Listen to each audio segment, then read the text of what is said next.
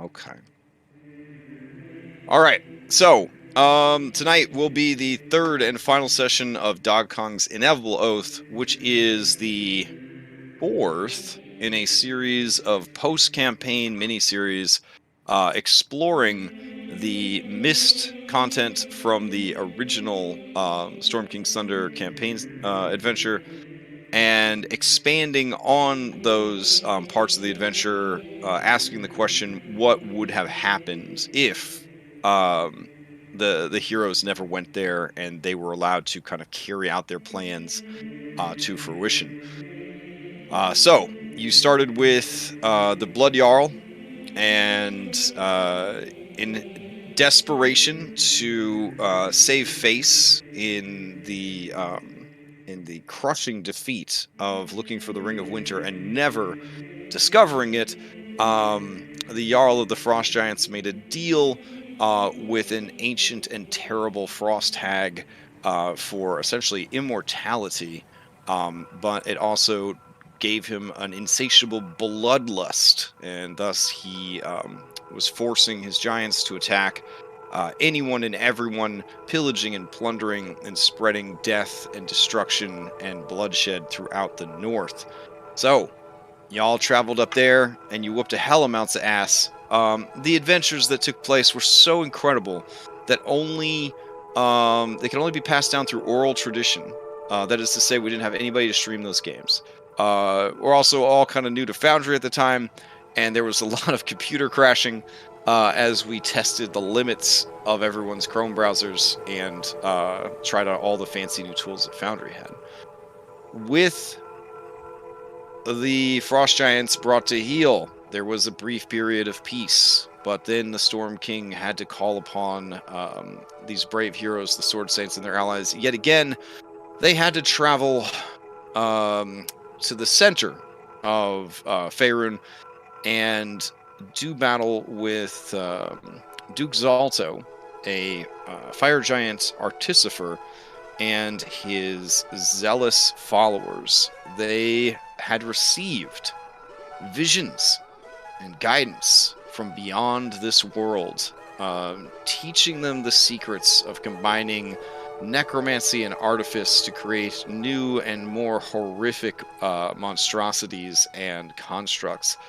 They used this forbidden knowledge to finish their business of reconstructing um, the Vonendad, which is to say a giant killer robot built specifically to kill dragons.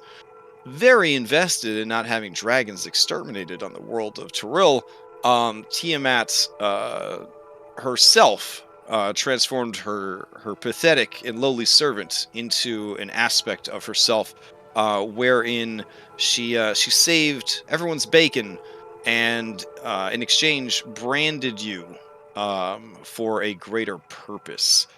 Uh, in the end, you were successful. You took out the fire giants. You brought them to heel, but many of them were too dissatisfied with how events turned out, and they fled.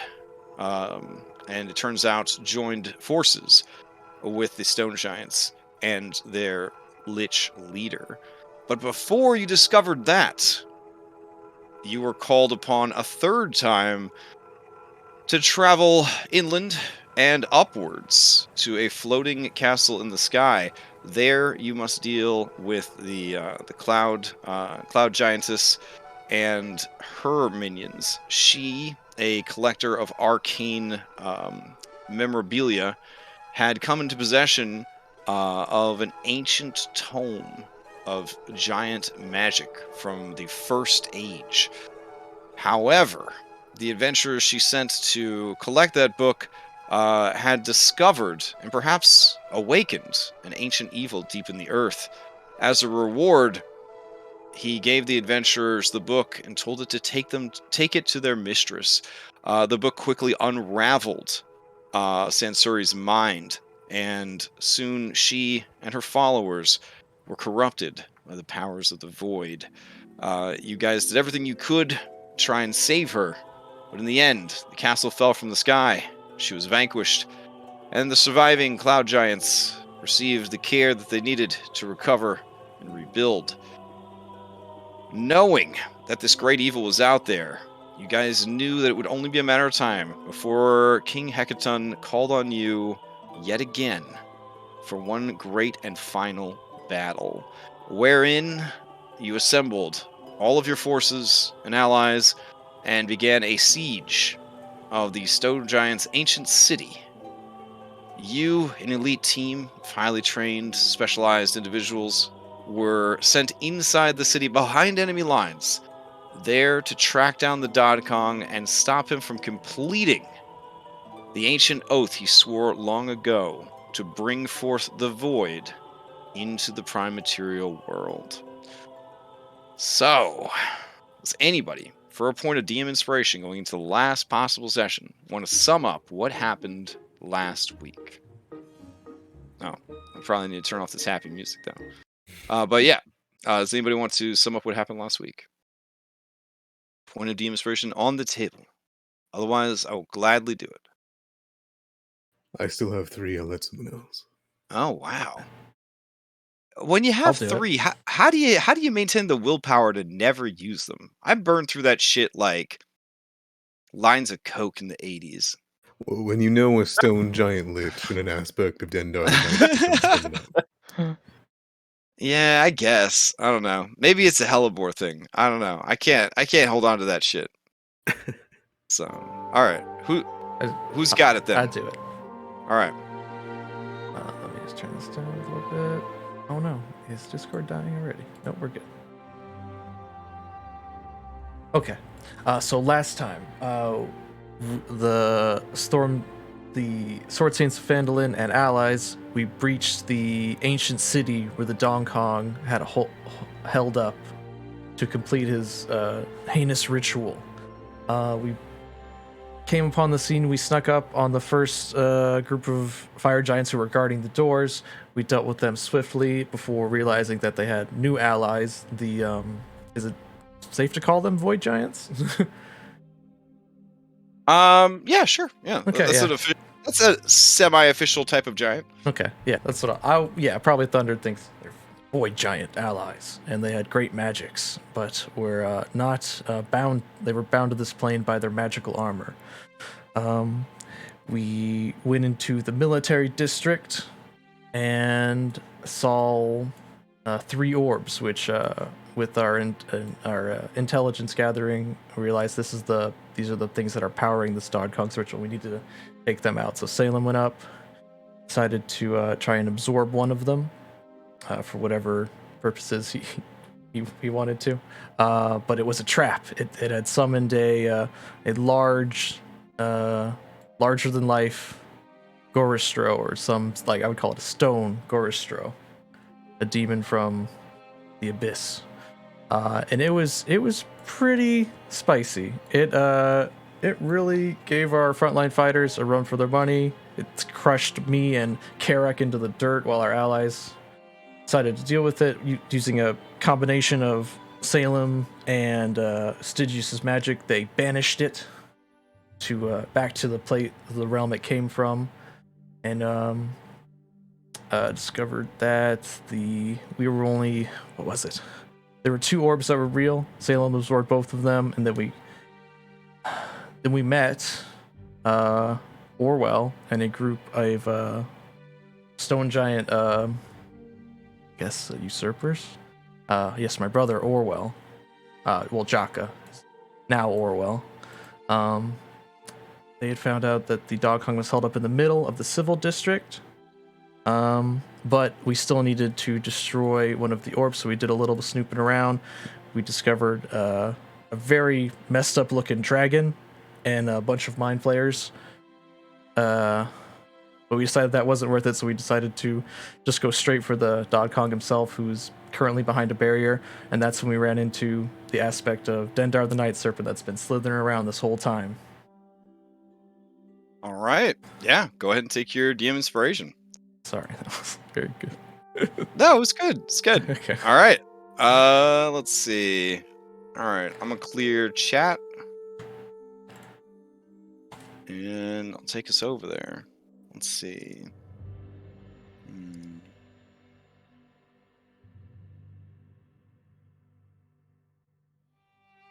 Massive snake. Bigger than the whole map combined. A worm, Eh, if you will. Longer still. It's pretty big. Yeah, it's pretty big.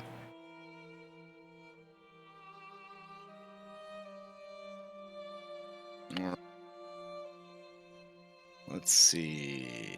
Civic District. Alright, preload the scene. Alright, bring you guys over.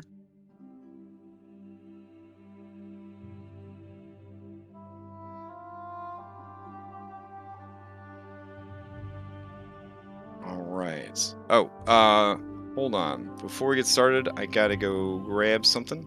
It's gonna be like 5 minutes, then we'll get started. I'll give you a chance to review with each other your level ups and possible strategies. Alright, I'll be right back. Okay. So did he say that like this here, where I'm clicking, is like the edge of the barrier?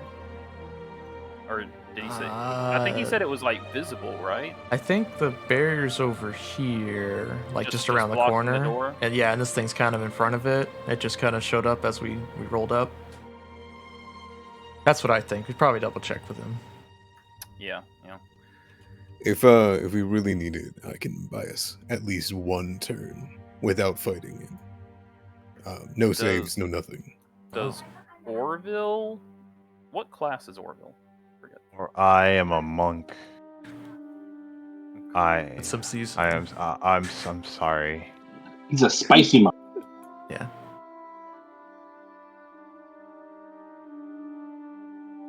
Surely the creature has a low con save.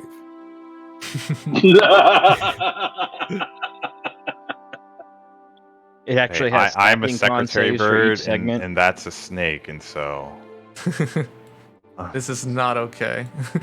none of this is okay. Yeah. So I took Resilient Wisdom for my level up, and also for some bookkeeping. Orwell was present last week. Crash let me change it into a different ring because I wouldn't have been able to use it. So I got a ring of free action now, which is very cool. Ooh. Basically, that other ring was a great gift. It's very thoughtful, but requires attunement under the stars at night. Kind of a weird one. Still a very cool item. My with the air elementals, they when we get back into it, they should be treated as Carrick and Stygius as mounts. That's my plan anyway. Okay. I will They can refrain from rehashing my joke from previously. You should play a bard. Oh, he brought over the long tongue. I should. But Next time I run a campaign or continue the other one, we'll do. unless you're the story of Happy continues. Happy the Dragon Slayer.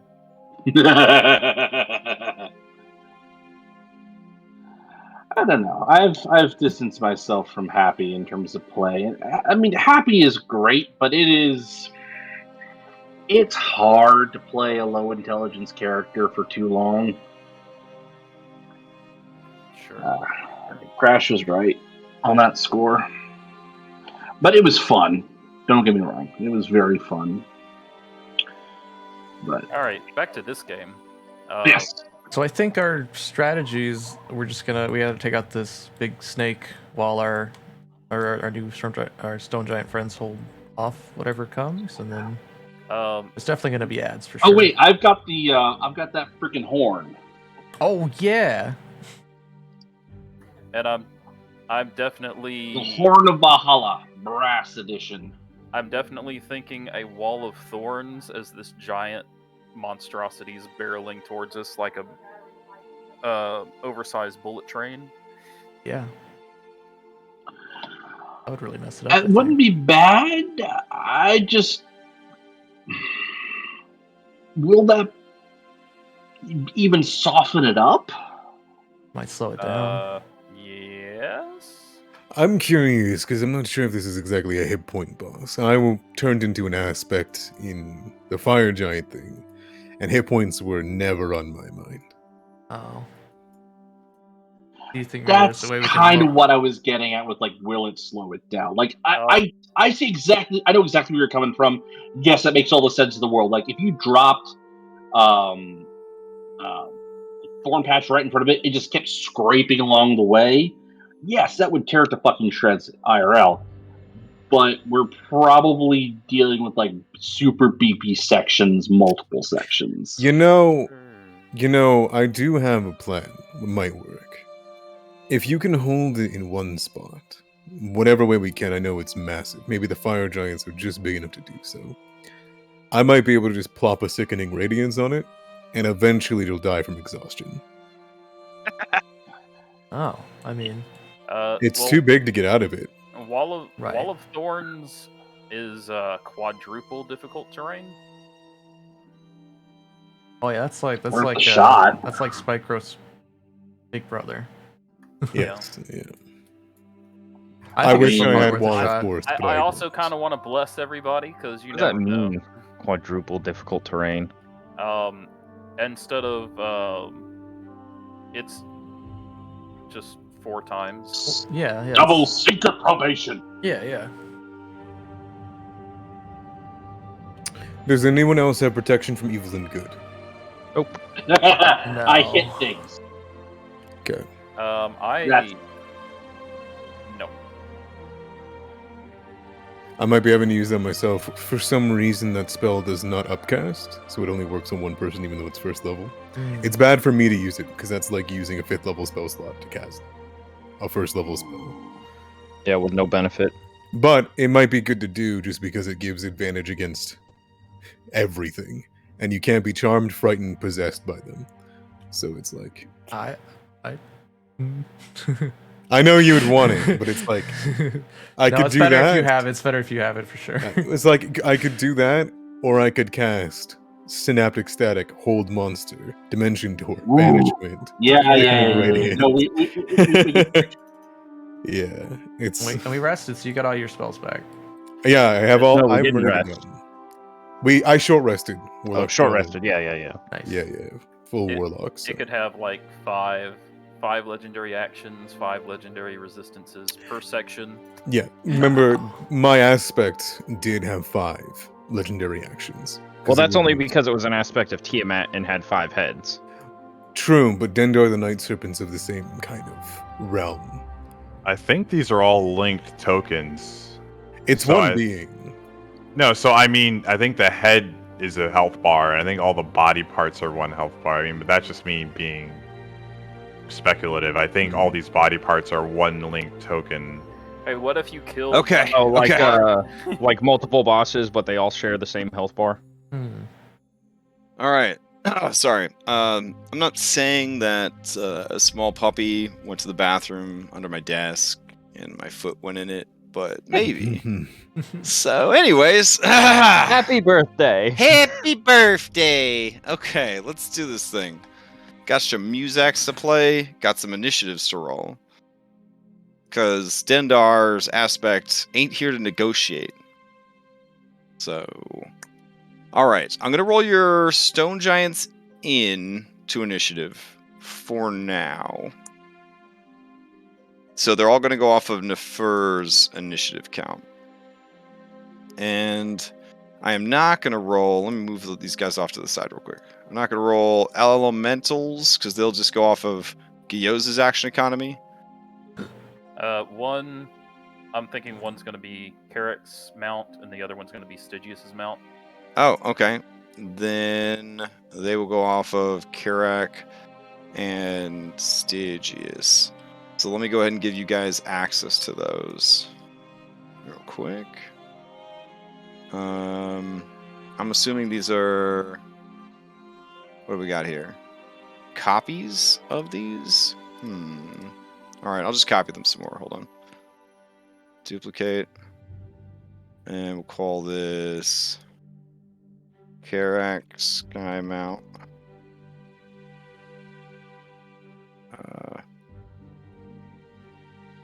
Okay. Should we And- put dots on our tokens to make it easier? Or? You could. I gotta delete these because these aren't actually going to be yours. Let's Okay. see. But there we go. Logistical question, Crash. Are these stone giants big enoff, / assailant big enough to attempt a grapple only aspect? Or is it just too big?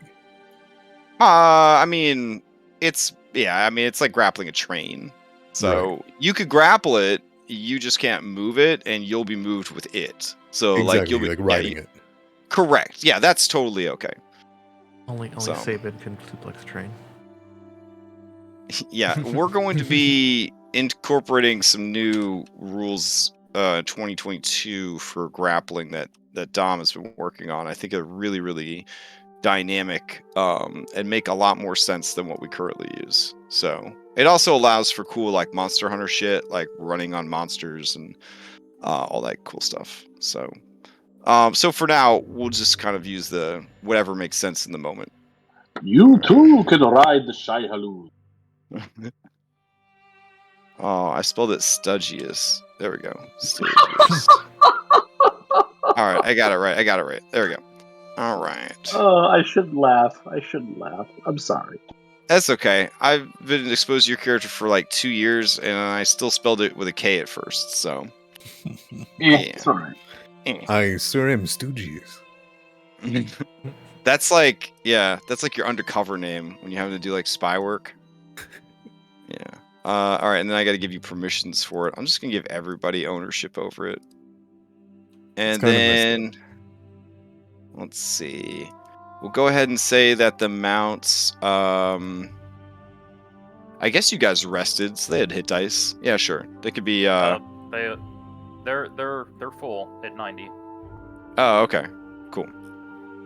All right. Then, yeah. All right. I'm gonna move them out of the way real quick, just so that I could get everybody into initiative. Then what's the 102? They may have received some kind of buff at some point in their career. My- It looks like it's been fixed now. When Gyoza transforms, his elemental forms are not the same as regular elemental forms. Yeah. All right. Then I'll roll for this cutie. Before I roll, can I use a DM inspiration for initiative rolls? Yeah, it sounds great. Okay, I'd like to do that. You just roll it, and then if then you roll a d20 separately. I don't think you're gonna need to. So. Yeah, I've already said I would, so. Yeah. No, but I'm just saying, yeah. If you needed to, you would have just rolled another one. All right.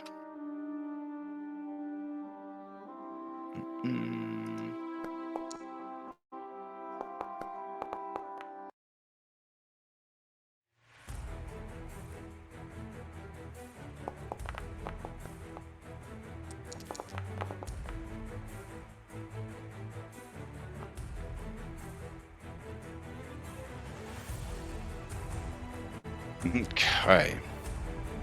Looks like everything's good for now. Let's start things off with Orwell.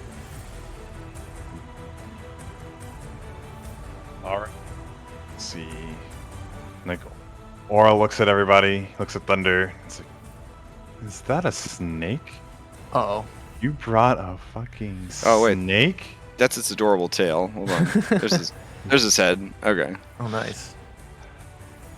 Orwell's feathers flare up like a cockatiel. And, He really doesn't like snakes, you guys. hold on. He goes into his backpack. He it's like, and then he it's like, I gotta need to take out the stuff for this. And he consumes his potion of speed.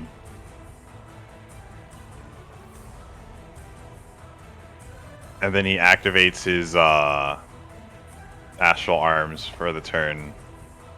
Alright. So I'll do that outside of it's paused, so I can't move the token right now. Oh, would that? Oh, okay. You get to choose who you affect. Is with this it. is this the token right here? Yeah, no, I have the right one. I updated it. Oh, It's okay. Okay. I'll move over here. And so, action, item. You How do far your can I go second with? action too. Yeah, the hasted action. Which You've, I will use to. You have And 110 then. movement. Oh, 100. Yeah, right. It's your monk. Yeah, 30. 6. Yeah, right around here. He'll stare it down.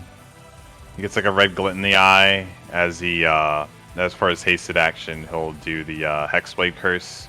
As just a piles of astral paperwork fall upon the snake.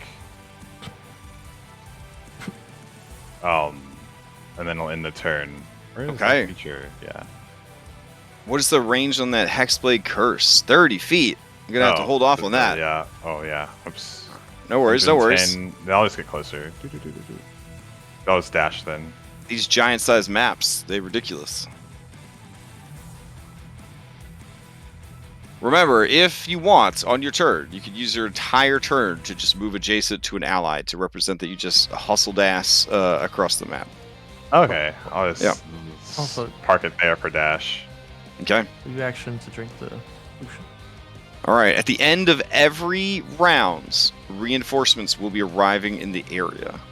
That will never stop until the Dodkong is defeated, just so you guys know. Oh. So keep. I have a table I'm rolling on. The table is populated with all of the mid-bosses that are still alive, which is quite a few. So there's a chance that a mid-boss will arrive in the middle of your boss fight. That is the boss fight before the boss fight. So hopefully that's not how it goes down, but I just want to be transparent on that. That the ads can be pretty tough. The disadvantage of sneaking around.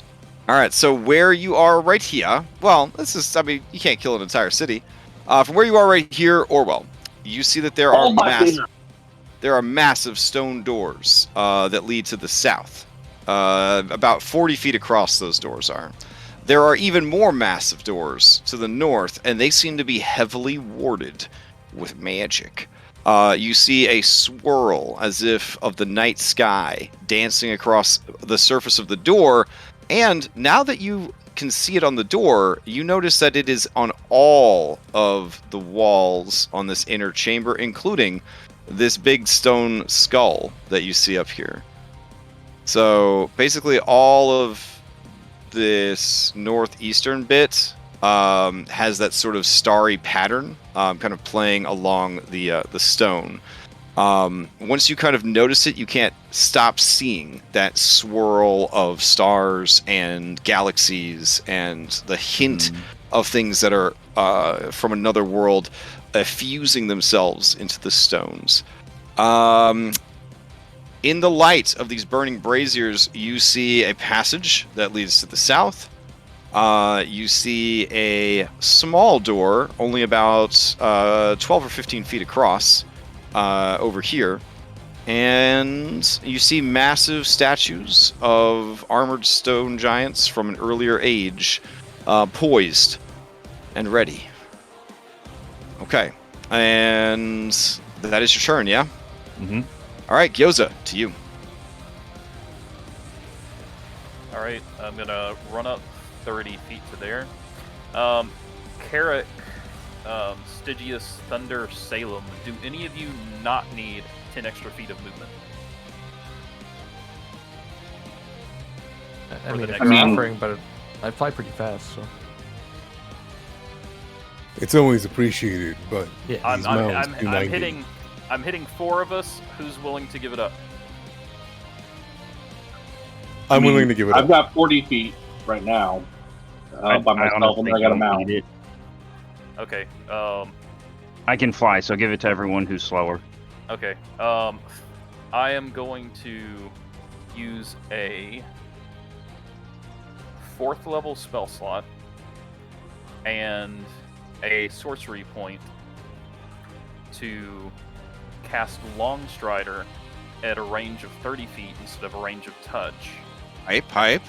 and Thunder's wings, Stygius's legs, Carrick's muscles, everyone just starts evolving to be faster and stronger. Cool. And each of you gains 10 feet of movement. All right. Hell yeah. Okay. What else you got, Gyoza? That's my movement, action. That should be it. Yep. No bonus action this round. Okay.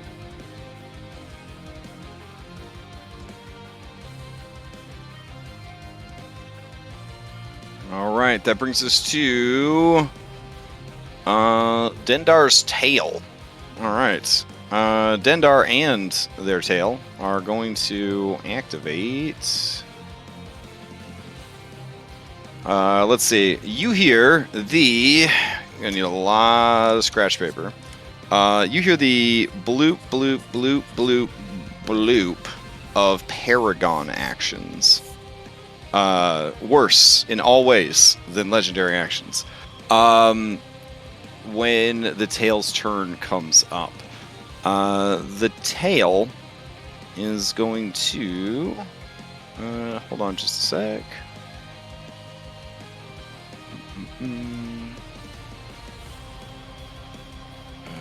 Let's see.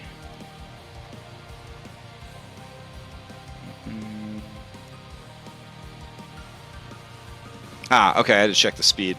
It didn't import. Wow, this thing's really fucking fast. Okay, it is going to move forward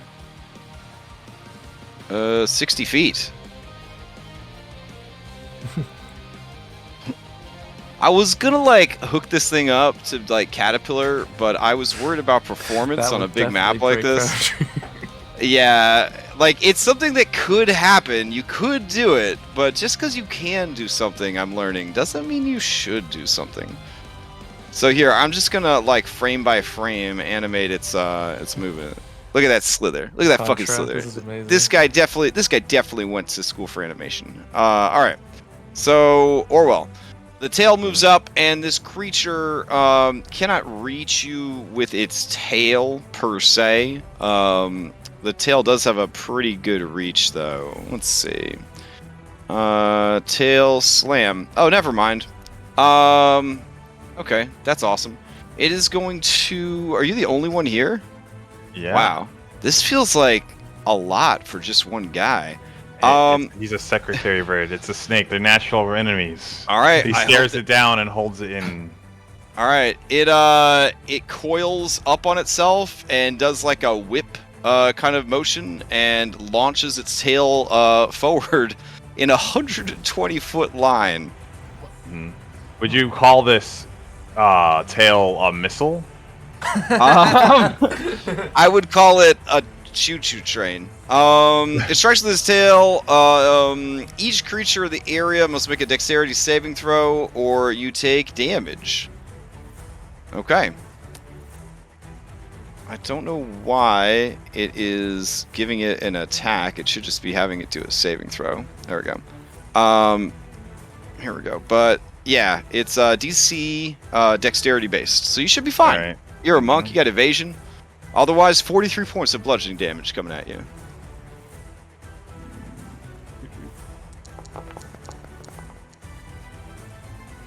Oof. Oof. Pretty close, though. Pretty close. You take the 43 points of damage? I mean, you could always succeed. Is it safe for half or no? Half. Okay. Yeah, so you take half anyways, right? Yeah. Because evasion? Okay. Mm-hmm. But it would daze you, right? And knock you prone and daze you, but you take half the damage. Yeah. I would keep. Now, as a reminder, daze is what I've started using instead of stun, because stun for heroes, just like for boss monsters, is really shitty. So, daze basically is a condition that means creature cannot take any reactions on its turn. It can either use an action or a bonus action, but not both. Regardless of the creature's abilities or magic items, it can't take more than one melee or ranged attack during its turn. Oh, so I had a Never mind. As far as the attack damage, it's like everything that's hit with it also has to, like, you make the save if you're hit with it, or make the save if you're in the range anyway. It basically, it doesn't have an attack. Like Foundry just imported it with an attack roll. It's just an AoE. Yeah, it's 100. Okay. Yeah, it's 120 foot, 15 foot wide line that it launches. Okay. Yeah. Well, yeah. All right. I'll take the 23 damage Okay. or 21. All right, and I put dazed condition like as a book on the map so that we can all just keep clicking on it until we learn it. Oh, didn't mean to do that, but All right, that is the Tale of Dendar's aspect. That brings us to Team Stone Giant. All right, Team Stone Giant did not get a speed increase, so they're really slow. They're going to move, and they're going to dash just like they did, or the other Stone Giants did when they were fighting you. She's going to come around the corner, and in Giant, she's going to say, "Holy shit," when she sees Dendar the Night Serpent. All right, that's going to bring us to the other dudes. Ooh, these guys are actually all skirmishers, so they can bonus action dash. So I think from here, she would have line of sight to throw a rock at Dendar. Here we go. I have got to turn off hidden rolls. I was testing some stuff. 15 against Dendar does not get through its dense scales and sickly muscles. So it kind of bounces off the creature. This jabroni's right here. I'll turn on vision just to get a better sense of whether or not he cannot see from there. He will take another move and get to, yeah. And this one will just move up 90 feet. And that is Team Giant's turn. Karak, to you. Joseph, what's the flying speed of the 90 feet. 90 feet? All right. And remember, a mount can do a dodge, dash, or a disengage. And you can have it act before or after your character. All right. I'm gonna have my air elemental fly 90 feet. What the hell?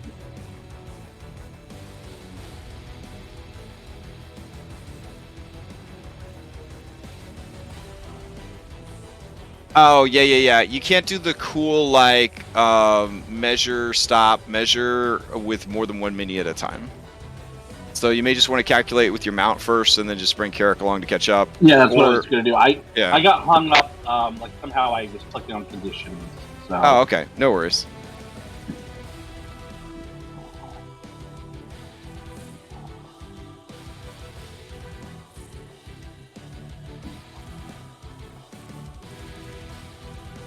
So you can move 180 before doing your turn, which is nice.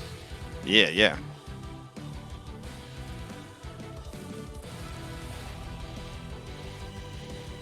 Sorry, it's running slow. I'm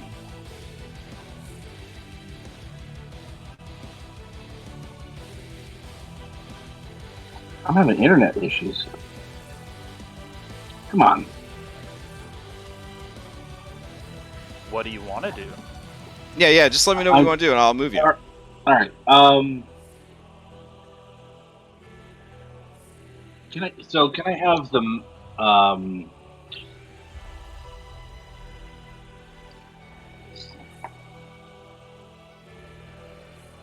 I'm not within. So just to 90 feet, I could have my mount dash.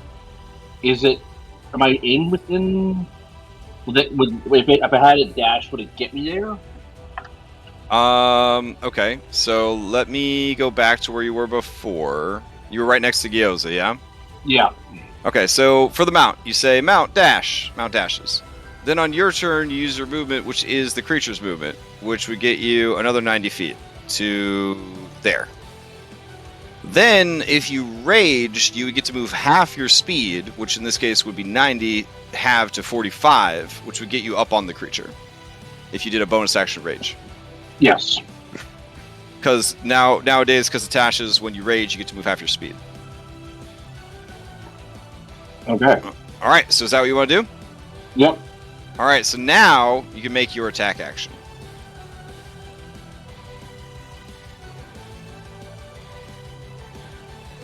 All right. Hold on.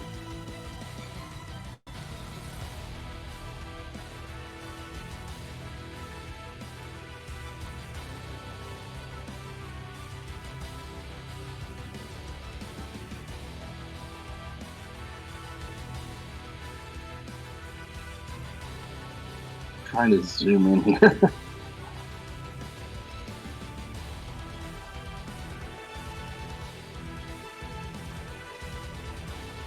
Okay, do you need your character on top of the stack?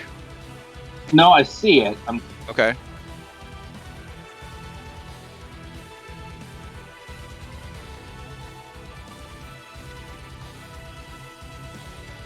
I'll deal with getting the tokens right. I'm just gonna hit it twice normally Okay. with the defender rate. So All right. Are you able to access your character sheet? Otherwise, I can roll for you. I am. Okay.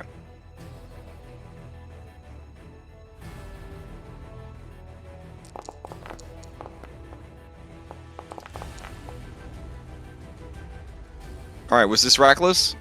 Before you roll? No, it was Okay. normal. A 30 is going to hit. You smack Dendar's aspect upside the head for 12 points of damage. All right. Let me do the divine fury. Okay. All right. As you strike it with radiant damage, it lets out a ferocious scream. It does not like radiant damage. And in that scream, you feel the terror of your worst nightmares. Dendar is now exuding a 200-foot aura. Anyone who begins their turn inside that aura will need to make wisdom saving throws or become frightened forever. I mean, you can repeat a saving throw, but if you never make the saving throw, I guess you'll be frightened forever. Statistically unlikely, but you know.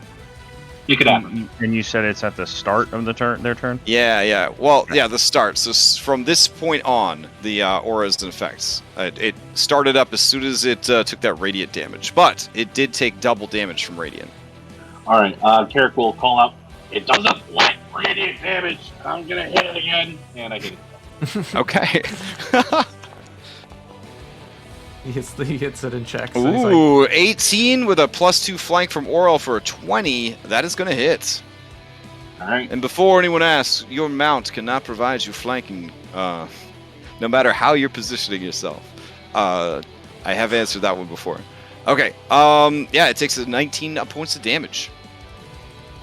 Okay, that's all my movement, bonus and action. So yeah, that's my turn. All right, hype. As the creatures, as your turn ends, before the next turn begins, the creature is going to use one of its Paragon actions. Let's see. Let's keep it. You're right there next to it. You're all up in its face. You used radiant damage on it. Sure. Yeah, the creature is just going to try and bite you. Here we go. Does a 32 hit? Yes, a 32 Okay. hits. You must attempt a strength or dexterity saving throw DC 18 or be grappled and restrained in its mouth. I will give you a heads-up display pro tip. Being grappled and restrained by Dendar's mouth is bad. Also, 32 points of bludgeoning damage, 34 points of piercing damage. Okay, good thing I'm raging. Mm-hmm. Yeah, he might have some other stuff in store, so I'm going to hold off on doing anything with the Vambrace. You said it was strength or dex. Okay. Yep. I'm going to use my one deep inspiration I have and roll with advantage. well, you're raging yet. You can do strength. You save it. Oh, that's right. Thank you. Thank you for the reminder.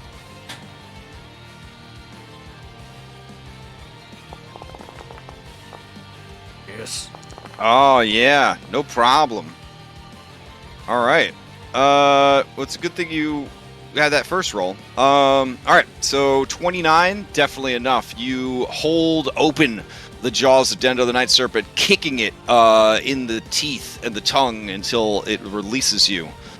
That is the end of its Paragon action. Stygius, to you. Stygius, Wisdom you must save. get wisdom save. 20. All right, you are able to act normally. You are not afraid of this creature. Any, does that mean I need to save next turn, or am I needing? Nope. Once you make the save, you are okay. What about the air elemental, or is it not considered? The air elementals. Ooh, yeah, they are creatures. So yeah, air elemental will need to make the save. Okay. The air elemental cannot approach. It is too afraid. Even though it is bound to Gyoza's will, this fear is too great. Stygius kind of wrestle it a little bit and realize that it's afraid, and look over to Salem and point towards the wall. Am I close enough for my vision to be able to see this story? Yes. Okay. He'll point at that and just simply say, I don't think we should take that thing on. Try to devour that wall. Maybe we can get through the skull's eye. You want me to eat a skull? No, I want you to eat the barrier, blocking us from entering the skull. I'll see what I can do. Stygius will jump out of the air elemental and just begin walking up. Get within a close range. I don't think I'm close enough to do anything just yet. Oh yeah. So that it shows up a little bit better. There we go.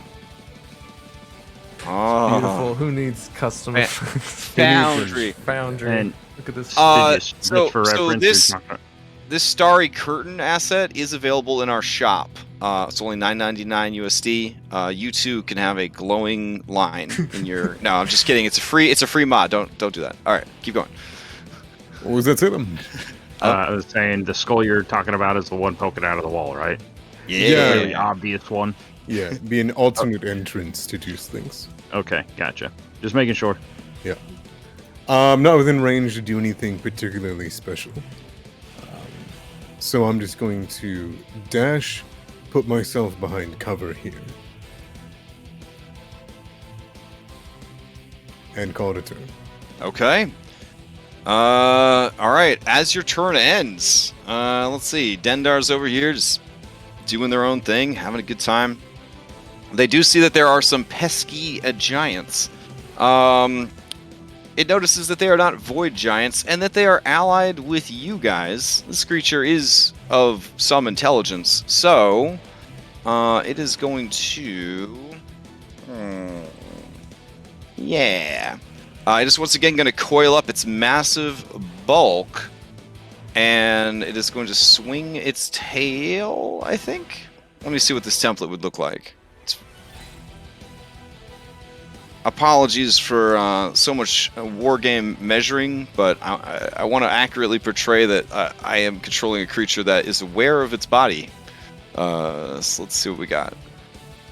This and okay, 120 would be like that. No, doesn't seem like it's time to do that yet. Well. Nah, not yet. Okay. In that case, it is going to keep trying to eat Tiny Grandpa. All right, Tiny Grandpa, another bite for you. Hungry babies, hungies. 30. Yeah, that hits. 35 bludgeoning, 29 piercing. I need a new strength saving throw. DC is 18. You have advantage because you are raging.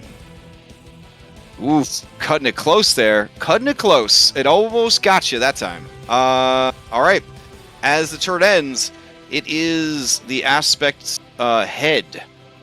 All right. Let's see. Moving would be good. Bringing the action over to you guys. So yeah, it is going to. Let's see. Big creatures are such a pain to move. I'm just going to move it with the arrow keys. So 1, 2, 3, 4, 5, 6, 7, 8, 9, 10, 11, and 12. All right. And so as it goes, it literally runs Carrick, the air elemental, and Orwell over with its body, like an actual train. Any Final Fantasy VI veterans? This is your chance. You are fighting a train right now. I even thought when I was designing, I was like, should its weakness be suplex? I don't know. Could anybody suplex this thing? We'll find out. All right. So as a consequence of this being so fucking big, the first time it enters a creature's space or moves through or out of a creature's space, it can perform a crush. So that is what it is going to do. So here is a crush attack. Hopefully it doesn't actually register as an attack. Let me check. All right. Because the crush itself is...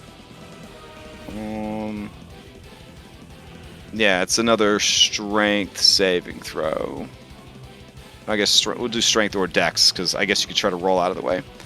So let me change that real quick. All right, and set it strength. Boom. All right, there we go. I thought I tested all these out, but... Okay, so Carrick and Orwell, go ahead and give me either strength or dexterity saving throws to avoid being run over by this creature. And the air elemental need to do the same, right? Or is it just sort of Yep. like... Nope. It will definitely need to do the same.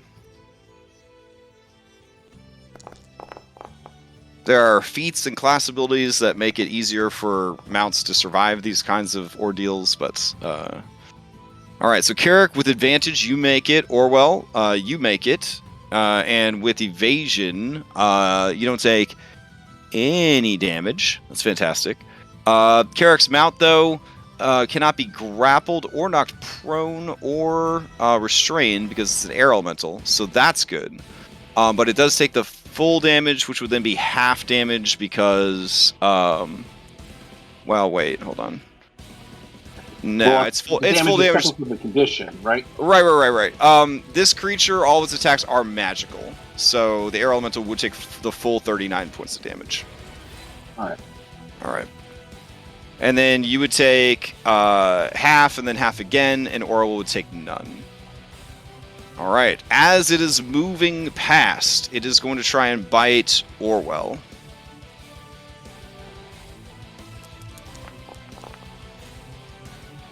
Orwell, a natty 1 is going to miss. All right. Whew. Okay, that brings us to Thunder. All right. Let's see. 70. And then from there, I can go 45. Yeah. I have reach, so yeah, I could do this. Cool. All right, so we'll fly up with, thanks to Gyoza's buff there, I can get 70 feet. And then bonus action, I'll start raging. He'll hold up his spear to the sky, and a lightning bolt will somehow come down and strike it, electrifying him. And then with that, as raging, he'll move his half speed, 45, to get up there. We're going straight for it, and we'll unleash that lightning bolt as we get next to it. It's got to make a dex save for me. Okay, Dendar the Night Serpent will attempt a dexterity save. All right. Okay, about what I expected. All right, takes 3d6 lightning damage. If it can even be affected by that, find out. It does actually take full damage from lightning. Great. And then let me activate rage, so that's applied.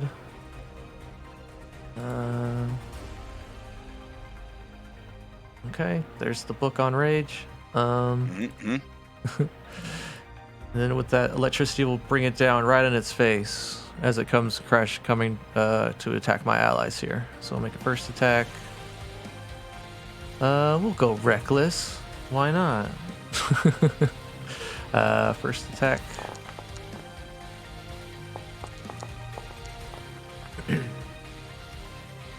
Ooh, good. All right. Yep, that is going to hit.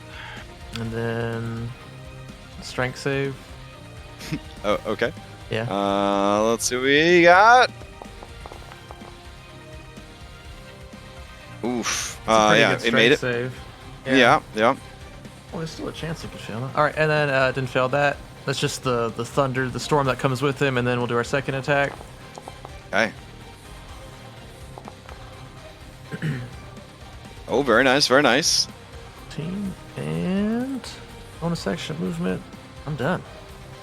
Okay. All 2 right. orbs left. As your turn ends, Hey, guys. now. Oh, what?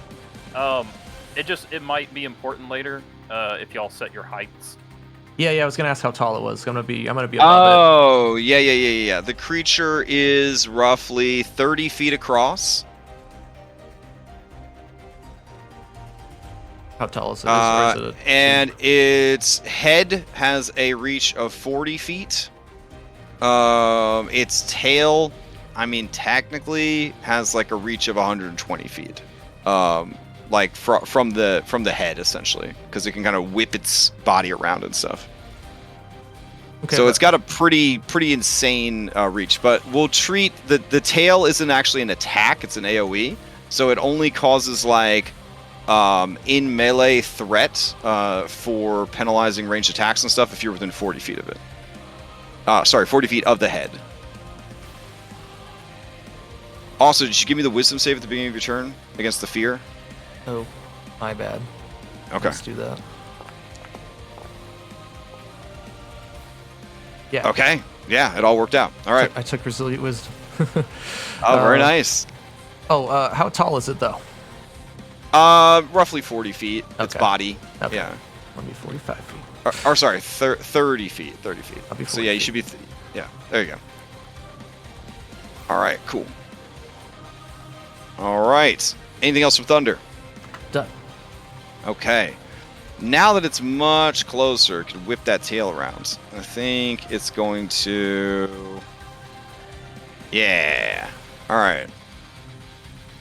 So it's going to like curl up its body and lash out with its tail in a sweep. Swings its tail in a 120-foot cone. Everybody's got to make dexterity saves to see if they can jump rope. It's over a 40-foot tail. Hey, whatever. It's high-level D&D. This will be for half damage. If you fail, you take a shitload of damage, and you got to make a strength saving throw, or suffer an incredibly anime consequence.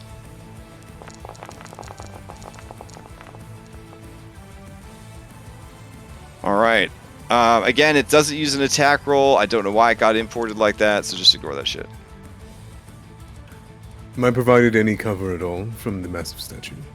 Now it's just gonna crumble the statue probably on top of you at this point. Yeah, like it's sweeping its tail in a gesture like so, like it's kind of going around like that, like No worries. like whipping you guys all into this wall. Essentially, is the goal. It whips its tail back and forth. Yeah. Now when it does this, the tail, I have to keep track of that. High level D&D is a joy. Let's see. So write that down. Sweet. Okay. Let's see. Let's check them saves. I need to get all these giants in here, and this Skurd air elemental. All right. Dexterity saves for everybody. Crash. Yeah. I don't think a 12 saved, so I'm going to use my Favored by the Gods Okay. special feature to Okay. add 2d4 to my save. Oof. All right. I hope you get a big number. I hope I do too. If it does anything. That's a pretty Oh good shit! number. All right. Best number you could get. Yeah. Did it- So Mine's still 12% chance of loading, getting that so one. I don't know what I rolled. you rolled 8. Oh, did amazing. nice. All right, so Stygius and Salem, you're the only ones that saved against this effect. So you take 17 damage instead of 34 points of bludgeoning damage, and you don't have to make a strength saving throw. Everyone else needs to make a strength saving throw and take 34 points of bludgeoning damage. It's half So- again for me, right? Yeah. Yep, I believe so. Is Oh, it no, this... magical? Oh, it's magical as fuck. There Yeah. we go. Yeah, the creature is completely magical in every way. Yeah, the air elementals are not enjoying how magical the creature is. All right, let me give some strength saves here. Let's see. Where's my little shortcut bar? There we go. All right, strength saves for everybody. We have to make strength saves If you failed. Yep. Okay. All right, so that means Thunder, no problem. Air Elemental, no problem. Stone Giant, no problem. Stone Giant, no problem. Boy Stone Giant, yeesh. All right, so he failed by, let's see, by 5. So that means he is thrown 100 feet. Cool. All right, so he just says in Stone Giant, it looks like I'm blasting off again! As he goes flying back 100 feet and lands on this stonework and gets all janked up and stuff. Since he was flung and he collided with object and wall, he is going to take 10d6 points of bludgeoning damage. So making that initial save, very good. All right. Oof, that was exciting. All right. And then these 3 all took that. Hey, Crash. Okay. I double checked. Yeah. My 2 attacks didn't add the rage damage, so an extra 8 damage on it, please. Oh, yes, of course. All right. That brings us to Salem. Okay. I need to make a wisdom saving throw first.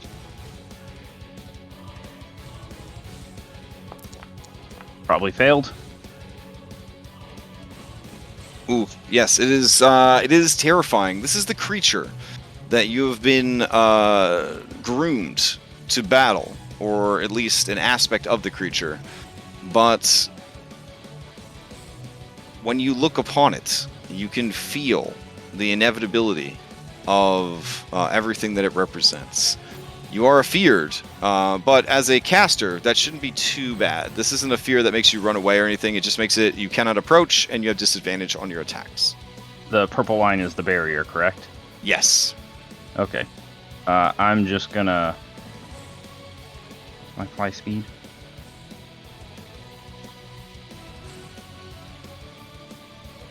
Yeah, I'm just gonna use my action to, you know...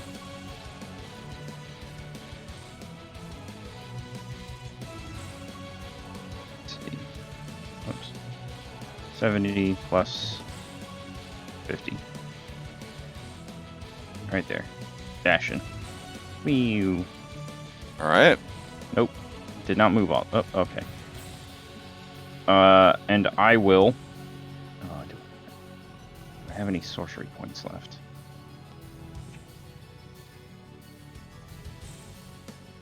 I don't know if I want to waste those right now. So, I will... No, I might as well. Action dash. Can I make an Arcana check on this and see on this barrier and see if I can't do what I did with the orbs? If I spend my last 2 sorcery points to bonus action it, essentially. Sure, that sounds pretty cool. All right, go for it. Arcana, let's go.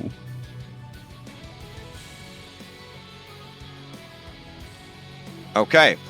You feel that yes, this barrier exists outside of the stonework itself. More than likely, it surrounds this central chamber in all directions. Hence, burrowing, things like that would not have been effective.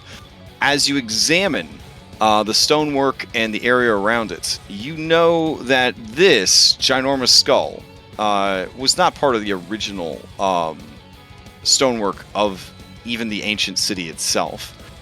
You feel that it was recently added via magic. That is clearly an addition. Yes. Now, as a result of your earlier attempts to siphon the magic, you could try again. The magic will be the essentially the strongest, but in a weird kind of flex, also the most vulnerable at the doors, because things are what they are, and doors are essentially meant to be a passage, and so they will always try to be a passage. Trying to get rid of the veil anywhere else is going to be a bit more difficult, but still possible. So you could siphon it away. The problem is, this is much more dangerous than the concentrated energies that were within the orbs. You could take a lot of damage into yourself with unpredictable results. Because you are essentially dealing with energy that is coming directly from the void, aka the far realm. So, that being said, you could attempt some caster checks to try and siphon this stuff away, but it will take an action to do so. Okay, so I will think on that. You also know that you don't have to do this alone. People could assist you with this. Anybody trained in religion, arcana, or with any sort of spellcasting ability could also assist you with these tasks if they so chose. Either by directly granting you assistance, which is, say, advantage on the roll, or if they are close to you, essentially channeling with their own action the energy from the curtain into you. But, again, with the same disastrous results if it doesn't succeed. Right. So I will go ahead and yell out, I'm going to need some help with this. Oh my god. Okay. Alright. As your turn ends, this creature, the aspect of Dendar, it is going to... Tiny Grandpa, very strong. Bird, very hard to grab. Maybe this bird will be different. It's going to use its last Paragon and try to chomp you. Thunder. Oh, shit. Ow. Oh, shit. Oh, shit. Yeah, I did say I was reckless. We're reckless. Yeah, Oh, yeah. Okay, that is going to be 157 points of bludgeoning and piercing damage. I will need a strength and or dexterity. Well, no, not or not and. A strength or dexterity to avoid being grappled in its jaws. Thanks. At least it's half. Yeah. Oh, no problem. No problem. This thing's a fucking joke to you. It's holding me in its mouth, and I'm holding it open. Like zapping it over and over again. Alright, I'm gonna take this damage. I don't think I'm down, though, so... And you just start doing tricep presses. Yeah. No. Half of 157? 157? Yeah. That's only 78 damage. And you're a pure barbarian. You should be good, man. Yeah, that's nothing. All Okay. right, as that ends, the body's turn comes up. The body is going to start moving around. So we're going to go forward, and then we're going to start coiling back around. Let's see, to here. And then as it goes, of course, the choo-choo train of its body follows after it. Let's see. And as it does, it runs over Karak, Thunder, Karak's Ride, and Orwell. So I'll need everybody to give me them either dexterity or... I think, yeah, dexterity or strength saving throw. Alright.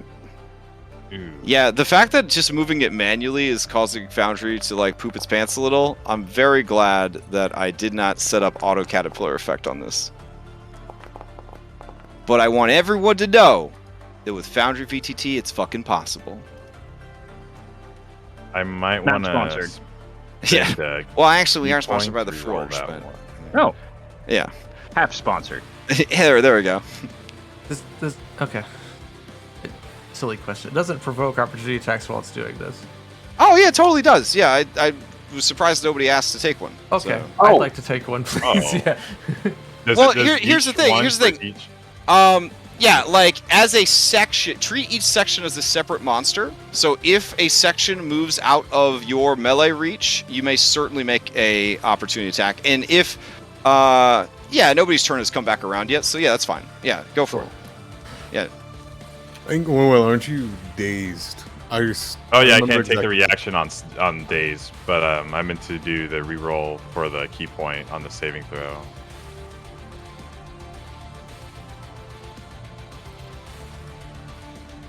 All right. So you're gonna re-roll. Key points to re-roll. Okay, go for it. He was like, no one ever plays a monk this high level. I was like, what do you mean? They literally gave monks everything they could. They were like, anything, bro, anything, please. We'll give you whatever it takes. 2 5s in a row. That's all. All right. So here's the attack. Here comes that crush. Where are you at, crush? Ah, there we go. So, Crash, question. With my diamond van braces, I feel like it's a reaction to use them, right? It is, yep. I'm not going to take that opportunity attack then. Okay, fair enough. All right, Thunder. Currently, this part of the body, you are not getting a flank from anyone. 17's pretty close, though. That's what I'm gonna save it for the save. All right, the attack sort of just skewers off some rotting skin and pustules. All right. We're good. As it does, you see that in many of the gaping open wounds, there is a viscous, oily blood that slithers beneath the skin and creeps out of the various open sores, feeling around like tiny pseudopods. I was gonna say, Orwell, it's a snake full of snakes. Yeah, Orwell about to find out, unless ... Do you fail the dex save? I don't think I could keep re-rolling this. I could. No, we got succeed at a cost, so you can add 3 for yeah, I'll succeed at a cost. Yeah. Oh, okay. Or an inconvenience. Or an succeed at an inconvenience. Yeah. Oh no, it's definitely a cost. Yeah. You lose one of your highest level spell slots. If you have no spell slots to lose, you take damage equal to your level. So 16 points but of damage. I do have spell slots. Oh, well then throw them in the trash can. The warlock. All right. Let's see. That brings us to you make the save, so you take no damage. The rest of you passed, so you only take 16 points of damage. And then you get to have it because barbarians. All right, and that is the body's turn. The body can only move. So that's what it does. The body wants to grapple you guys, but everybody too strong and fast. All right, as the round ends, can somebody roll me a d10? I'll take the first d10 that I see in chat.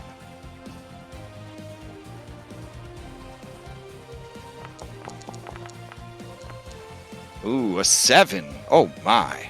Okay, that's a mid-boss. All right, let's see. 1, 2, 3, 4, 5, 6. All right, Gyoza, give me a d6.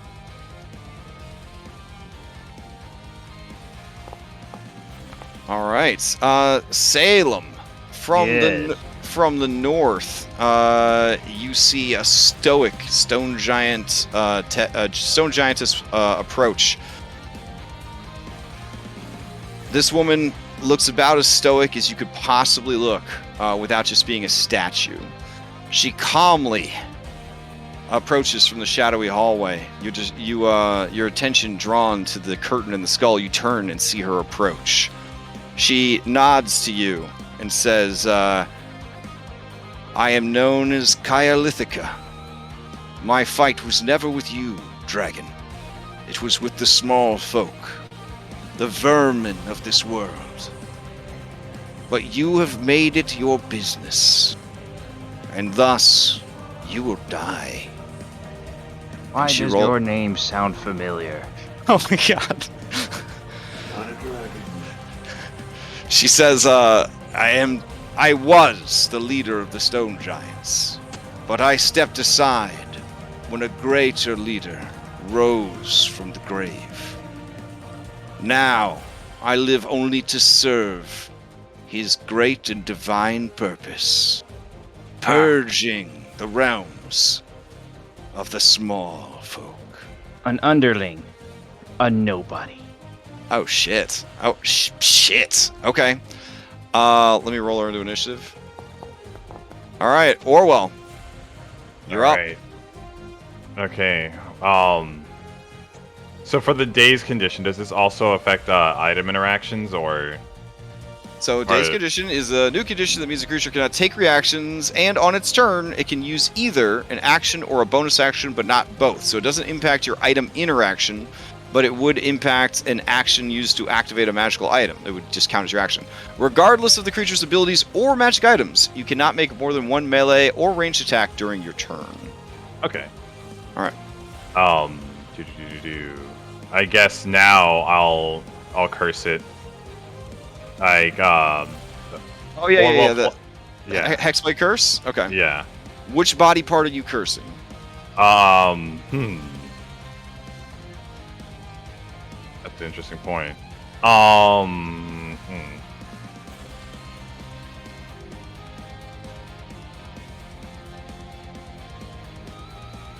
Its face.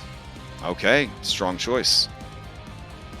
Yeah, so Oral like flaps his spectral wings, and then instead of feathers, lots of paperwork falls upon its head.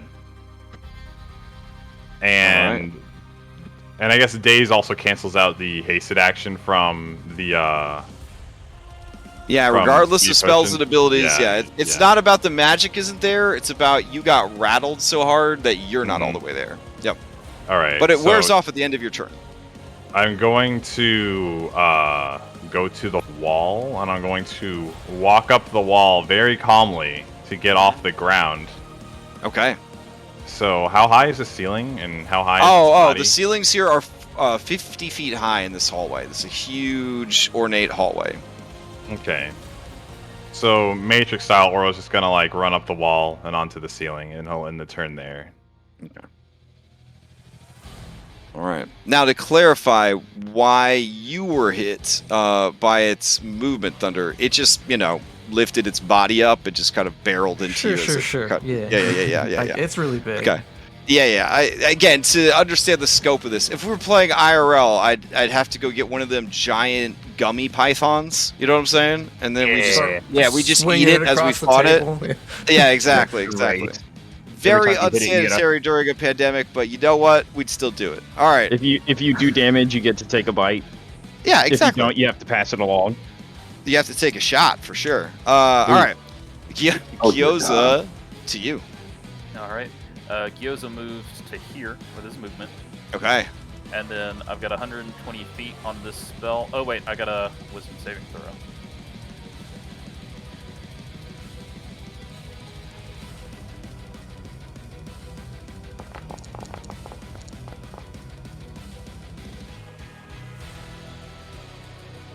Oh, yeah, no problem. All right. The range on this spell is 120 feet. So right here, I'm just... Okay. I'm trying to grab a pencil.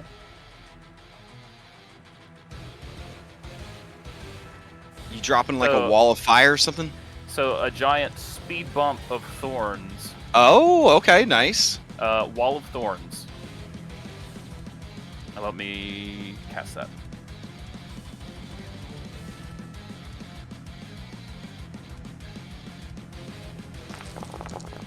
Damn. All right, let me see what I can do about this wall of thorns for you. What's the general size? You trying to do like... All right, it is 60 feet long, 10 feet high, 5 feet thick. So it'll go from... Oops, that's the wrong one. Hold on.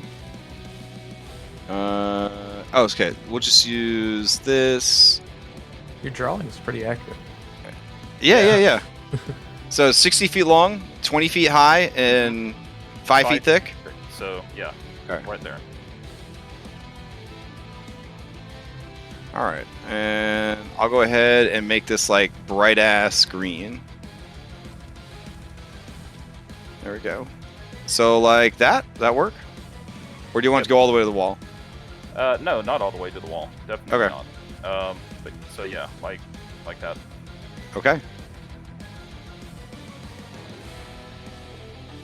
All right. Sounds good.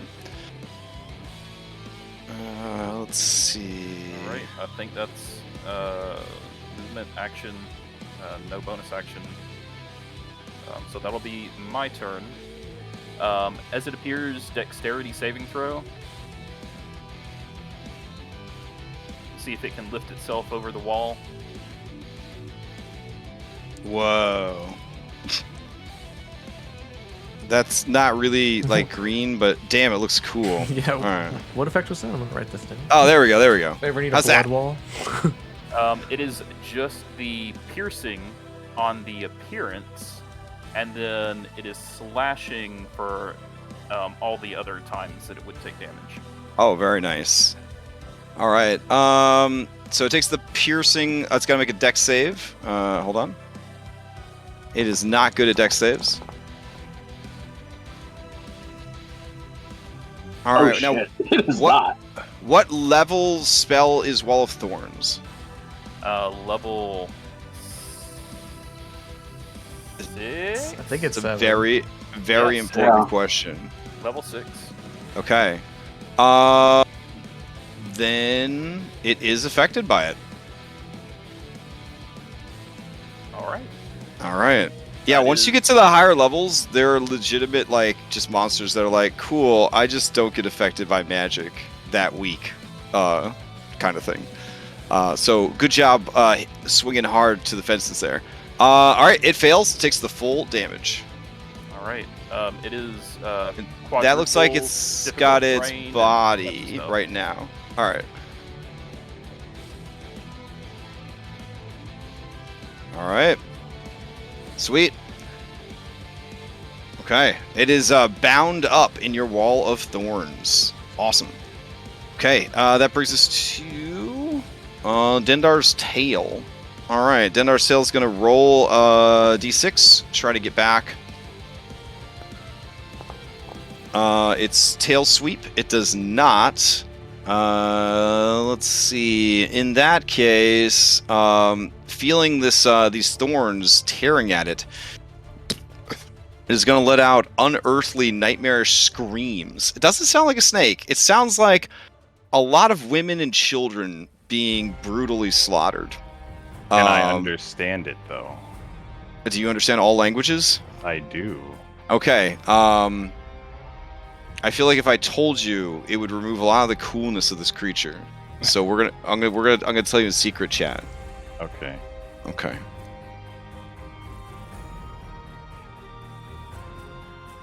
Wait, where's? Secret down there. Yeah. It's saying like, ouch. Is the fear or a down? No, I feel like it's a No. forever thing. No, yeah, it's 200 feet. constant. 200 It- feet. I think you yeah. just said Yeah, I if think you're on it's- this map. It's constant until you save out of it. I just didn't see. Yeah, okay, that's fine. I was curious for my mount, because then I can get back over to use him quicker. Just to note, I didn't want to interrupt anybody. You, Thunder, Orwell, and Karak, you'll be fine to keep swinging there, but stay away from the middle of its body. I'm about to cast Sickening Radiance in all three of its parts. Okay. Okay. I'm gonna keep it there and then here on the wall. just right here in the middle. Yeah. Okay. Yeah. So basically, it'll catch its tail, its body, and its head. Okay. Alright, hopefully that doesn't drive you too insane, but it is what it is. All right. So unable to. Oh man. You know what? I guess it's going to lash its tail, and I'm going to say that its tail is good. If it passes through the wall that Gyoza put down, it's going to take that fucking damage as if it traveled through it. That's only fair. So let's see. I want to make a nice 120-foot line that is also 15 feet wide, and I want to try to hit as many jabrones as I can, because I'm going to be hurting myself in the process. It looks like the best I could do is 2 beefy boys and an air elemental, because you're all the way up on the ceiling and you're out of the way. So, all right. Give me strength saves at advantage. I believe they're strength saves.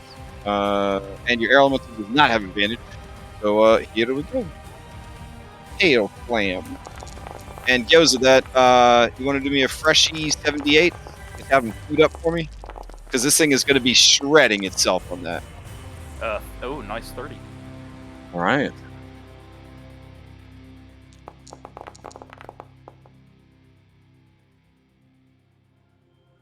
Oh, wait, sorry. Tail. Oh, I'm such a dick. Tail is actually dexterity, but you guys have advantage to that too because barbarians. Yeah. So, all right. So I think But I you don't have the same buffs to that. do you have at least a plus I 6? have a plus.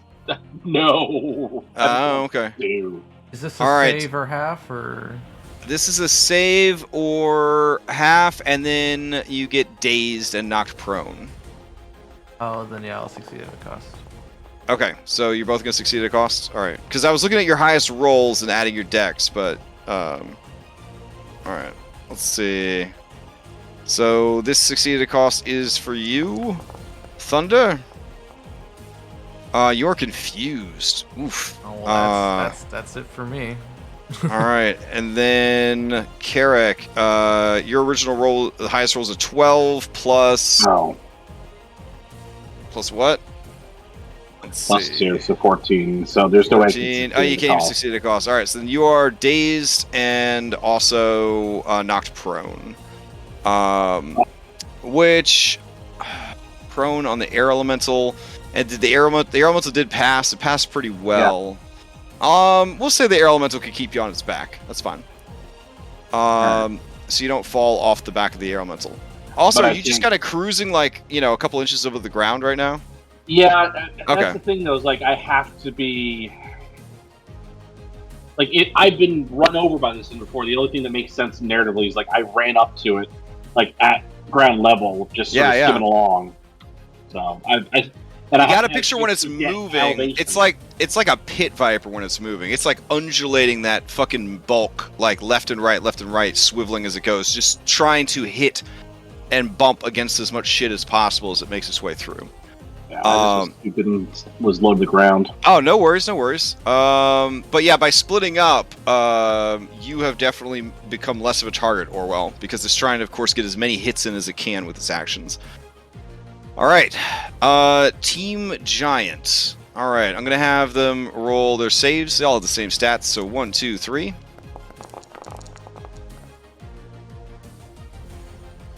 All right. Looks like one of them made it. I think one of them might be. Nope, he's still in the aura. So 2 of them are feared, but they turn and they see their former leader, and you know what? They're gonna go deal with that because you guys look like you got this. You got the Night Serpent. You're fine. So they're gonna move and throw a rock at this lady. Here we go.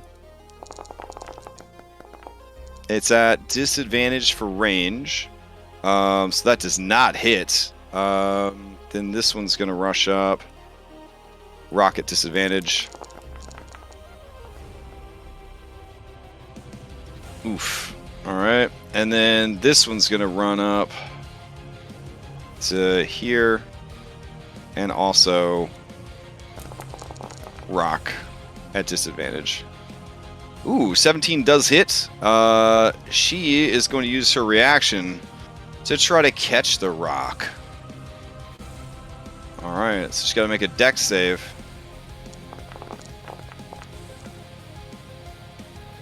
Oh yeah, she catches it like it's nothing. She shakes her head with no emotion on her face, and then squeezes her fist and crushes the rock into dust. All right. Carrick, to you. Okay. So I gotta start off by doing wisdom saves for myself and the mount since we're in the aura. So let's start there.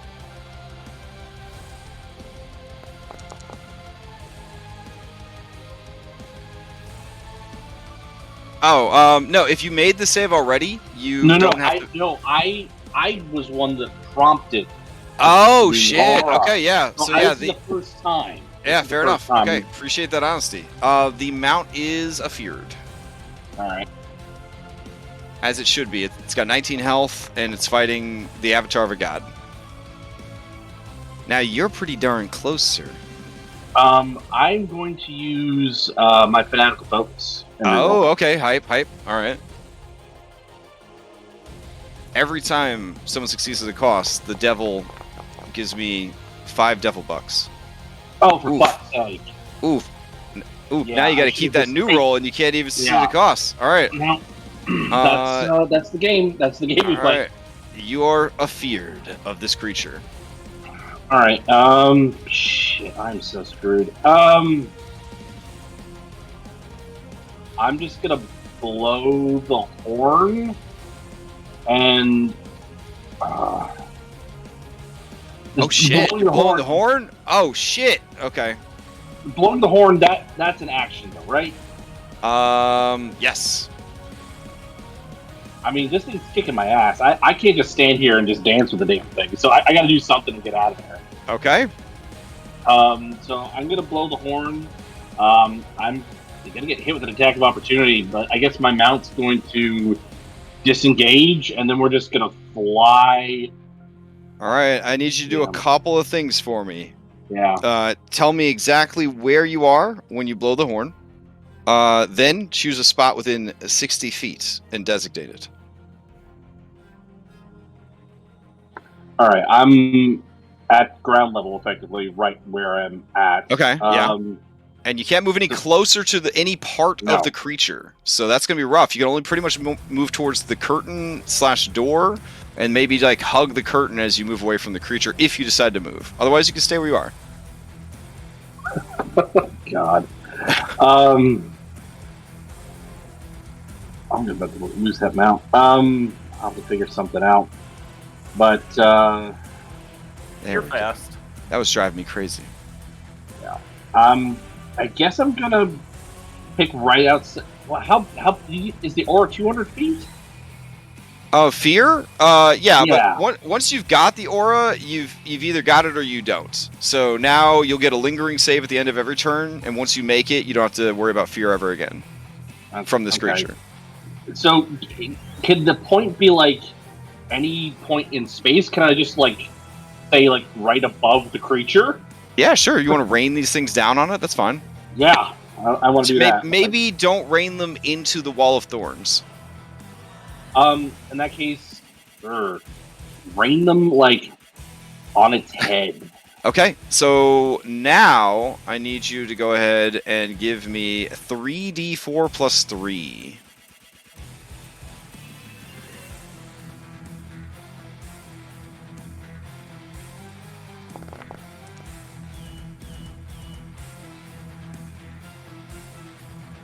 Oh, 10. That's quite a bit.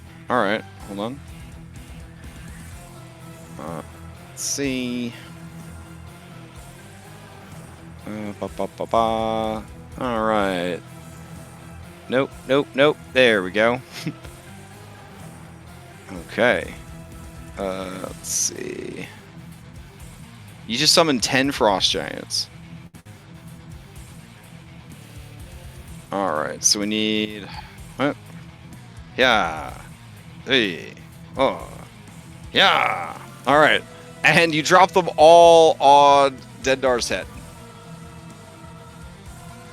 Yep. Okay. So what we're going to do is we're going to use mob rules because I'm not going to roll for 10 fucking frost giants. So let me do that real quick.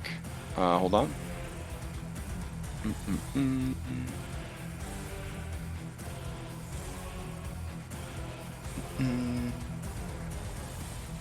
D&D Beyond. Mob rules. Alright. Here are the mob rules. Chapter 8 of the Dungeon Master's Guide. That's right. I read it. I read the Dungeon Master's Guide. Alright, let's see. Keeping combat moving at a brisk pace. Use mob rules. Alright. Attackers needed for 1-2 hits. The attack resolution system, blah, blah, blah, blah. If the attacker creature deals different amounts of damage, assume the creature deals the most damage of its hits. So in this example, 8 orcs are attacking a fighter. The orcs get a +5. The fighter's AC is 19. The orcs need a 14 or higher to hit. According to the table, for every 3 orcs that attack the fighter, 1 of them hits. There are enough orcs for 2 groups of 3. Oh my god, they told me I wouldn't need math in real life. Okay. So Dendar's got an armor class of 18. And Frost Giants have an attack of +9. Okay. So, let's see. That means that they would only need a 9 to hit. So for every 2 attackers, they're going to land 5 hits. Oh my. Alright. So, that would be 5 times... Okay, so hold on a second. That would be 15d12.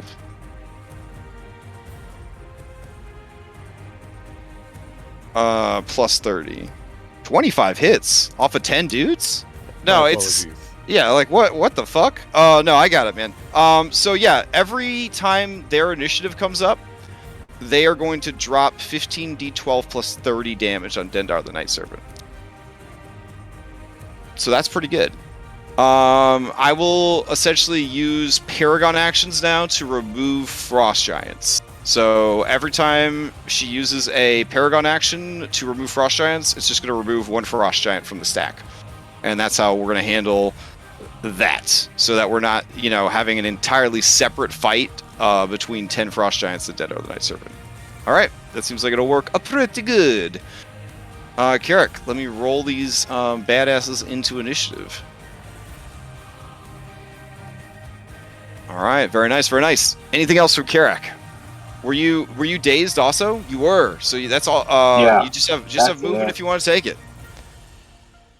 But that means I can't get back in there. Shit. No, I can keep saving, can't I? Yep, you can roll a save at the end of your turn since your turn's over. If you All are right, ending your turn. I'm just gonna get out of there. So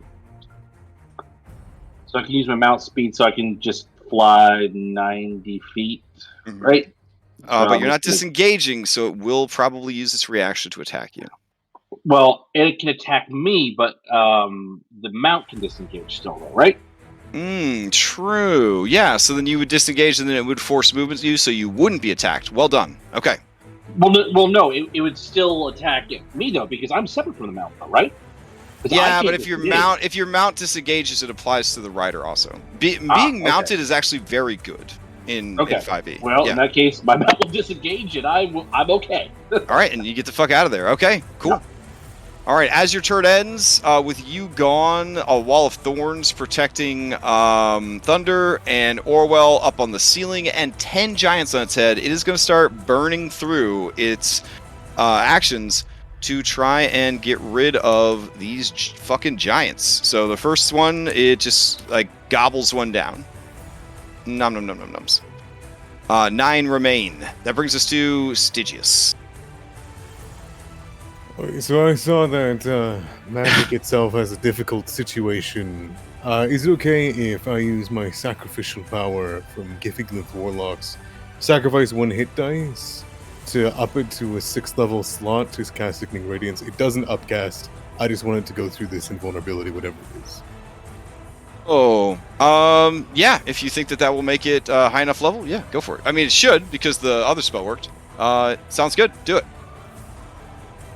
Awesome. So, Thunder, you're going to see a little clinging and a little silver piece go between your legs and land next to the head and fall up the stairwell.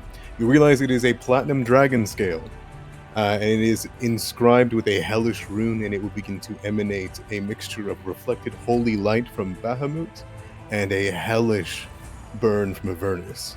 And it will create a sickening radiance. I'm going to target its head, and I'm going to hit every single piece of its body with it. Okay. What is the radius on that thing? 30 feet radius, I apologize. Okay. And is it targets you choose, or...? Nope. That's why I said poor giants. Okay. 30-foot radius, so put it about there. And let's see. Damn.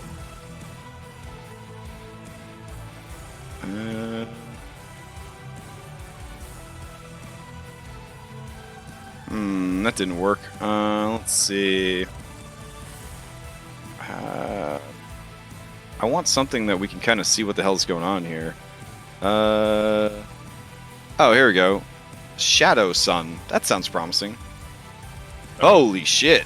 Okay. Is the spell infinitely tall, or you have to like walk on it? The spell? Yeah, like 30 it's on foot the- radius. It's a sphere. So if you cast it on the floor, which was the description you gave, it would be a 30-foot dome, right? That's right. All right. Okay.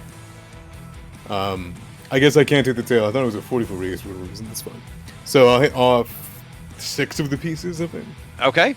And it's a DC 20 Constitution save, 21 radiant damage. But it's on the start of their... Oh, okay, when the turn starts. Got it. Which is about to happen, because their head's That's about to go. All right, anything else from Stygius? He's going to begin looking over there. Is it possible for me to affect the ward with Salem from here? From this distance, yes, but I would make the DC much, much higher. Okay, I'm just going to make my way up. Yeah, whatever Salem is, it seems that this is something that he was made to do. Oh, yeah, I remember. I looked yeah. at that. Yeah. I'll right. start walking over them. Okay. Frustrated, Dendar is going to grab another giant and gobble it up. As it does, its turn comes around, and many things happen. All right, so 1, 2, 3, 4, 5, 6. Oh wait, whoops. 1, 2, 3. All right, there we go. They're going to go ahead and make Constitution saving throws. The DC is 20. 20. Oh my goodness. All right. Looks like 1 part, 2 part, and that's it. 3 parts. Be affected. Unless you use... Yeah. Yeah. I'm saying only 2 parts made the save. So, but they all take damage anyways, right? Because it's half on a fail. Let's see. It is. Let's see. No, it looks like it's all or nothing. It's all or nothing. Okay, cool. It's 1 more, by the way. 1 more save. Oh, okay. Because I'm hitting everything but the little tail piece. Gotcha. Which is 6. All right. Let's see. All right. Dendar is immune to exhaustion, but it is going to take the. I mean, it's a god, man. Yeah, but it's going to take the rest of this stuff here. So here we go. Do body. No, it's an AOE, so it's going to do the whole thing. So here we go. 1, 2, 3, 4, 5, 6. All right, and then this. And this. It's all radiant too. Yep, so it is taking a shitload of damage because it is vulnerable to radiant damage. Alright, on the creature's turn, it is going to let out another horrific scream. It sounds like just a village square filled with innocent men, women, and children just being ripped to shreds by some horrible horror beyond their imaginings.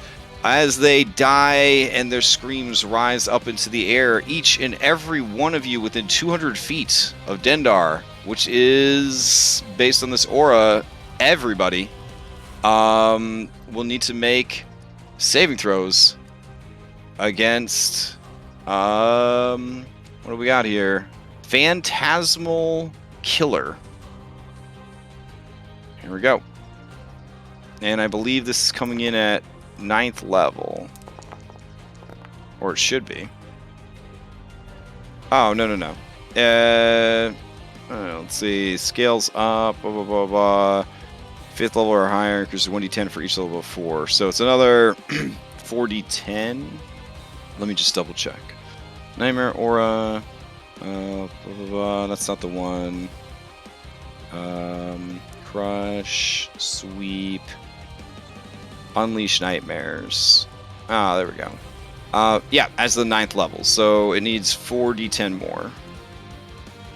There we go. Oh, that was beefy 4d10. Okay, So you guys are looking at 63 points of psychic damage coming at you. You need to make wisdom saving throws. Everybody does. Everybody, yep. It is just affecting the whole area, begins to just fill with nightmares as they ooze out of the creature's body. They look like tendrils of black ink forming into living nightmares in the air and filling the halls with their screams and threats and promises. So, if you do fail, you become frightened for the duration of this with a, I believe, an ongoing save. And let's see, at the end of each target's turns before the spell ends, while frightened, you must make a saving throw or continue to take damage. So, you really do want to make this saving throw. I'll use my last inspiration. Okay. I'll use one of my 3. Because I'm just going to queue up that damage and just keep it ready. Because we'll just go off of that. That kills my mount, and like there's nothing good. Well, it doesn't take the damage, I believe, until the end of its upcoming turn. So. What was the DC? The DC, I did not say what the DC was. But you, with a 17, are very close to making it. 19. Oh, 19? You feel pretty confident about it. Alright, fine. The DC's 18.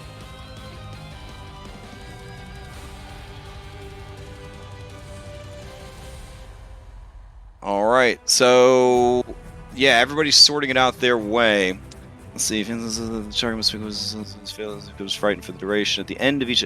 So I kind of asked for these way ahead of schedule. So just remember if you passed or not when your turn comes around, and then there's damage waiting for you. But if you failed, for now, you are afeared. And so that is what the creature did with this turn. That means that scream is now on cooldown. Now, is this considered a spell effect or an attack? This is definitely a spell effect, yep. Shit, okay. Alright, that brings us to Thunder. I'm just going to delete my character. Oh. There's... yeah. I'm pretty sure All I'm right. dead either way. Overkill? There's no way you can be overkill I got dead. nothing. Alright, you're feared this turn, but you can still act this turn. You don't take the damage until the end of your turn. I got confusion because of the succeeded. Oh, okay, we'll roll a d10. You can see what the confusion effect is. Do you have any healing potions? Well, if I'm confused, I can't drink them, so... well, what's Alright, let's see. A 7 is the creature uses its action to make melee attack against a randomly determined creature within reach. The only creature within reach is Dendar. So you must attack Dendar with disadvantage because of fear, but you could always be reckless if you are so inclined. Okay.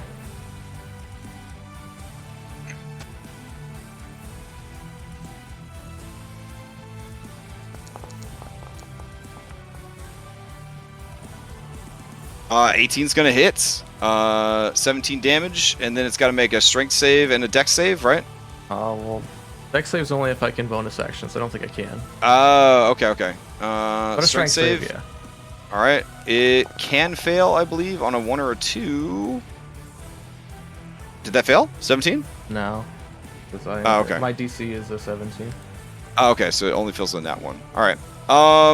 The creature takes 17 points of damage. And that's the only thing I can do in my turn, yeah? I can't move. Let's see. Confusion. You can roll an int, another int save for the confusion. It's impossible to make. It's impossible to make it? Yeah, because I think because succeeded cost is 8 plus my level. So it's 27 intelligence save. Oh my god. Yeah. Okay. So you would need like a restoration to get over it, like a lesser or greater restoration. Oh shit. Okay. Is it plus your level? I thought it was your proficiency bonus. Up to you. I'm pretty sure it was level. Okay. Which makes sense. It would scale up with higher level play like this, but Yeah, but it's supposed to But scale also up the way that. proficiency. Yeah, it's supposed to scale up the way DC scale up for spells, though. It's not supposed to become absolutely impossible. Oh man, DC equals 8. Oh yeah, no. That should definitely be your proficiency bonus. Yeah. Well, I'm gonna take a note right now because we've never had to roll these at this high a level. We're gonna have to change that to proficiency bonus. All right. So we'll do 8 plus PB. So can you make an 8 plus PB?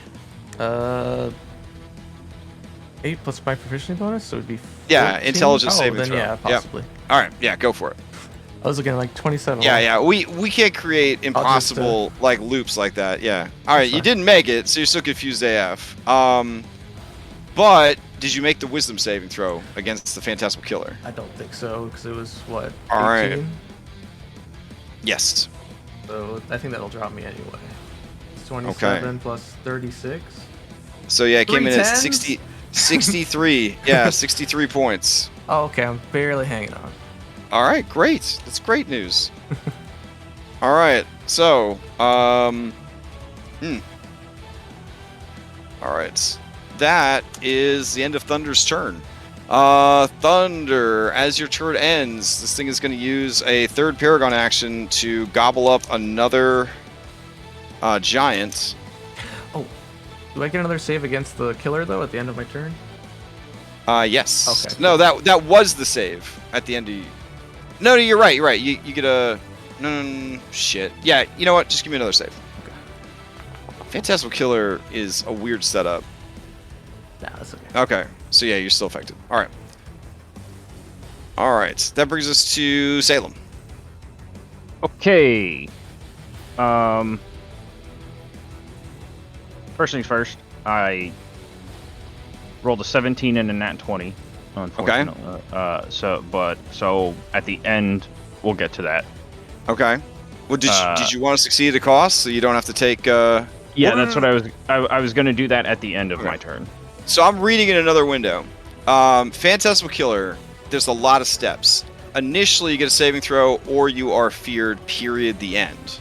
Then your turn comes around, and you get another saving throw. If you fail that second saving throw, you take the damage, and then it keeps going from there. So it actually takes 2 failed saves to get to the damage. Okay. Well, in that case, so the first saving throw is against the fear. I don't care about the fear because I'm already afraid of it. You're already afraid. Okay. And it works. It works out for Red anyways because Red failed the second save anyways. So, all right. I'm not.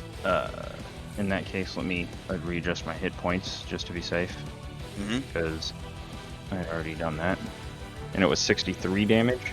Yeah. Okay. So. Yeah. So nobody take any damage from the Phantasmal Killer yet. I can add the 4. There we go. Plus, I feel like I do need to roll it independently for everybody. So the first roll went to the first victim, which is Thunder. Then we'll roll a freshie for each person. I'll look at this this lady, this underling, once a leader, now a stepping stone. Okay. I mean, it's all true. You could simply join us and attain your power once we've defeated this issue. Okay. She stares stoically at you as you offer her this option. And you have dealt with zealots in your long adventuring career, and you know that this one is so far gone. She was already consumed by hatred, xenophobia, and racism. All of those empty, evil places in her heart and her mind have been filled by the void. Unfortunate. I will go ahead and... I don't know if that would work on her right now, actually.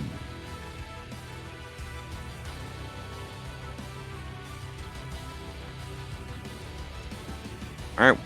What you got? I'm going to use my action. Okay. And I will cast a spell. What spell? Oh, you don't have to tell me. No one can counterspell you that's nearby. Now you can cast your spell. Okay.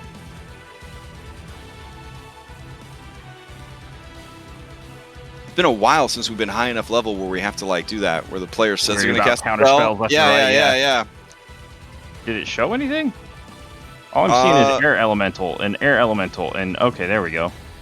Oh man, psychic lance. You unleash a shimmering lance of psychic power from your forehead. That's dope. Like Yeah. a unicorn. It's like a third eye opens up. Alternatively, you could utter a creature's name, blah, blah, blah. The target must make an intelligence saving throw, or And take I know its 7d6. name. All right. Do they take disadvantage if you know their name? Let's see. Or is this, It just goes or to is- tell them. Oh, it just goes directly there without range Yeah. limitations. You know that? Okay, that's dope. All right. She will try to make an intelligence save. She fails. You blast her. And she is incapacitated until the start of my next turn. Oh, hype. And nothing can rouse her from that? Nope. Oh, wow. She about to use like a punching bag. Okay. Well played.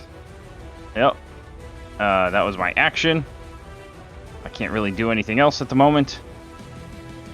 So I will make that wisdom save for the psychic damage from the thingy. Oh, yeah. I got double 17, so you I make think it. I'll be You're no fine. longer afeared, and you don't take potentially 60 points of psychic damage. Well done. Awesome. I feel mighty. All right. Dendar is going to use a fourth action to try and remove more of these giants. That brings us to the giants. All right. There are significantly less giants than they started with. She has eaten 4 of them. 6 remain. So that is going to be, let's see, of 6. Attackers needed for a hit would be 2, so that's 3 hits. So that's going to be 9d12 plus 27. Does that sound right? Let me double check. Okay, 6 times 6 is 30. No, 6 times 6 is 36, right? Yeah. Yeah. Okay.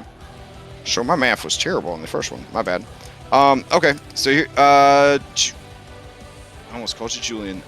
Carrick, can you give me 9d12 plus 36?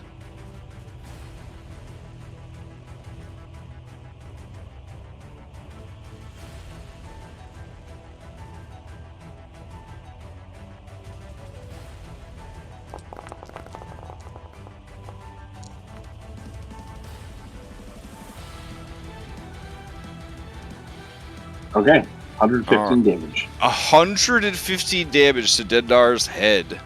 Amazing. The head is beyond bloodied.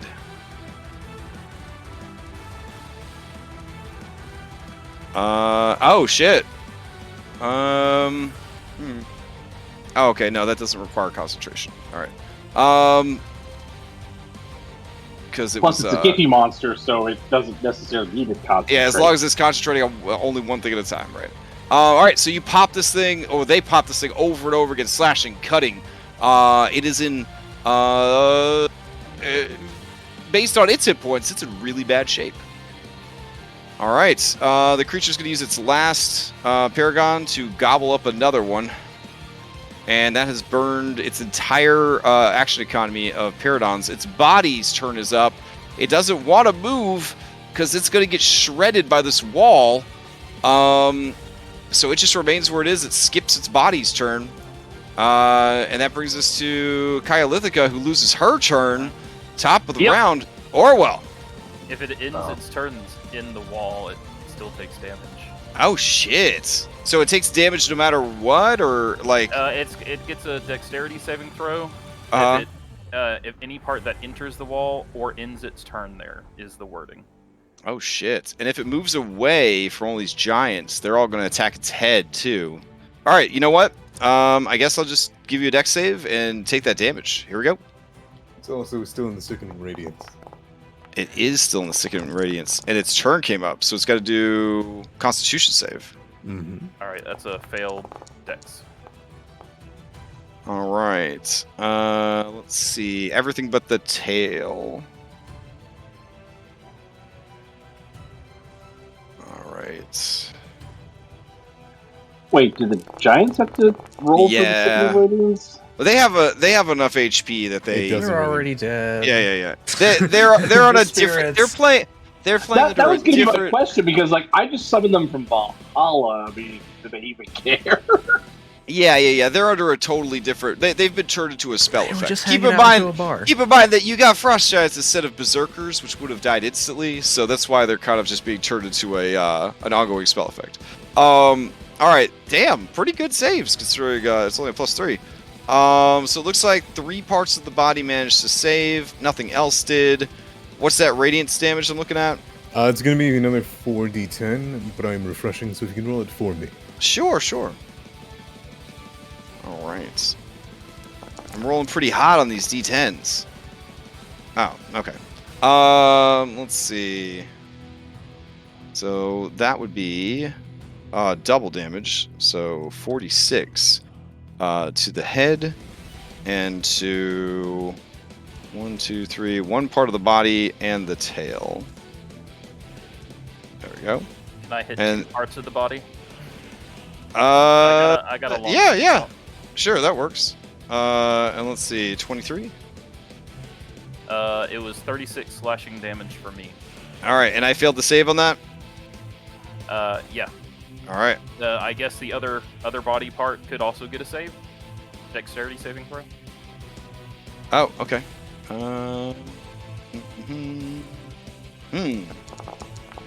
It's only got a +1, so if that's not enough to make it, we'll just skip the rolls. But Yeah. all right. Okay. Yeah, they're getting shredded. The body, all the body parts are bloodied as well. Nice work, guys. All right. To Orwell. All right. Orwell jumps from the back of the serpent and flies towards its face, and it's like a jumping kick. Oh shit! You're going into that radiance? Oh damn. Okay. Mhm. You need a con save. Yes. Yes, Caden X microwaved some innocent lizard folk with this a long time ago. No, wait, they were kobolds? I don't remember. It was horrible. I still have nightmares about it sometimes. Oh, you shut the door. Yeah, they threw it in the room, and they shut and locked the door and just microwaved everybody in the room. And they could hear them That's what that clawing spell at the is door for. trying to escape. Can we show the clip? I'll bring it up from. Oh my god. Also, an interesting note: never cook lobsters that way, Mm. because they'll just tap at the door, want to get out. Oh god. Okay. Never microwave a lobster. We've done some real fucked up shit in D&D. Okay. Orwell, you make the save, no problem. It's all or nothing, I believe, which is good because the exhaustion was the real threat there. And doing a jumping stomp kick like your real-world bird counterpart. What do you Right. got? So he'll do it as first attack action. He'll use a key point for 2 more. All right. You know the armor class here is an 18. You are getting a million flanks from the giants, so you will be at +2. That puts you at a 15. Oof, pretty close. All right. So here are the next Fury of Blow attacks. All right, you're just gonna let that one go. Okay. You're saying succeed at a cost? Oh, sure. Yeah. I let's go for would it. never tell you to succeed at cost. Okay. You take a point of exhaustion to do 5 damage. Ah! Yeah. So yeah, you do gain a point of exhaustion. That's fine. It's only gonna be No. skill checks right now. It's okay. Yeah. We're not done. All right. So, Fury of Blow attack. Oh, so reroll the damage for me on that first astral arms. If you mouse over the name, a little reroll thing will appear. Oh, okay, I see. Yeah. We found that we were metagaming pretty hard with succeed at cost, so we do like rerolls on it. Okay, so that blasts it for 11, and then 2 more. all right. Well, you get one more regular too. Oh yeah, one more regular. Ugh. Ah! Ooh, 17's pretty close. Yeah, he's going all in. It's a All right. more. There. Oh no! Now your attacks are at disadvantage because you have 2 levels of exhaustion. You got 2 more attacks though. Yeah. Oh, and re-roll that one so we can get freshy damage on that one.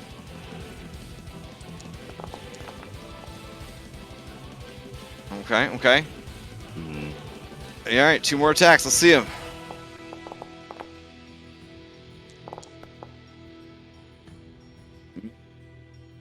That 14 is actually a 16. That's pretty close.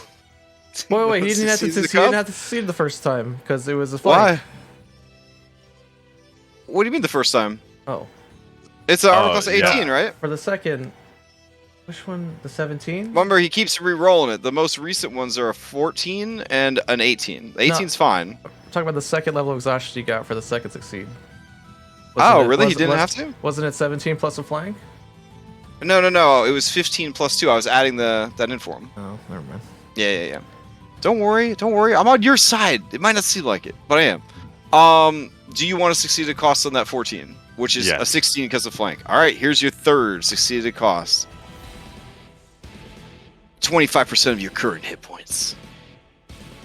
Yeah, he's just like tearing through, like he's getting bit up. Fangs, tentacles, the whole thing. You get through there, you shred yourself on the creature's scales and fangs. And then the hasted action from the speed potion. Oh shit! Okay.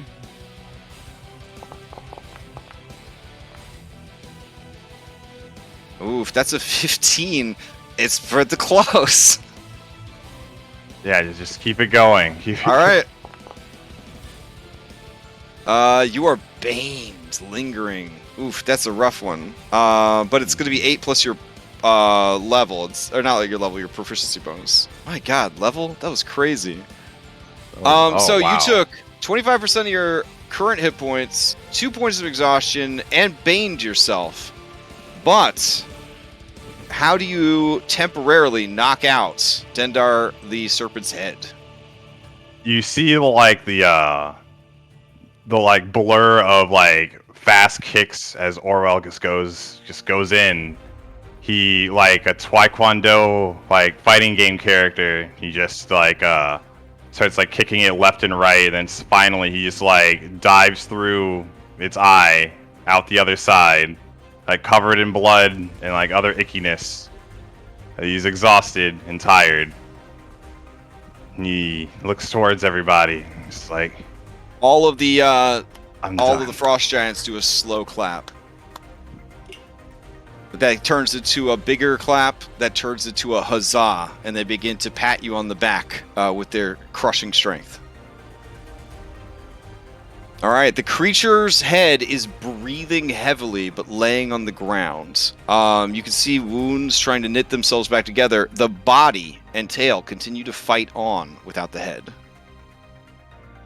With the head broken, such as it is, you have disabled it. It loses any innate spellcasting it wanted to use. It can no longer recharge Unleash Nightmares. It no longer counts as a siege monster. Oh man, all attacks and all attacks against it, the rest of the body parts, are made with advantage, and any spells against the rest of the body, the saves are made at disadvantage. So the head was crucial to the creature. The head will, on its next initiative, though, pop back up and keep fighting, essentially at 0. You have to kill every part of the monster to finally dispel the aspect. All right. Okay. All right. as a like minor roleplay thing, I'd like to like see if I could help Thunder with his confusion with my the vestige of astral self, where I could just block out. He could only hear me. I don't know if like blocking out sounds for somebody would help them with confusion. Okay, that's kind of dope. Yeah, we'll give him advantage on his next save to end it. And yeah, What do you say though? yeah, it's like Yeah. I did it. Like you can do this, Thunder. Just swinging. Yeah. And there. All right. Gyoza, to you. All right. I don't got much. I'm gonna run up and get within 60 feet.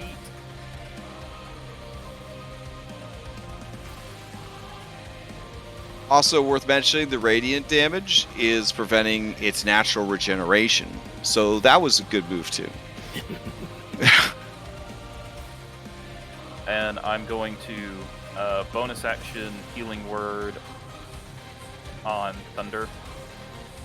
Well, thank you Okay, very much. okay. Oh man, my map disappeared a little bit. Yeah, we have a laser light show going on in the center of the room.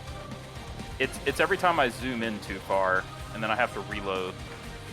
I think I can go ahead and cast that healing word though.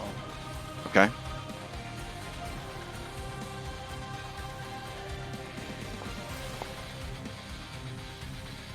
All right. 10 points of healing. Thank you. And for my action, I'll toss a produce flames at the body that I can Okay. reach.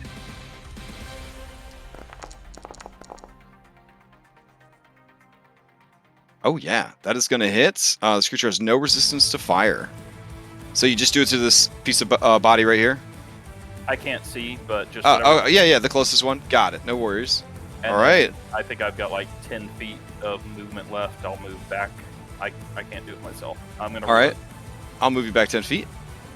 Okay. All right. As Dendar's tail comes back around, you hear the bloop, bloop, bloop, bloop, bloops of its legendary action, or sorry, Paragon action coming back. The creature is. And the saves. Oh, well, the tail is not in the rest of the thing. The body and the head are, but the tail's actually not in any of the bad stuff right now. Fair enough. Yeah. Let's see. All right. It is going to launch it. Oh, it's going to try to get its tail sweep back. That'd be a pretty good thing to go out on. We need a 5 or 6. There we go. All right.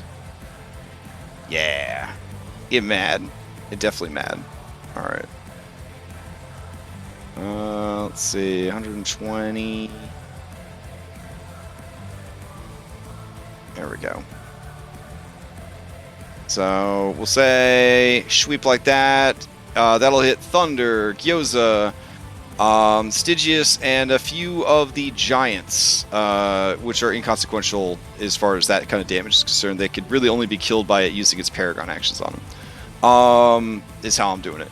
So I need the 3 of you to go ahead and give me dexterity saves to try to jump rope out of the way of this tail sweep.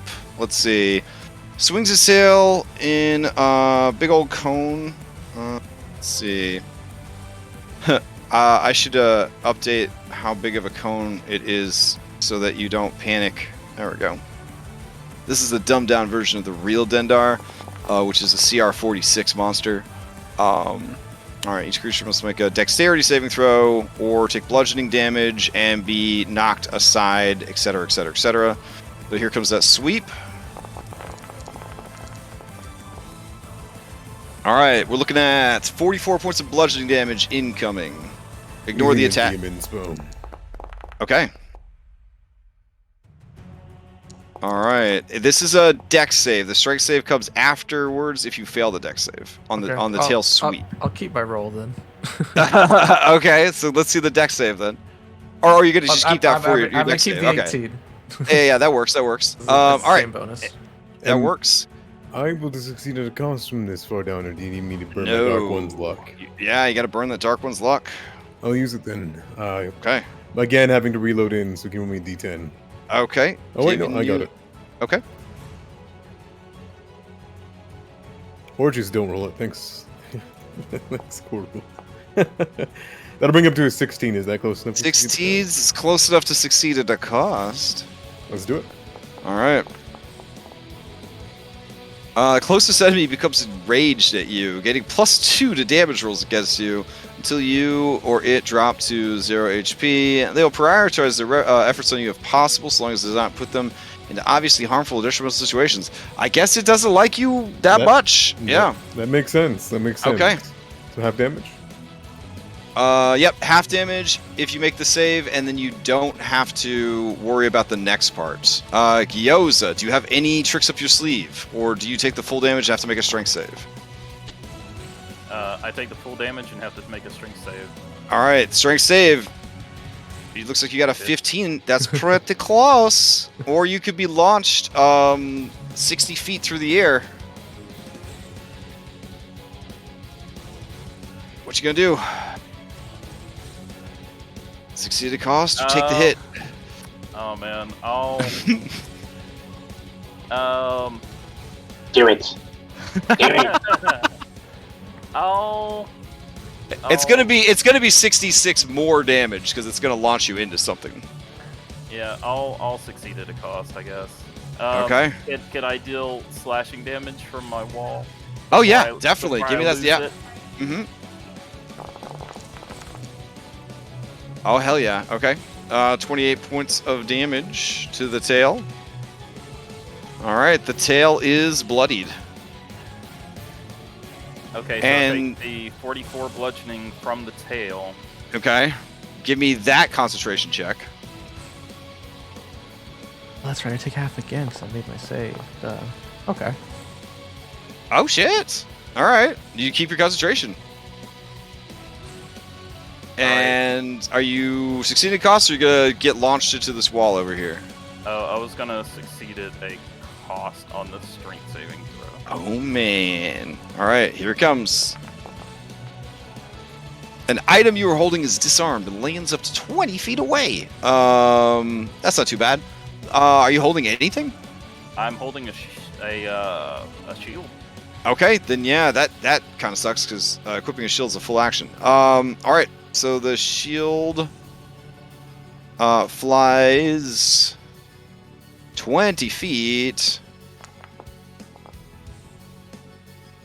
to your northeast. So 1, 2, 3, 4, 5. So it's right about here. Okay. All right. So, shield. Oh, it looks so good. There we go.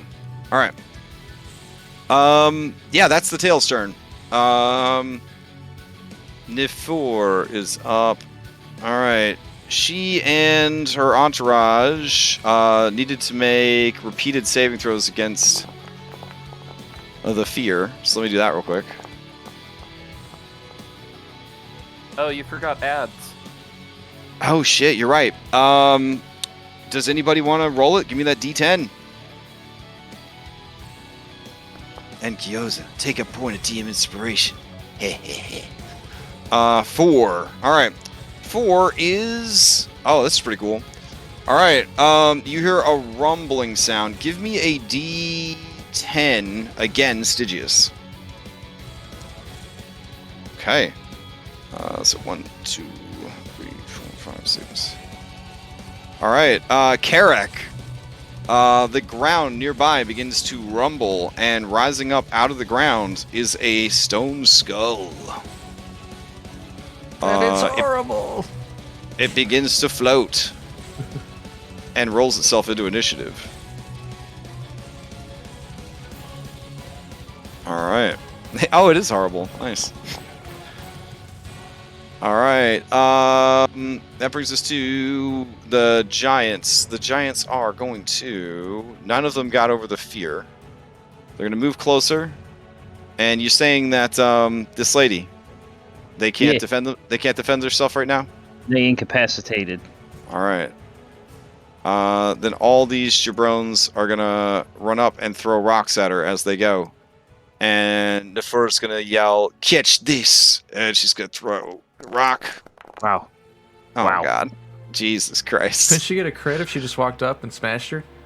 Yeah, they don't have the movement to get up I because thought it's they were giant. skirmishers. Yeah, they're but skirmishers. Oh. look at how big the Oh. map is. They moved that's that true. dash. Yeah, they wanted to get some attacks in. Yeah, they still have advantage, right? Because she's incapacitated. Yeah, as long as they're within range. Yeah, that's true. Yeah. Listen, I'm trying here. I'm trying. All right, this last guy is close enough that he will do it at advantage. Oh my God, they're terrible.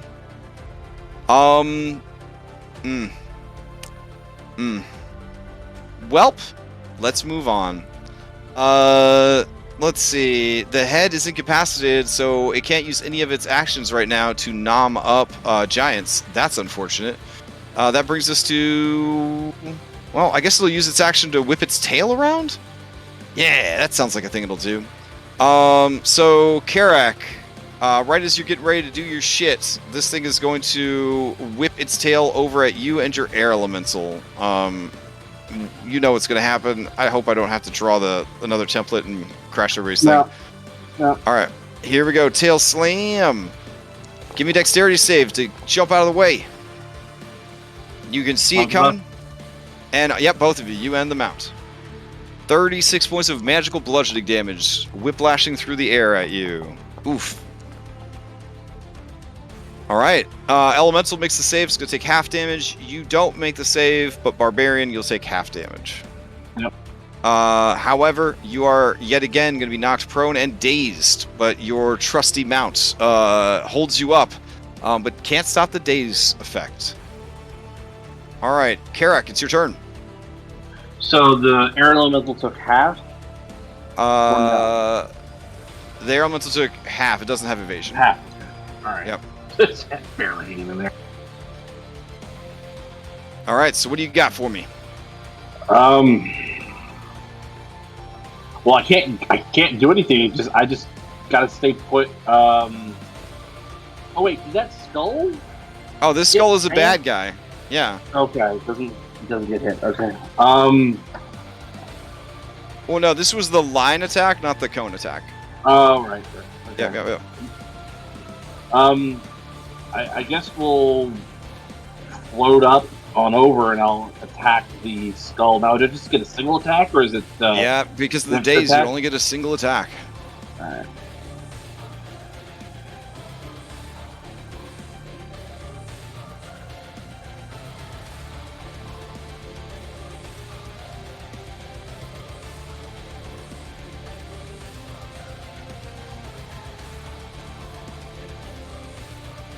Are you okay? Yeah. Oh, sorry, wrong button. I just hit the wrong button to talk. So raging. Yeah. I guess I'll just go reckless. Okay. It's good that you went reckless. That is gonna hit. This creature is bloodied. And then divine fury. Yep.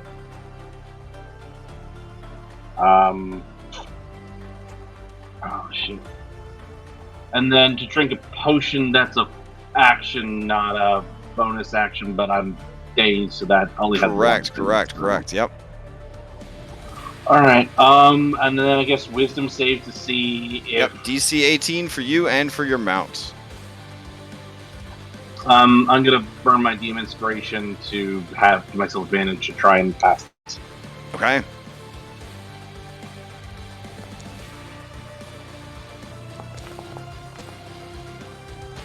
All right. Neither you nor your mount was able to get over the fear that this creature was exuding Oh from my its very God. essence. Jesus. Well, the mount's Alright. dead.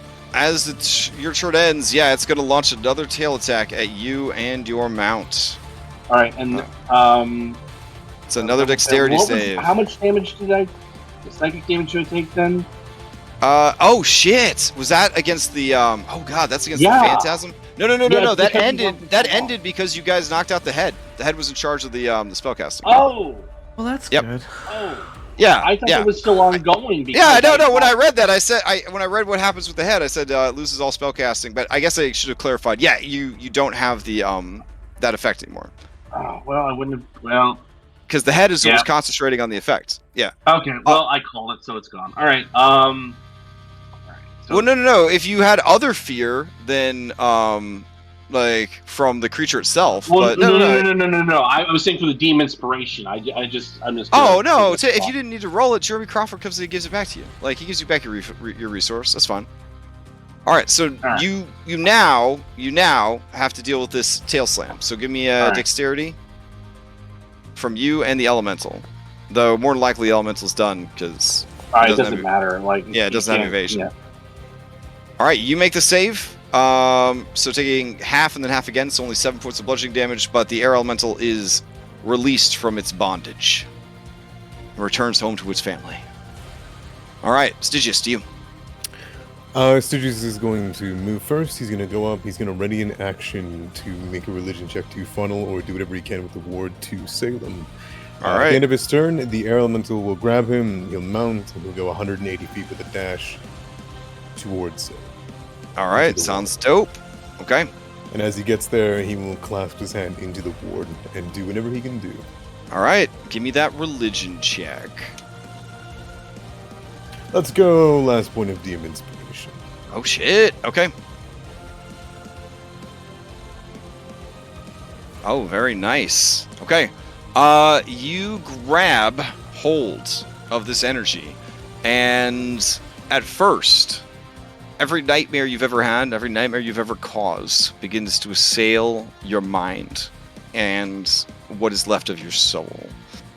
But you have spent a very long time in the service of the Queen of Conquest in hell itself, and very quickly you master those fears.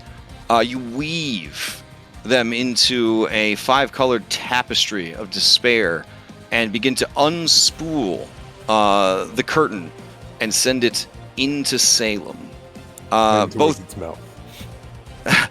both you and Salem can regain your highest level spell slot if you so desire. Would it fill any other spell slots if I already have? Oh those? yeah. Sorry, the highest level spell slot that you're missing. There we go. Okay. Yep. All right. You feel with that success that it has weakened, but it will require more to completely undo it because the third and remaining orb is still there, sort of filling up the power as you siphon it away. Very well. All right. Anything else from Stygius? Nope, but I'll get ready to roll 40-10. Okay. All right. With a shudder, the creature gets up, its head kind of bobbing and weaving about. It is going to... let's see. It can't do any spellcasting because it's been disabled, and it can't regenerate because it's in the thing. And oh no, it gets back up, and it's got to make a Constitution save. And if it doesn't, it immediately falls back down. Look at all right. disadvantage too.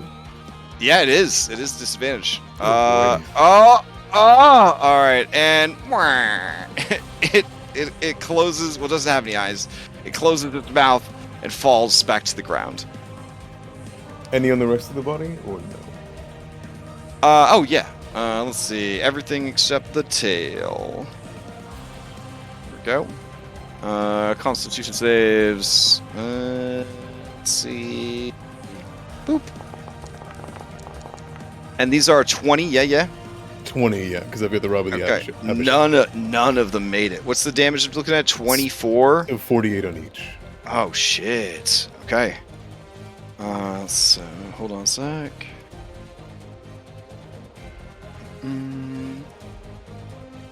All right. The body shudders and slumps. Only the tail has any life left in it. As you disable the body, it loses its regeneration on all parts. Oh shit. Okay. Oof. So it really, the tail could just like lash about, and that's all it can do. Can the tail look left and right real quick? Okay, sure.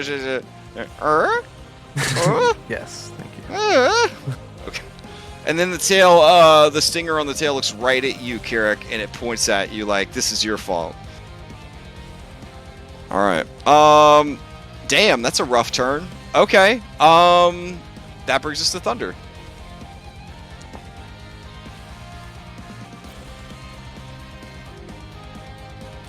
I don't know what the. Sorry. Confusion status. Let's see. Confusion table. You got an 8. No, you got a 4. It says you don't take actions or do anything this turn. All right, next turn. Okay. That's very sad. Please make your save though with advantage because all other distractions besides your brother's voice are blocked out of your head.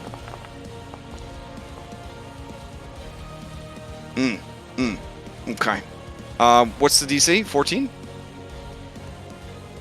I don't know. 8 plus your proficiency. 14, 13. Yeah. So you wanna? It might be worth receiving the cost. Well, my turn's already over, so. Yeah, but then you wouldn't be confused on your next turn. Is what we're saying. Okay. Sure. Okay. I get confused again. Oof. Okay. You shake free of the confusion, but in doing so, your weapon is disarmed by the flailing of the dying serpent. It is thrown. Oh, I got Could it. it be thrown into the tail? Oh, we both rolled the same thing. What? Two spaces away. To your left. So it kind of flies out of your hand, just chonks into this meaty serpent meat. Okay. Okay. Salem to you. I look to my brother and I nod. Thanks. Why did it go back to Orwell? Because I nodded to no, I don't know. It's Salem's turn. Yeah, it is. You started the next round. I don't know. Oh, did I? Yeah, it's round 3. Oh, okay. Yeah. All right. Salem to you. Okay. Yeah, I just got a tasty treat from. Why am I staticky?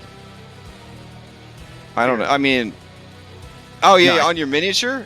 Yeah. Oh, I saved out of the fear. Oh, okay. Okay. You could just turn it off. There you go. All right. So I was spoon-fed some magical essence. Lady is no longer incapacitated. Yep. And you can attempt Arcana or Religion check as well if you would like. Or you could just simply do a caster check. The caster check would have stronger results, but you wouldn't have the bonus of your proficiency.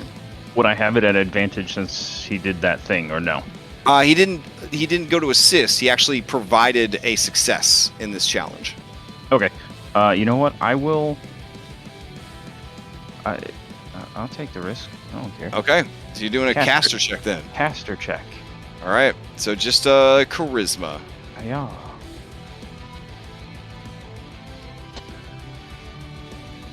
Shit. Okay. Yeah, that'll count as 2 successes. As you do, you and Stygius feel the curtain shatter.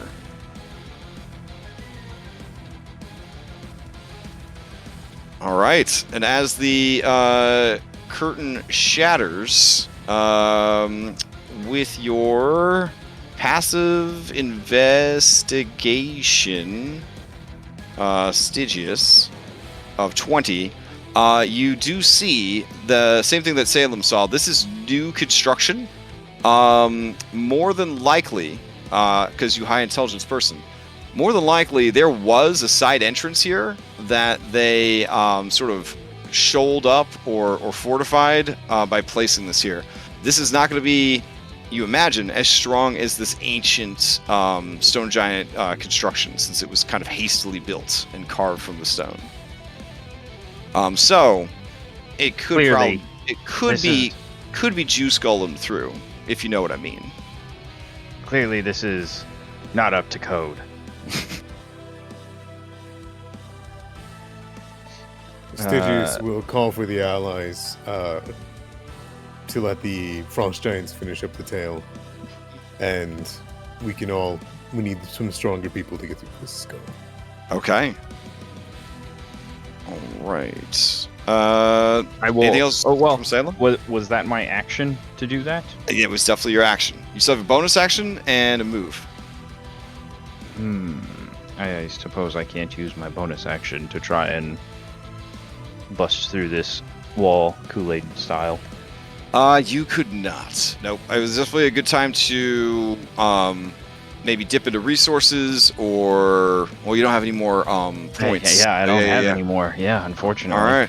I guess that. So, yeah, that'll be it for now. All right. So Stygius, these dudes are getting microwaved, and the tail is not. So they're in a bad way.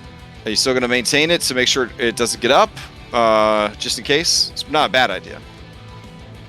All right. So they're going to move to here. There's only 5 of them remaining, so that's going to be. Let's see. Carrick, go ahead and give me 6d12s plus 18.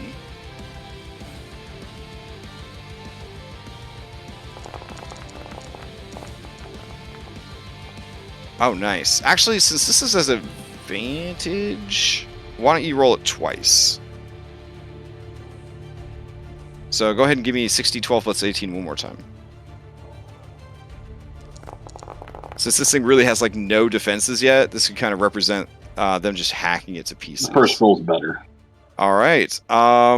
They hack it to pieces. You watch Carrick as your summoned spirits chop the tail to bits. The creature shudders. The head opens its mouth one last time to let out one feverish cacophony of screams, and then the whole thing begins to turn to ash, starting at the head and tail and working its way towards the center. The creature burns away, the ashes catching in the air and being blown about.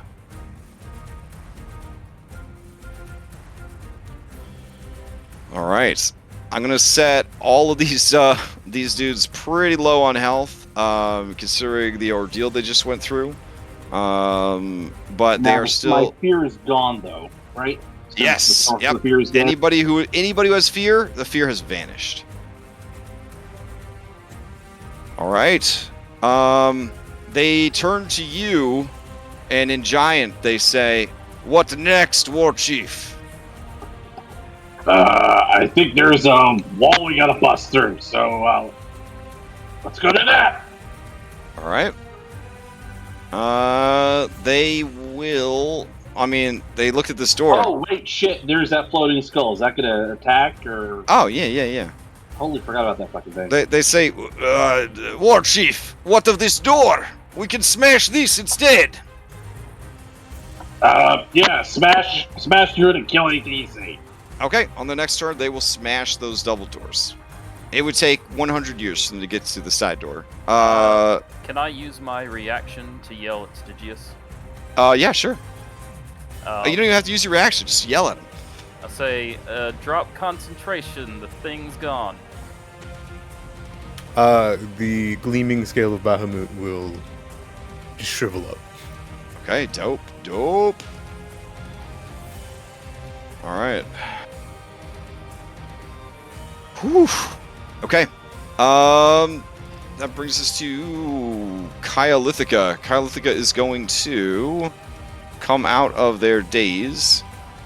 They're going to look around and say, "You traitors, and you, dragon." Yes. She was talking to me. She chuckles and says, Not a dragon! She says, "Tiny kobold, you are confused. I was addressing this one." The giants are dumber than I thought. I have to agree with you on that. All right, she begins to cast a spell. No, she doesn't. Okay. What level are you casting this shit. counterspell at? Oh, well, actually, how far away is she? That actually is kind of important. I think she's within 60 feet. Oh, of you. yeah. Well, Yeah. within range. Okay. Yeah, a year plus with Uh, Hypatia, I've gotten pretty used to being counterspelled. Yeah. All right. I will. You know what? I'll counterspell it. Okay. What level is fourth. this? That's Fourth? fourth level. Okay. If I can't, my computer froze. Whatever spell she was casting is countered. And Maybe. Hold on. Wild Magic Surge. Wild Magic Surge. Magic. Oh shit. Okay. That'll There be we go. spicy. I finally got it to work. All right. Yeah, she gasps as you stop her spell. I just wave my hand like no. Oh shit. Okay. Her jaw drops open, and she looks shook. And then the other giants begin to crack their stony knuckles and ready their spears. Okay. You had your All right. chance.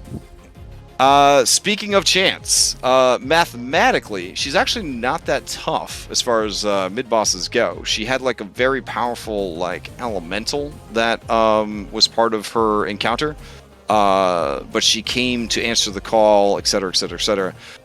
If you are willing to sacrifice these 3 stone giant allies, I will remove them and her from the combat tracker. Wait. Which one has the healing potion? The big one. I guess Defer would have it because she's the leader. Well, I've that's also what got I'm gonna one. be doing on my turn. I need to get that potion from her. So, Okay. No, I mean, what if she sets it down and goes to beat the shit out of her former Well, that's leader? fine then. Okay. All right. It is right here on the ground. Potion. That's about how big it is. I thought it was like a kegger. Isn't it? Yeah, it's like a giant size, right? Yeah. It takes 2 rounds to drink it. Yeah. Okay. So I'll remove these guys from initiative. They're just gonna fight it out for the rest of the encounter. And we've seen enough giant fights. We don't need to watch this. All right. Boop. All right, that cleans shit up quite a bit. All right. I guess. Let's see. Why does it keep jumping me to round 4? It really wants to go to round 4. I think all these particle effects and stuff are just killing Foundry. Oh, maybe we were at the end. Yeah, you were at the end. Yeah. And then... Okay. Orwell, you're up. Ads, more ads. Is this wall still here? I can drop it if you're like running towards it, but can't you fly over it? Yeah. I'm not a king. I'm a kinku. I could jump over it, I guess. You could jump that shit easy. It's 20 feet high. Listen. You are an avian of heritage, but you are a Kenku of culture. Yeah. We're trying to get with the times here. So. God knows they made enough goddamn bird races for 5th edition. There's like 3 now. Yeah, get the fuck out of Also, you here. have 110, so you just walk around it. Yeah, I just walk around. I'll just toss you a health potion. Oh, up over the wall. That's dope. Yeah, it's like he'll like Okay. kick it over, Okay. and Catches it. I'll roll it. Yeah, I'll roll it. Okay, I- dope. Nope. Wait, Oh. I don't want potion status. I wanted to use my potion status for this big potion. Oh, okay. So Oh, I'll never catch mind. it, but I won't drink it yet. Yeah. Hold on to it for later. Okay. All right, then I'll make my way over. Like Wednesday, where we were just licking potion off the floor. Yeah. We were so desperate for potion. Oh my god. I'm gonna go rage drink this potion real quick. The All dust berries taste like dust berries. Yeah. Orwell's tired. Our party on Wednesday just looks like a bunch of fucking mummies. We have so many bandages. It's like ridiculous. All right. So you run all the way over there. You run around the wall. Oh, you actually run over there. Nice. Okay. Yeah. Orwell's tired, but he coughs like he does the anime thing where he coughs up blood and he's okay. Yeah. He'll activate his robo-scintillant colors. Okay. I need a saving throw. Oh. Actually, wait a minute. I don't want to act. I'm too close to Carrick. Never mind. Yeah. Okay. I was about to say, I Oh, need to make another wisdom saving throw. We have proven I'm not good at those. Yeah. Okay. I'll just attack it. A lot again. Oh, also, could somebody give me a D10 to see who shows up at the end of the last round?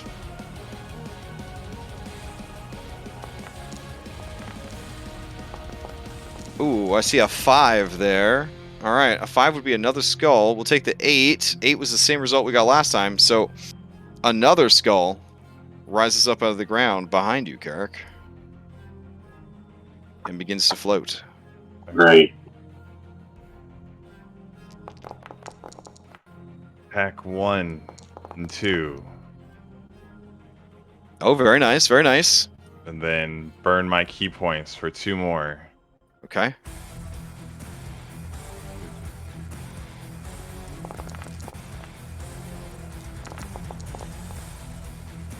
Wait. Did they roll? Yeah, that will do it. The skull then- shatters. Alright. But he's not... Oh, my foundry is frozen. Okay. I'll refresh. But I would move to the other skull and do my hasted action attack. Before we go any further the round, do you guys need a 5-minute bio break and I can reset the server? That might clean up performance a little bit. Sure. Okay. Alright. I can also dim some of the lights on this map that we aren't using. That might help also. So it doesn't get lost. Sigius asked you, Salem, if you wanted to break through the skull and pincer the lich while they're going the other way. Yes, that's the plan. Okay. At least Alright. I'm assuming that was what your plan was. Alright. I'm going to go ahead and exit us out. Everyone will need to exit. Then I'll stop the server, start the server, and if anybody needs to go grab a snack or bathroom, this will be the time to do it. Alright, stopping server now. Giving it a second. Blowing the dust out of the cartridge.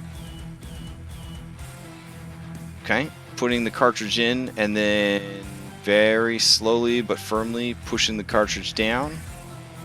Having to take it back out again, blow it on Yeah, again. yeah. Getting the Q-tips out with a little rubbing alcohol. Alright, let's see. Alex's friend said you just have to put toothpaste on it. Oh my god. Well, that's a different era. Yeah, toothpaste would fix some of the CDs when they were scratched. It fixed my Halo 3, and I was so amazed. Like, well, this is not gonna work, and it didn't work. So I'm like, what the hell? Whenever life hacks work, I actually feel joy. Yeah, it's amazing. All right, so you guys should be able to start logging back in now.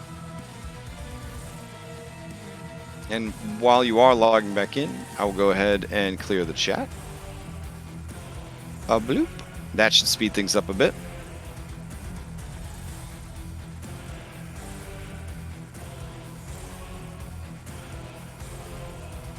All right. That loaded a lot faster than it did earlier. Yep. Well, I mean, we had a lot of extra spell templates. I turned a bunch of the lights off from the side rooms. Yeah, like it should be pretty good now. At least for a little while, till we dump more crazy shit on it. All right. Glowing line is so beautiful. Is everybody back in, ready to go? If not, it's fine. Good.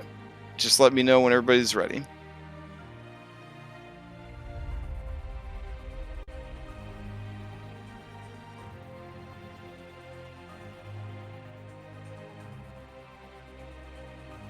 Man, I didn't get to use the stomach map. I had a stomach map already for people getting eaten by Dendar. I was trying to get in there. Right. I was gonna jump in and use a javelin of lightning to go through down the whole thing. Oh, hi. But I got stopped. I still got it, so I'll use it on this guy. Yeah. Yeah, look, see, just so you know, I ain't making it up. I was waiting for you.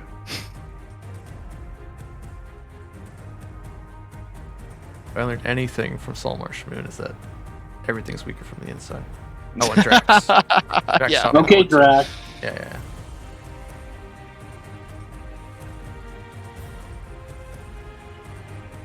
All right, let me log back.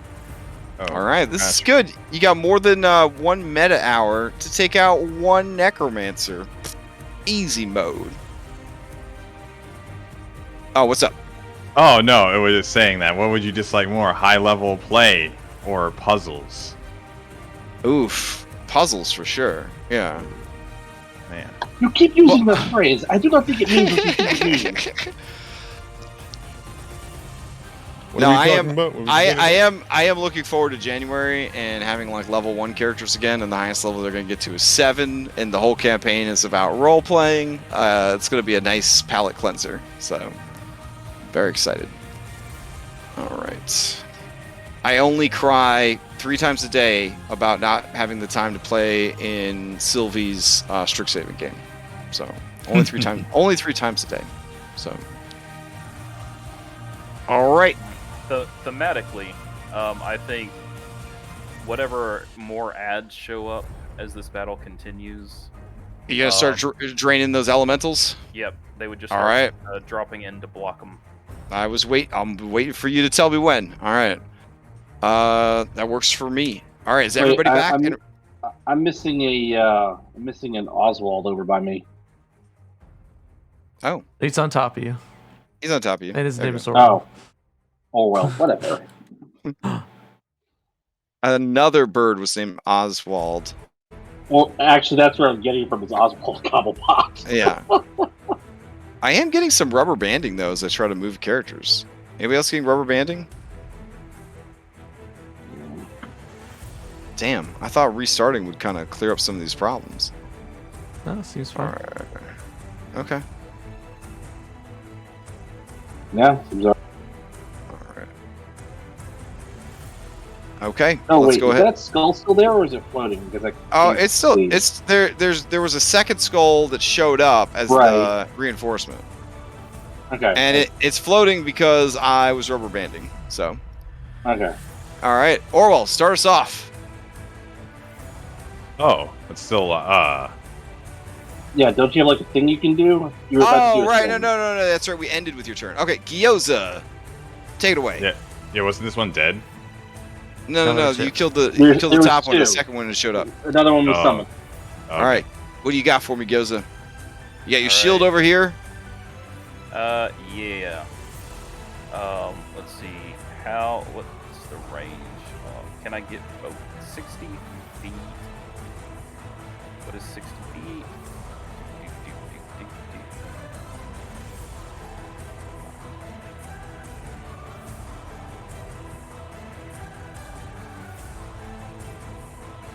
All right, I'm going to. Yeah, I'm gonna run over to my shield. So that's 20 feet. Item interact, pick it up. I'm not gonna equip it yet. 20 feet back in the direction of thunder. I'm gonna yell out to thunder to come closer to me, and I'm going to concentrate on a spell to heal. What are you concentrating on now? So the thorns will drop. Oh, okay.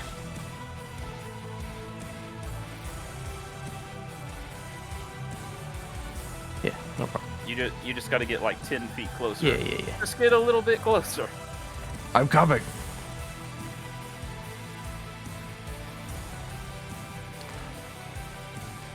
You can also have this giant potion strapped to my back if you want it. Wait, you have one too? Yeah, I do. Oh, okay. Yeah, Right. there were 2 of them. I thought we Don't strapped have one one to I Salem. That's what I was. I thought one of the giants got one to Salem. I Never mind. do have one. There were 3 of them total. Oh, sweet.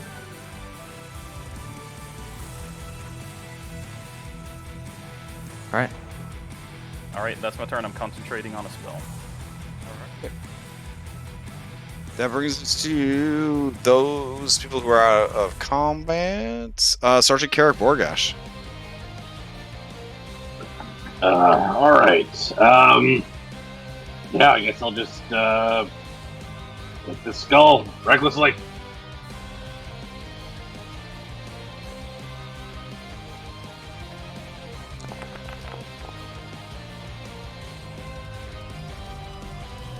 Uh, 20 for 20. 20 for 20 is gonna hit. And then 5 radiant damage. All right, with that 25 radiant damage, it is bloodied. All right, another attack.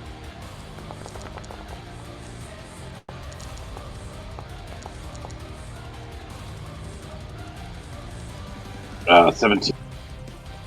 17 is not going to get through the hardened stone of this creature. Fucking hell, 16 at a cost. Oh, hell yeah.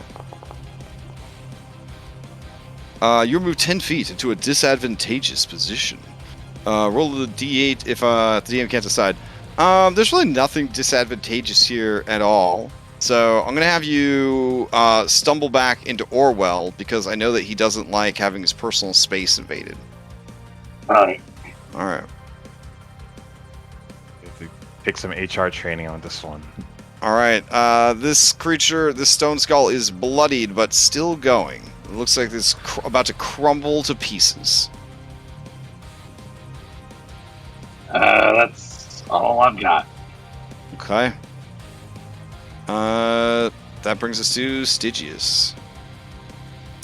Stygius is just going to make his way up towards the skull. Is this thing considered a creature by chance? Nope. It is a wall. So if you had anything that could do siege, this would be the time to do it. I do not, but I can do a help action to help Salem do so. Okay. That's the turn I'll just move up to. Alrighty.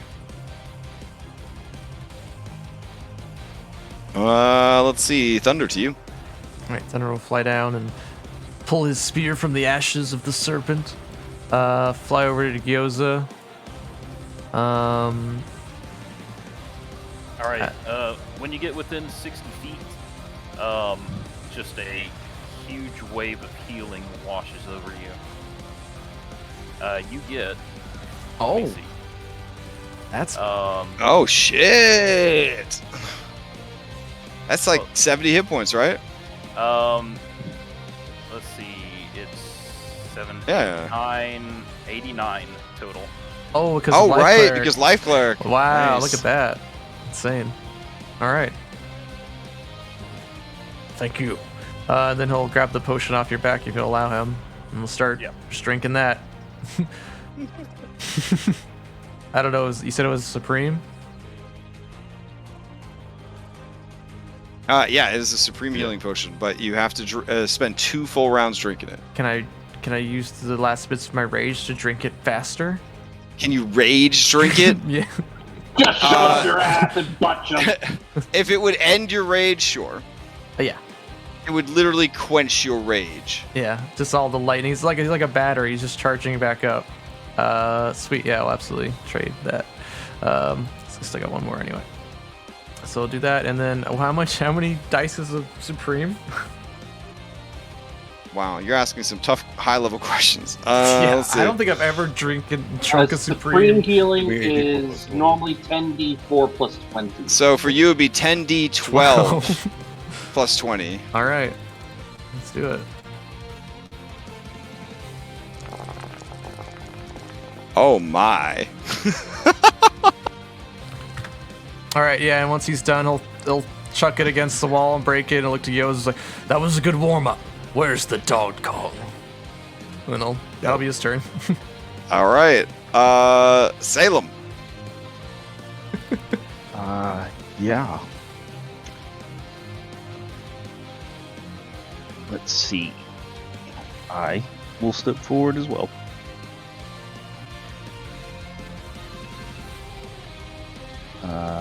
And I'll look at I'll look at Stygius, flex, stand up, flex my muscles, and just like, I just want to see if I can't grab this thing and just rip it from whatever hinges is holding it in. All right, that will be an athletics check with advantage from Stygius.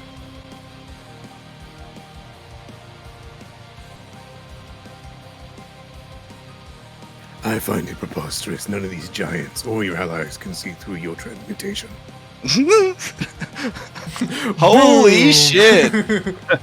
I don't know what you're talking about. You begin to rip stone apart, and you realize that you are dangerously close to busting through this wall. There's just a little bit that remains, but you easily carved out like 15 fucking feet of stone. As I'm just barreling through. Yeah.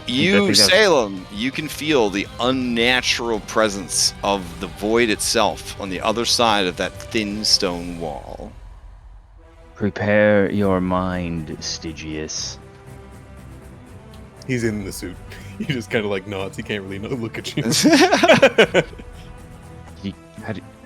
I'm over here. Just turn your head. 5 eyes.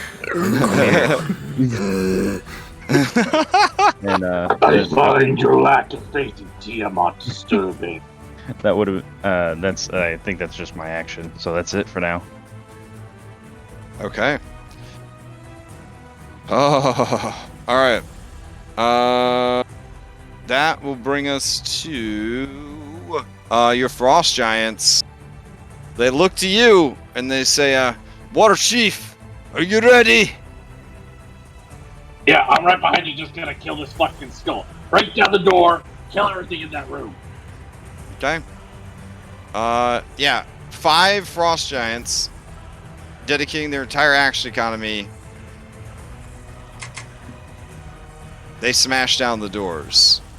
What is revealed beyond is maybe one of the dopest things you've ever seen, but also kind of terrifying. There is a massive, I mean, real big, portal. It is emanating purple magic that swirls in a manner that shows that it is at once trying to invade this world, but also devour it. Hovering like a keystone above the circular arch of the portal is a glistening orb, similar to the ones you've seen before, but somehow different. Carrick, even without magical training, you would know that that is an intensely magical artifact of some type. From the portal, crackling beams of dark energy coalesce into the outstretched hands of a gargantuan stone giant. He is undead. His resplendent black robes, hidden beneath tattered rags and bandages. He holds a crystalline staff in his one outstretched hand that sort of catches the lightning. His body is lean, heavily muscled, and he has a presence that suggests an infinite amount of arcane power and physical strength. As the door opens, 2 more of those stone skulls begin to rise up from the ground. And you see, perhaps, that there are void giants in the room as well. They stand rapturously staring at the portal. Except for this guy that's facing the wrong way. Hold on. There you go. Yeah, exactly. And that is their turn. If you would like, your frost giant allies can nullify the void giant enemies in this upcoming battle. Yeah. Yeah? Yeah. Okay. Then that is what we will do. We'll have them rush I mean, into the I told them room. to just kill everything in the fucking room, and if that's Alright. as much killing as they get in, then that's it. Alright, then they will pair off against these void giants. Alright. This chick's so badass, she's taking on 2 at a time. Yeah. Alright. I will then roll the Dodkong into initiative. And... Oof. All right. Let's see. This has been a fantastic, varied mix of epic boss music. I am very happy with how this went, but we're going to change it up a little bit.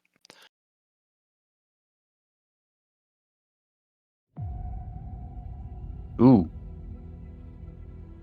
Spooky. All right. That was them. That brings us to the Dodkong. Oh, I guess one last thing that you would see in the room. Chained before the pillar, like a damsel on a 1970s or 1980s Dungeons & Dragons supplement, intended to make you feel like you could save a half-naked girl from danger, is a Loxodon. He is a bit overweight, obviously a foodie. He is wearing only a Princess Leia bikini, and the manacles that chain his hands and feet to the stone altar. He is obviously a sacrifice, the most pure-hearted creature they could find on short notice, that they intend to feed to the real Dendar when she comes through the portal and begins to devour this world. While he looks dazed, he looks hopeful. He knows that help has come. All right. It's maybe a little self-insertion, but you know what? Fuck it. All right. All right. The Dodkong is going to maintain his concentration on the portal. He's come too close to stop now. But he does create a burst of energy from his staff, and you see 3 more of these skulls burst forth from the ground. All right, and you hear 5 bloops of Paragon actions. Top of the round, Orwell. All right. Orwell steps to the side. It's like, we'll do some personal space training later to Carrick. And I guess try to finish off this skull. Okay.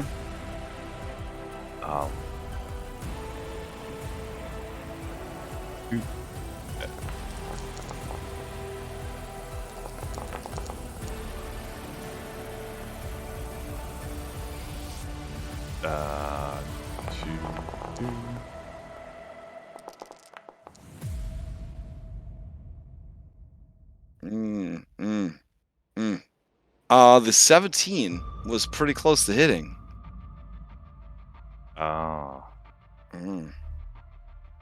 Eh? It's fine. You gotta let it go? Yeah. Oh, okay. I mean, 2 levels of exhaustion. I mean, that's rough. So. Yeah. Yeah. Okay. Next, anything else from you, or is that it? That's it. Okay. Gyoza, to you. We can get rid of this shield drawing on the ground and Okay. this wall that is no longer being concentrated on. Alrighty. I will use a full round action to move over to Orwell. And I'll give out a call, short call, because I don't actually know primordial. Okay. But it's just a short, very short call in the earth elemental speak. Mm-hmm. I'm going to try and take all of these stone skulls out of the fight, if I can. Okay.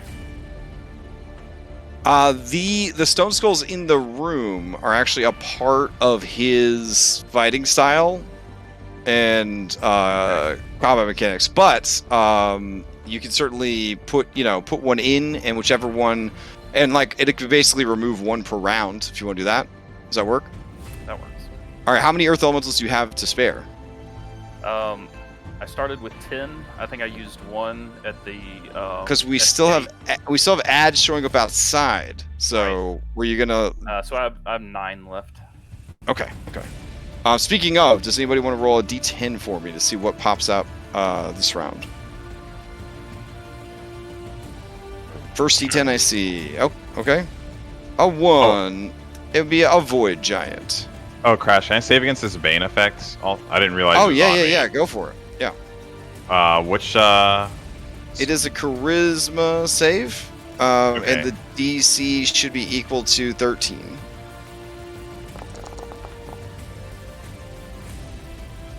Oh yeah, okay. Then you busted out of it. All right. 1, 2, 3, 4, 5, 6. Give me a D6 real quick, Karak.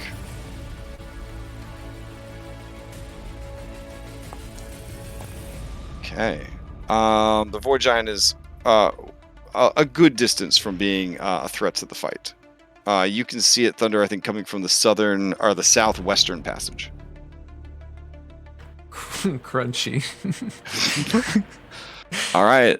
So Gyoza, you want to distribute? You want to have them start going into the room, the Earth Elementals? Yes. All right. Let me grab some Earth Elementals just for shows. All right. Yeah. And how many of your 9 are you sitting in there? I just want to take as much out of combat as I can, so whatever you'll let okay. me. Yeah, that's fine. Up to 5 for all Alright. these spells. Like that scene from The Unprofessional.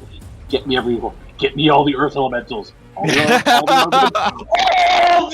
Earth Elementals. All right. We'll say that. There you go. And then we'll put Earth Elemental over here to take that exit. Let's put us at 1, 2, 3, 4, 5, 6, 7, 8, 9. Does that work? Works for me. All right. Whew. Now you can focus on finishing this boss. Anything else from Gyoza? Or I think that would probably movement plus organizing plus catch up. I think that would probably be okay. Karak, to you. All right. Let's see here. Still got to deal with that Earth Elemental. They're dealing with that skull, so I'm good there. I have a superior healing potion on my person, so I'm going to drink that for starters. And is that a bonus action or full action to drink a potion? Bonus action to drink, or action to administer. All right. So I'm going to drink that bonus action. All right, 10d12 plus 20.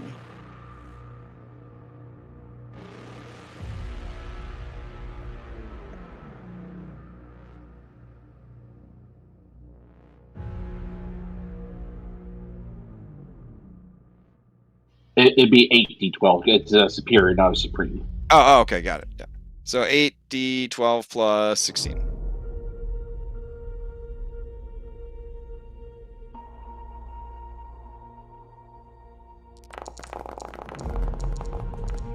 Oh, very nice. Okay.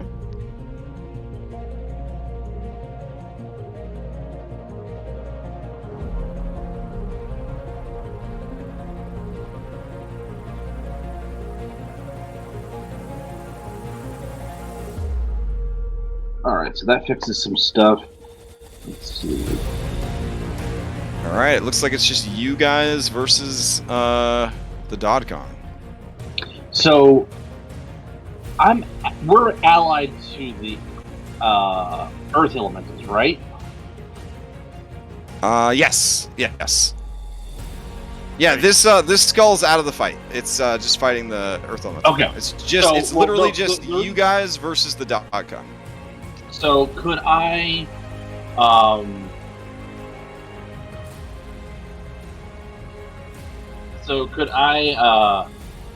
hustle over to the to Salem and Sigius? No, to the Earth Elemental that's like closest to the Dodkong. Ooh, that's a cool lake. way of doing it. Yeah, sure, that's fine. Okay. And then hustle's your entire turn though, so you already drank a potion. Okay. Yeah. Okay. So can't do that. I was trying. It was a good idea though. Yeah. You can still action dash, and it'll still be. Yeah, I'm gonna action dash. Anyway. That'll get me. And you've got extra 10 feet. So that'll get me. That's 100 feet. So.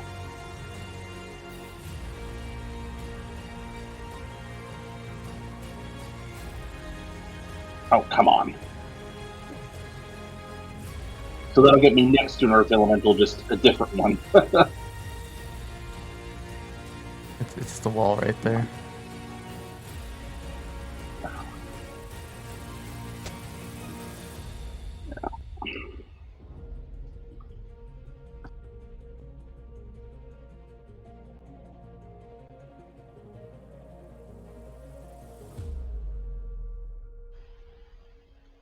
Alright. So I can get to there.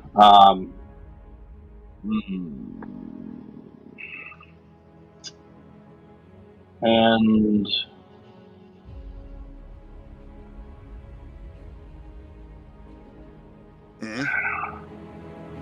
what's the distance there?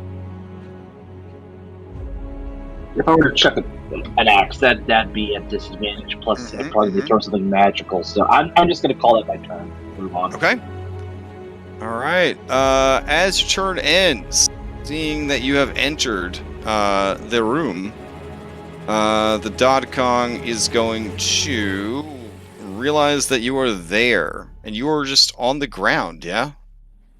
Yeah. I don't have a mount. All right. He motions at you with his offhand. All of the energy channeling now into the staff. With his offhand, he motions at you, and all at once, all of the ground centered on you within a 20-foot radius liquefies, and you start to plunge into it like the most viscous quicksand. I'm gonna need you to give me. Let's see, which one of these fucking attacks is it? Here it is. I'm gonna need you to give me a dexterity DC 16. Oh, well, that's not too bad. DC 16. You should be fine. And you saw it coming. Oof. I'd like to succeed at a cost, please. Probably a good idea. Alright, here we go. An NPC is put in a perilous situation. Immediately roll twice on the complications chart. Oh shit. I don't even think I have a complications chart. Let's see. Well, I guess the closest NPC would be this poor Earth Elemental next. Let's see. Yeah, I don't have the complications table, so I'm gonna roll again. Here we go. Oh no. Oof. All right. So you basically scramble up onto this floating skull to avoid the liquefaction of the floor, just in time because the floor hardens back into a solid substance. You get the feeling that if you had failed that save, you would have been entombed in the floor and instantly killed. So that was good. However, what you just witnessed and everything around you and the fell energy of the void going into you, you are confused. Okay. All right. Shit. Okay. That brings us to Stygius. So we got it almost the way through. We got a nat 20 last time, correct? Yep. So, could I ask the elemental to force our way through? Just slip between the cracks. I don't mean to make a way in for Salem right now. I just want to slip between the cracks to get. Well, I mean, the air elemental could probably get in, but you're not an air elemental. I mean, I'm not. Hate to break it to you. It just certainly has more health than or strength than me. Yeah. Not much, but yeah. You could do. If you want to dismount, it could then assist Salem with Salem's next check to bust on the door. You could ready an action. See, I gotta get in there now. That would be the bitch. You have any bruiser spells you could bust the wall down with? Here's the fun bit about Eldritch Blast: it can only target creatures. Yeah, that's so stupid. You also have teleport if you're willing to risk it. That's the problem, man. I need to get in there and cast a spell. Mm-hmm. Okay, I might have to wait a turn. You can always ready the spell, and then as soon as the doors are open, do your thing. Trust in your allies to get the door open. I just don't have the range. All right. Got a little spell casting, but I do have a plan. So backup plan. Stygius is going to sit inside of the air elemental, and his back will rip open. Oh shit! Okay. And wings made of adamantine and Vonendot will pull out and regenerate. Dope. And he'll fall. That's gross. Further into the Abishai, and he'll use the otherworldly guys. Okay. As a bonus action, and then as action, he will grab on, or if you let me cast on the skull, I'll break through it. Yeah, if you have the action economy for it. Yep, it's a bonus action for the otherworldly guys. All right, let's see those attacks.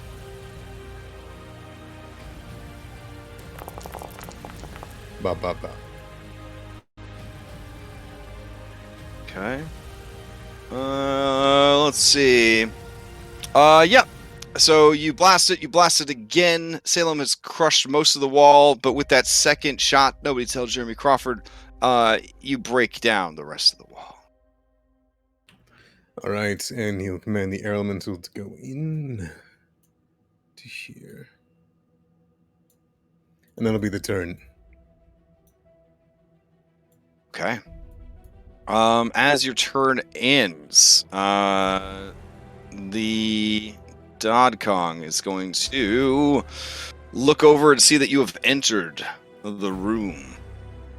He sees that a powerful creature has arrived, some sort of devil or demon, and he definitely takes note of you.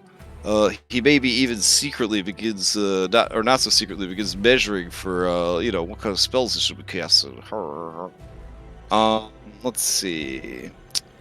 Alright, Gyoza deactivated his skull ability. All that's like shorter range. Okay.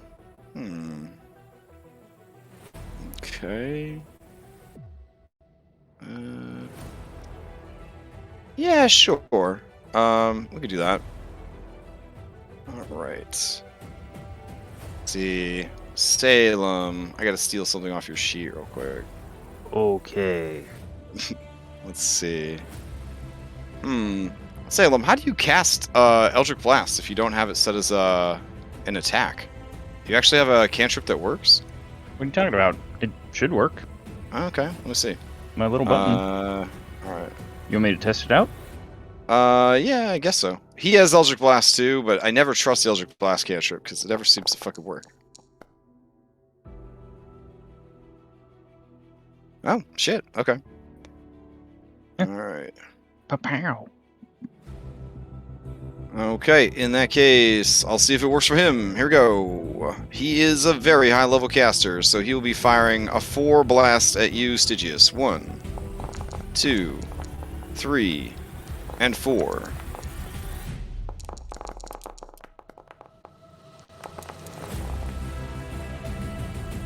Other than adding his spellcasting modifier, his Eldritch Blasts have no added effects. Just the 23 and the 28 hit. Alright, cool. AC is 21 while in this one. Hype. Okay, that is it. Thunder, you're up. I think I'm just gonna hustle up next to Orwell and Gyoza. And then that'll be my turn, so that's the whole turn to do that, and I'll just look to them and nod of, let's do this. Okay. That's it. Alright. Really exciting. Here we go. You got a man, you got 2 men in the room if you want to hustle into the room. Just throwing that out there before your turn ends. Yay, nay? No. Alright. Dodkong is going to target the air elemental this time with Eldritch Blasts. 1, 2, 3, and 4.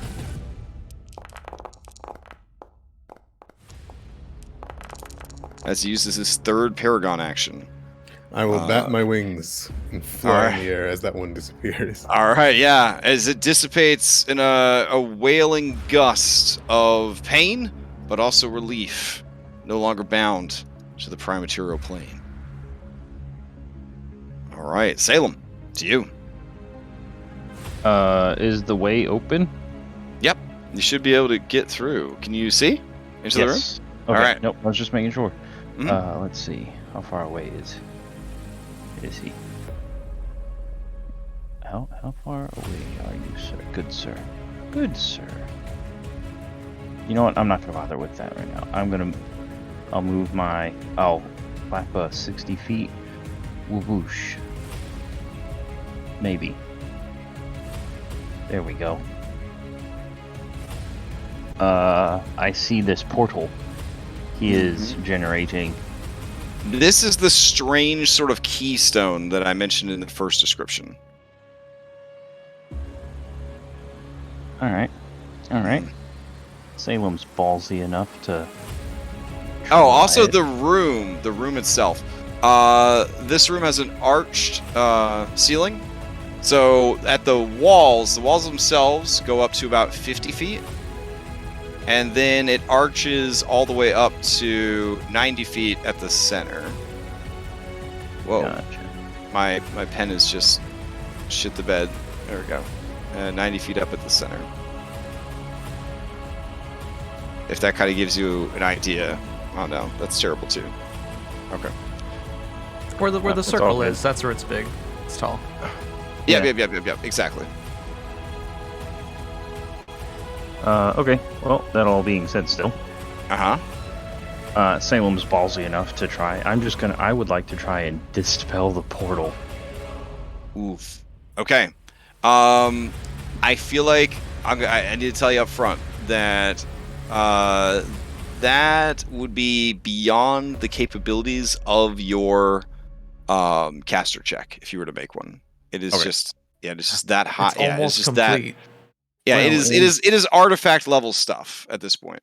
In that case, You would need to disable either the person doing it or I mean, at best guess, like this floating keystone has something to do with it. It seems that it and the Dodkong and the Dodkong's magic and the portal are all inexorably linked together. okay. I can disable the Dodkong for you. In that case, I look at the Dodkong. I already had a plan. Oh, And I'm gonna do this, Adam. all right. Making sure to check range and all that good stuff. But Yeah, I'm with it. I got it. spells in 5e are weird. It's either like 400 feet or like 30. Is how it feels. Oh shit. You're gonna launch your unicorn horn at him again. Oh, but you know his name, so even if he wasn't within 120 feet, you would hit him with it. Okay. Dude is very smart, and he does have magic resistance. So you have discovered both those facts about him. Here comes the save. RNGesus still might kick him in the pants. Nope, he barely squeaks it out with a 20. All right, so he takes half the damage, and is not incapacitated. Correct. All right. That's my turn. Okay. As your turn ends, he turns to look at you. Are you flying, Salem? No, I just flew to land. Excellent. Salem, give me a dexterity saving throw as the ground beneath you tries to swallow you whole. A dexterity saving throw. Mm-hmm. Uh, Shit. Okay.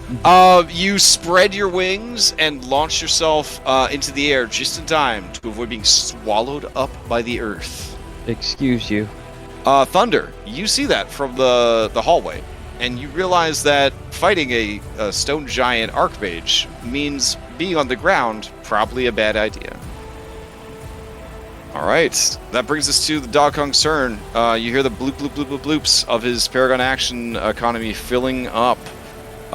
He does not want to stop what he is doing here, but he does need to figure out what to do about all of you assholes. Whoa. So let's see. Hey, out of the group here. Just like only 2 of us are really assholes. Okay, fair enough. That was very rude of him. Let's see. He knows that you're a bruiser and he's really strong. Would he try to do that on you? Maybe. Probably. He's Actually, a lich. He's smart. Yeah. Okay. Carrick, you're already pretty confused. Yep. But you look like a bruiser. You look like an old-ass orc who would make a very good servant. Give me that wisdom saving throw. All right, I'm gonna use that DM inspiration that I got back to go with advantage. He'll take a confused bruiser. That's fine. You'll straighten out eventually.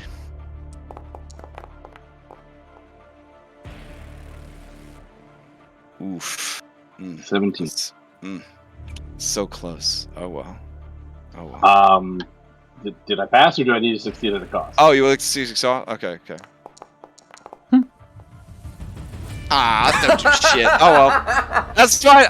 We'll keep it. We'll keep it. I already re-rolled on the misfortunes, so we'll keep or on the complications. So we'll keep it. All right. So unless you want it, and I don't want you to actually apply this to the other campaign. No, I won't. But you know, I mean, it doesn't apply. So if you want to re-roll.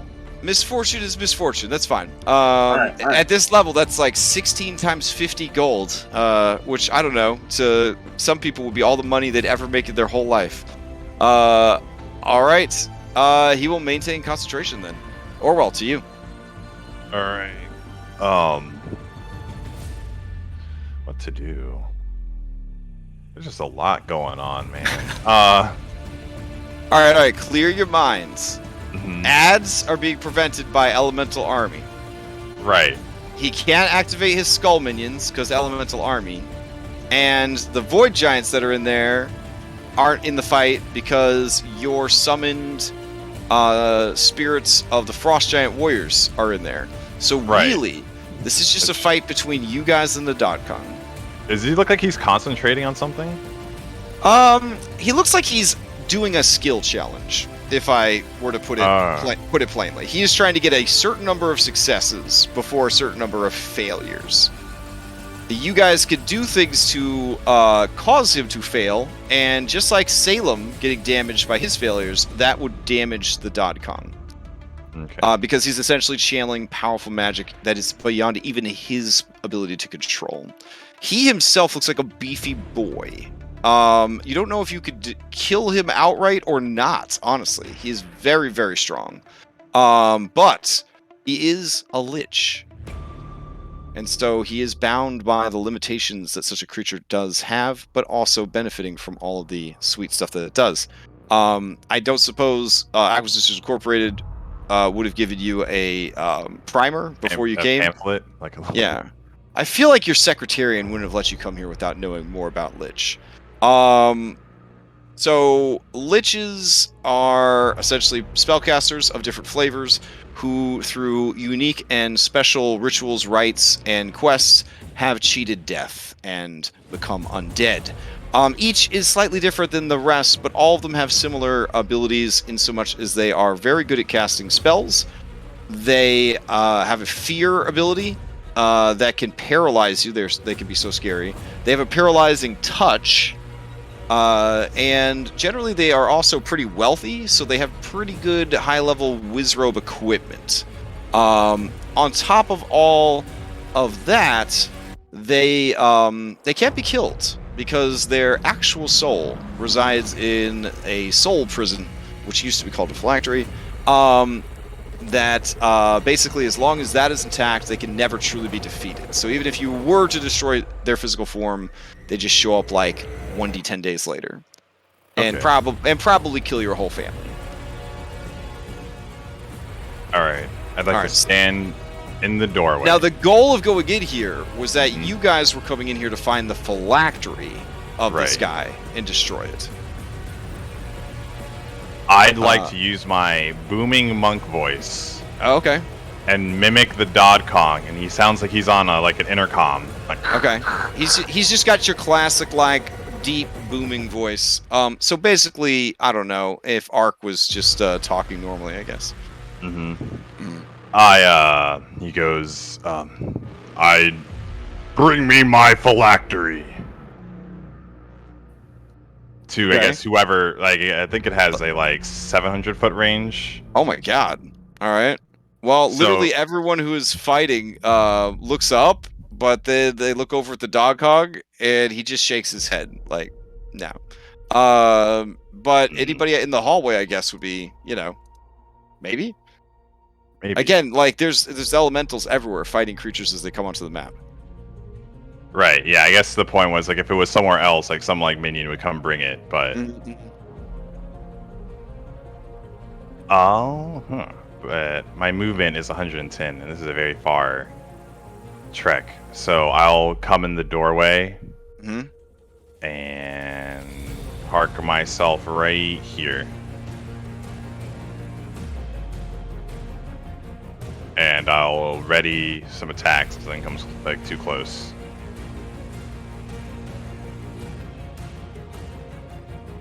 All right, are you on the ground? I've learned this lesson. So instead of that, I'll try to float on top of the landing over here. Just run up unless you could turn the walls into putty, then it's not really a. Because I could cling to the wall, I guess. We try to slow fall down the wall, but.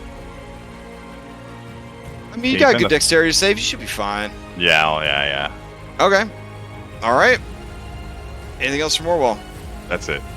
Orwell, give me a dexterity save.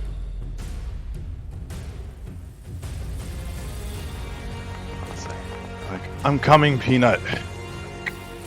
Yeah, that does it. You leap and extend your feathers, and then you just kind of use the feathers to Princess Peach slow fall, and you touch down just as the ripple effect ends and the floor hardens again. All right, Gyoza, to you. Before you go, Gyoza, Peanut looks over at you, and it looks like he's gotten beat up pretty bad. One of his tusks is broken, his eye is blackened, and he looks at you, and with his snoot quivering, he takes his snoot and he points up at the keystone. Gyoza, to you.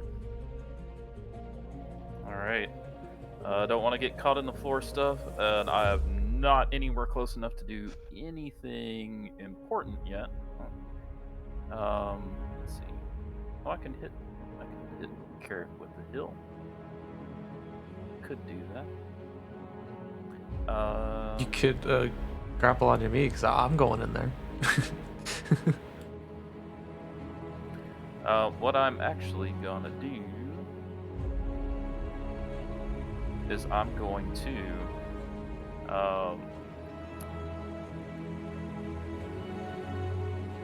I'm gonna move up here and then I don't want anyone just running out of HP. Yeah, I'll cast mass. Where's my spells?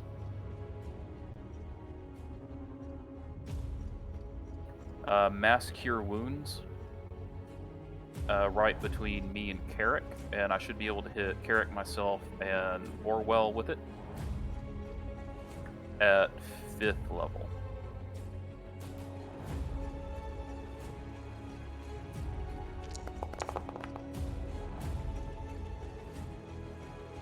All right, very nice.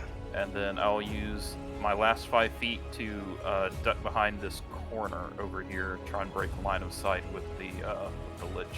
Okay. All right. So he's only used one Paragon action. Okay. Let's see what we got here.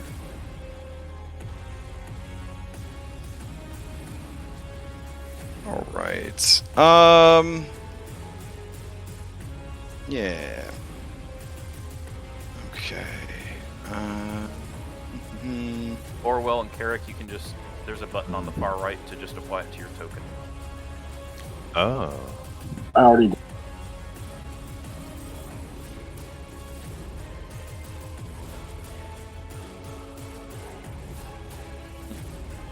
Oh, I see it. All right. He begins casting a spell with his Paragon action as your turn ends. Gyoza going once, going twice. Out of range, unfortunately. Okay. He is going to affect Stygius, Salem, Sergeant Karak Boragash, and let me hop into his eyeballs and see what he can see. He a big boy. Yeah. I think he can see Thunder out there in the hallway, but I don't know if Thunder's within range. Let's see. Oh no, Thunder is out of range.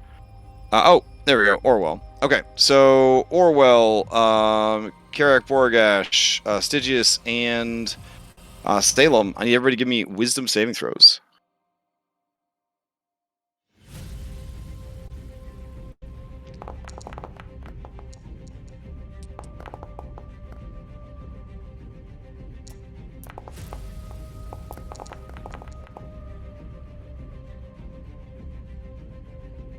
That key's a key point to reroll.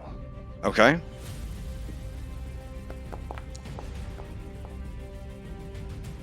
Okay. All right, locking it in. I don't know if I have another name inspiration. I believe I used the last one. Okay, yeah, we don't use them for rerolls anyways. Right, So, yes, no, my apologies. Yes. No worries, no worries. Stygius, you feel your physical form begin to change. Is that something that can happen to you? Again, 60th level characters, I have no idea. I'm not sure, but I am in the suit, if that helps at all. Nah, I mean, probably more focused on clothes. Alright, you are turned into an adorable little toad. Are you sure you don't want to make him a crab? I am quite sure, sir. Alright. So you are there's a little tiny froggo here. Harking back to season 1 SKT. So we'll just move you over there. And you're up in the air though, right? Oh. Yeah, which means I'll hit the ground. And that's a rookie move on my part. Way to roleplay a 20 intelligence character. Well done. You know what? That'll leave me on the ground vulnerable though. I guess I'll own it, yeah. So you fall to the ground? How far are you though? He's only 20 feet. A frog has 3 hit points though. So yeah. Unless we roll 2 ones. 2 ones. No. You frog form splatter on the ground, and then revert back to yourself, but you are going to be prone and on the ground as we go into Sergeant Karak Boragash's turn. Alright, I'm confused. So I roll the D10 to see how I respond, yes? D8? D8? Okay. It's a D10 on the confusion status. Oh.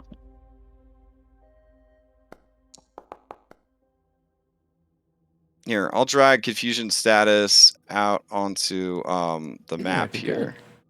Right next to you. Alright. So, with an 8, you use your action to make a melee attack against the closest thing. You need a 9 or a 10 to act normally. Alright. So I assume you just start beating up either the skull that you're riding on or the stone elemental. Yeah, I'm just gonna hit the skull. Okay, fair enough. They're non-combatants, just background stuff, so that's just kind of your turn. Go ahead and give me a new save to get over the confusion. It's an intelligence save, the DC is 13. Okay. Because it's 8 plus your proficiency bonus. You said it was a wisdom or charisma save? It's intelligence. Jesus, intelligence. Alright. That's what I'm lacking tonight. All right, you did it. So you're no longer confused. You are currently up above the ground because you're riding on this floating skull. But that is your turn. As your turn ends, Dodkong's going to sink a third Paragon action into trying to trap and possibly kill Stygius. Stygius, give me a dexterity saving throw. Yo, yo, yo. And Salem, you're still on the ground, right? Yes. Okay, give me a dexterity saving throw as well. It's a 20-foot radius.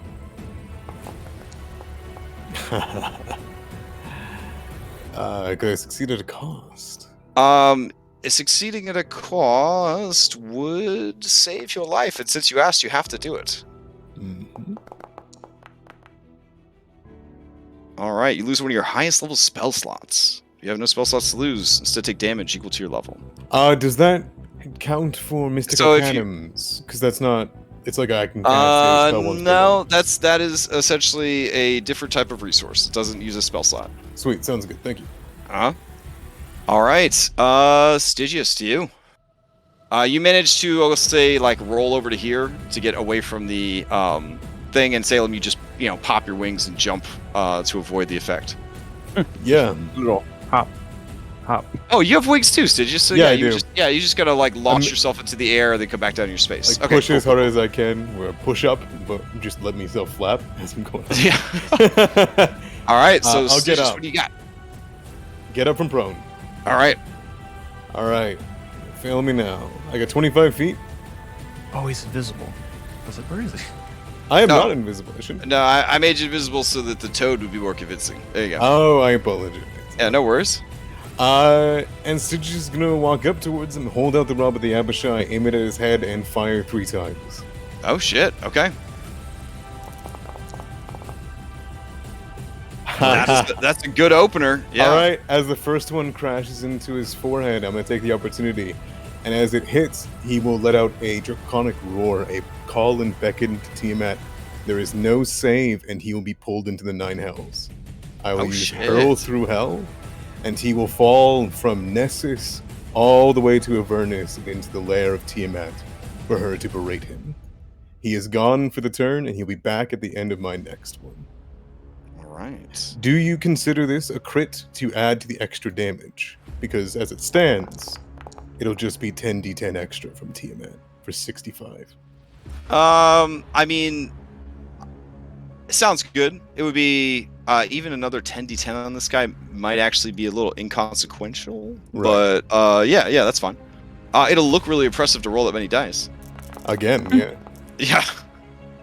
So it'll be 76 plus 65 plus 20 plus 9. not hex damage. Oh, no. Well, he Plus- doesn't take this damage till he get back from hell. We don't know what's going on in hell yet, right? Or did you just roll it anyways? That's fine. I'll record it for when he returns. Exactly. All right. Okay. So he disappears. I'm hoping that makes him lose connection. It does. As he disappears, so too do these tendrils of magic. In fact, these tendrils of magic begin to wildly just sort of latch on to anything nearby. And as they do, you see creatures just being unmade, their intestines erupting from their bodies as tentacles, their mouths growing and consuming their bodies. Just all sorts of horrible body horror, far realm shit is going down here. Enough of this. This is our chance. All right. Anything else from Stygius? No. Thunder, to you. All right, I'm gonna fly in there. And where is this guy? And then, yeah, we'll move dash, and then get. He's sort of over here, I think. Yeah. That's where we're gonna go. There. Another 70 there. And then, I'm gonna see that orb up there. That looks important. Under the orb. Move action and then bonus action. I'm just gonna do a little prayer. I'm gonna say, Storm Lord, I entreat you one last time. Give me the strength to end this madness and save Faerun. I'm gonna hold up my spear and call for King Hekaton's aid and start my rage as another. Oh shit. Okay. You hear a voice in your head. It is as though 5 women are talking almost in sync, but ever so slightly out of sync. And you say, and the voice says to you in your mind, Thunder, I don't know about a Storm Lord, or a foolish king. But I know you have a debt to repay. And the time to repay it has come. And you feel the brand blaze on your back. And you know that you can now breathe the breath weapon of an ancient blue dragon. Sick. Yeah, so yeah, he's filled with electricity. His power is overwhelming. I'm gonna say I'm probably 30 feet up, and then I'd like to breathe it at that pearl up there. All right. Let's see. Your breath weapon is a 10-foot wide, 120-foot long line of crackling lightning. It does 16 d10 points of damage. All right. The orb cannot make a dexterity save, for it is just there. So go ahead and give me that 16 d10 points of damage. 16 d10. 1, 2, 3, 4, 5, 6, 7. That's too many. 16. There we go. All right, and as you bellow forth 102 points of lightning damage, you let loose a loud draconic roar as the remnants of the breath weapon crackle through all your feathers and discharge down into the ground. You feel that the mark has left you, but that you are blessed. So you can toggle on the bless effect. And you see a small crack appear in the orb. Oh yeah, it's movement, action, bonus action, do that. I'm done. All right. There's no Paragon actions happening now. Somebody's in hell getting his butt spanked. Salem, you. Yeah. Oh shit, Dom did you dirty. In chat, he said Zapdos used thunder. Ooh. Damn. I was thinking like the Wait a blue minute. eyes white dragon one. Hey, Zapdos, one of the all-time greats of No, I that's am cool. going I'm to- loving it. Yeah. Yeah. I am going to I hope fly. I get that bless that Sidious got that another week. Tiamat's blessing's pretty good. I fly 120 feet this way. All right. That was my dash.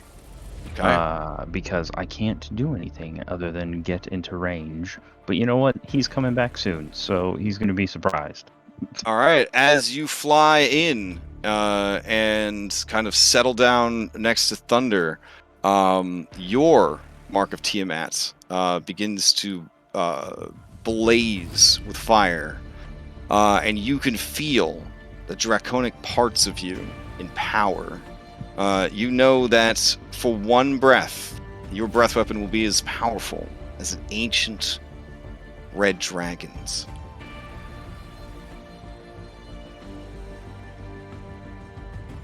Can't use it right now because I had to use my action to dash. But you have one charge of an ancient red dragon's breath weapon. So it'll replace my roar with that. Or I just have a charge. It's just like a consumable item essentially. Okay. All right. Yep. Cool. All right. In the meantime, the mark burns and blazes painfully, and a voice in your head says, "What you are and what you represent mean nothing to me. Fulfill your obligation and go about your business." All right. Back down in hell, you hear the sound of a stony hiney being slapped. Orwell, to you. All right. She just pull up them robe of the Magi and just starts going to town. I'm a little jealous, honestly. Nice. All right. All right. Orwell's gonna jump onto the back of Thunder. It's like throw me, and he's gonna. Oh, sick. Oh yeah. So you step with the winds, you like double your jump. Yeah. Just once when you jump up to me, and then I'll swing you around right up there. Hell yeah. Should I make a strength check for this or? Or you don't have to. I mean, I mean, it'd be dope if you did. Yeah, I Go want for to. it. You have advantage because you're raging. Yeah. All right. Thank goodness. All right. Yeah, 21. You launch him into the air like a paper airplane. all right. I don't know what dragon nonsense is going on down here, but Orwell's just gonna. You're in a concordant yet different campaign. He's just gonna whatever like flying kick he could do. Like he's getting thrown at this pearl. Oh, very nice. Okay. Let's see. Do you want to take, since Pokemon's on the mind right now, do you want to take the Pokemon High Jump Kick Challenge? Oh yeah. If you hit, it will be double damage, and if you hit and it's a crit, it'll be quadruple damage. But if you miss, you'll take the damage from the attack and fall 60 feet back to the ground. All right, sure. If I can. Wait, do I have hex? Is that only one? Can I do that once? Can I only hex this once? Yeah, once per rest. Once per rest. Okay, I'd say never use mind. inspiration though on this.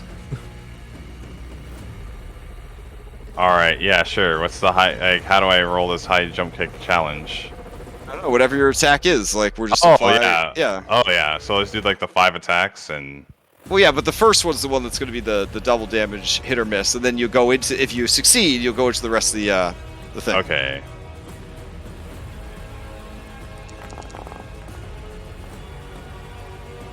Very nice. All right. So yeah, you connect, dealing double damage to the orb, and unload the rest of your attacks as you soar over Peanut's head. Despite his delirium, he sees you and he remembers the most emotional thing he's ever seen in his life. When you got to fly for reals, not like that kite fiasco, and a tear rolls down his snoot. All right, whoop the shit out of this beach ball. 1, 2, 3, 4, 5.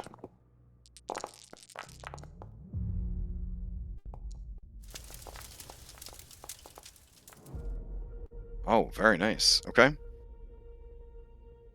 All right. Let's see. Let me check the AC on this thing. The 21 hits, the 28 hits, the 18 hits. The 16 is close, but not enough. The 12, not even gonna happen. The 15, close, but not enough. Would you like to succeed at a cost? Oh yeah, for everything. All right. Hell yeah. Here's 2.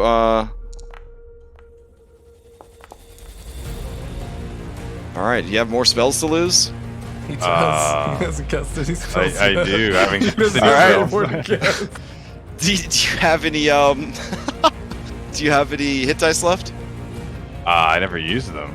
Oh wow. Okay, yeah, then you lose a hit die. Fantastic. All right, give me 2 fresh damages for those last 2 attacks. Okay.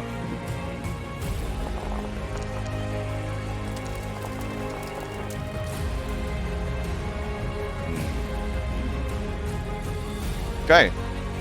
So 43, 56, 66 damage total. Holy shit. Not bad.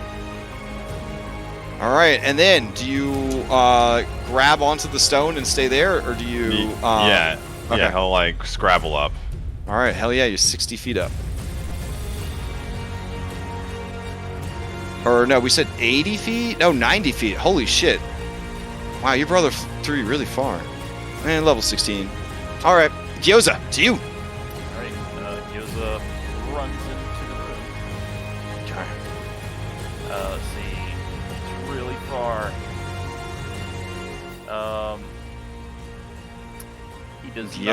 He does not want to be on the ground if this thing comes back. He will.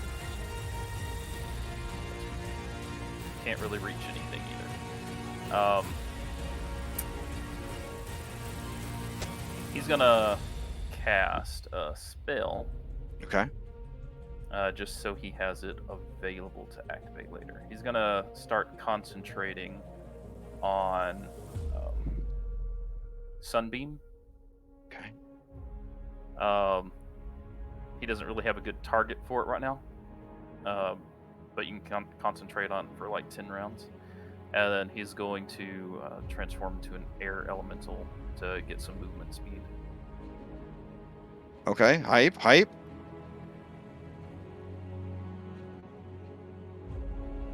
You just turned into an attack helicopter? All right, as you do so, and I guess shortly, right as you're beginning to change, your mark from Tiamat would flare up, and Tiamat speaks to you very briefly and says, "Our time together is almost at an end. You've always been the most pragmatic of your fellowship. Finish what you started. Let the world of Tyrell can rest and wait for my return." And as you begin to transform, you, at your discretion, instead of an air elemental, could turn into a chromatic adult dragon of your choice. That's pretty dope. So, yeah. Chromatic. What are Claw Illuminatar? Yeah, I guess so. You want to go green? You would you would retain full spellcasting capabilities. Yep, let's do that. Oh, Okay. All right, let's see what we got here. All right.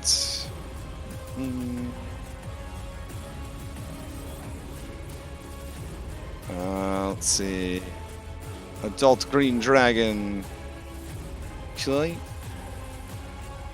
And assigned to you.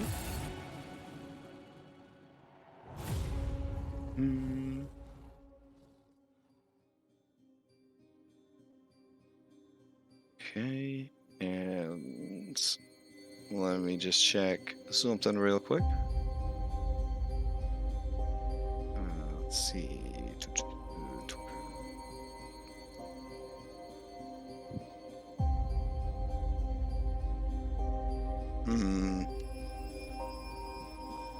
The green dragon I have registered is lame. It's very important that we hold on a second while I grab you a cooler green dragon.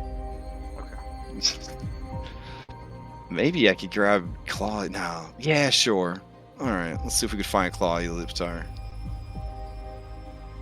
She's in the Wayback Machine, man. From like roll 20.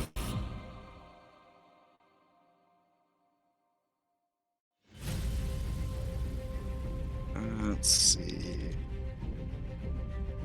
Yeah, there's like this terrible loading screen that's just like like the game's like just got this thing like just grinding constantly.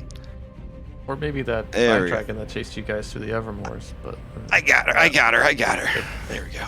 Is Orwell giving enough space where we can attack this orb, or is he like riding it back and forth? I think he's up there kind of juking and jiving with it, maybe? Does that sound about right? Yeah, this thing is like at the top of this like structure, and it's like floating near it. It's like he's not on it, like, but I mean, he's in like attack range of it. But there you go. There she is. Hell yeah! All right. I'm gonna move an additional 40 feet then, because I got 80 feet now. All right. I'm gonna fly up and let's see, 80 feet. What's the range on this? Oh, 60 feet. Okay, what's the range on Breath Weapon? Well, I already said I was using my action to cast that spell, so I'm just holding it. Okay. It says I don't have enough range to reach anything yet. If he shows back up,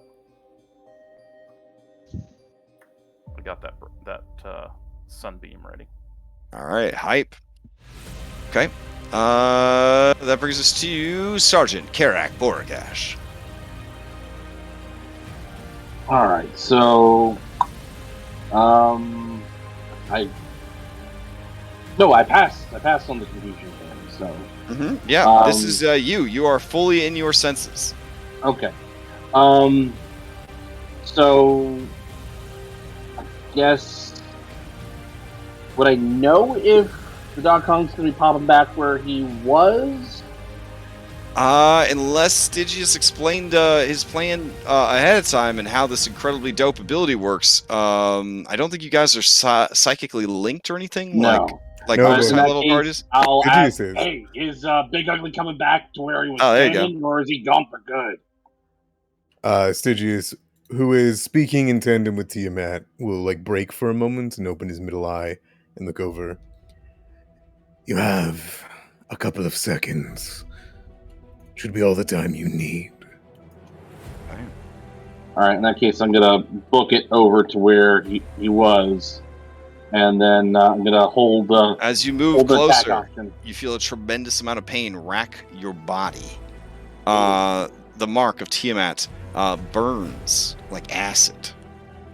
A voice in your mind, 5 female voices speaking slightly in unison, slightly out of unison, says, "Old one, you always fight, and you fight well.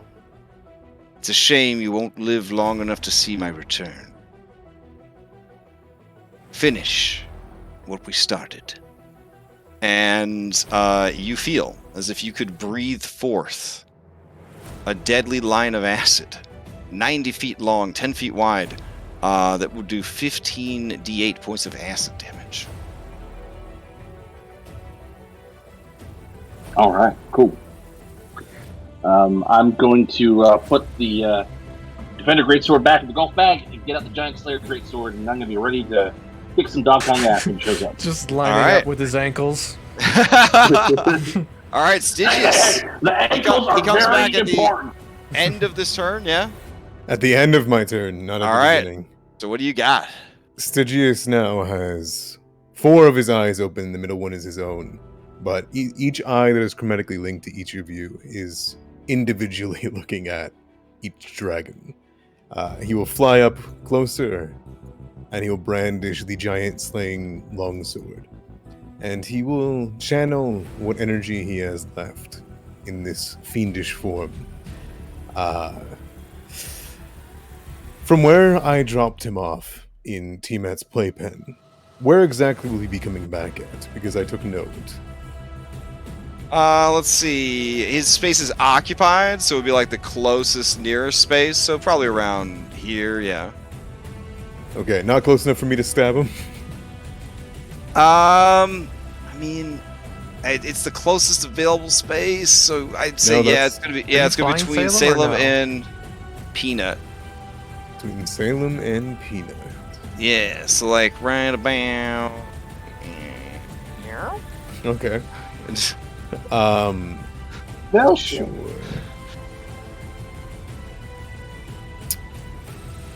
In that case, man, I'll just dash. Okay. In front of the portal and grab Peanut. Oh shit. Because okay. I can't target objects with the blast too well, so I'm just gonna grab him. And wait, with your Eldritch Blast? You blew up a wall with that, man. Jeremy Crawford did. Right. Yeah. Jeremy Crawford didn't find out. It's okay. All right, fine. I'll raid action to blast him as soon as he can. I'll never die. All right. Okay, then he reappears and you blast him. Yeah, all right, sounds good. All right, he comes back, his robes flapping as if they were pulled up around his hiney, and he slams into the ground. He looks around and says, "What have you done?" As you begin firing Eldritch blasts at him. Let's see, the first one hits. The second one hits. The third one does not get through. You see a moonbeam burst into radiance. He makes a Constitution save. Oh, all right. So he's going to take half damage from that. And then he's damaged by these blasts. Nice. Okay. Right. That's it. It's the end of my turn. So. All right, he looks around, confused. He looks at you, Stygius, and he knows that you are the one that banished him, because you taunted him the whole time he was gone. And he was gone for quite a while, because time passes differently in the planes. He looks startled to be back, relieved to see the portal is still there, but seeing all his work being unmade, he is shook. When he looks up and he sees Orwell dancing around the orb and the damage to the orb, his face is stricken. If he had enough facial mass, you would say that he is feared for what is happening. So I'm not close enough to hit him with the sword, but could I release the breath weapon on him? Yeah, if you want. All right. You said it was 10 foot wide? Yeah, so you could just breathe it right between Salem and Thunder. Yeah, let's do that. All right. Go ahead and give me, what was it, 15 d8s.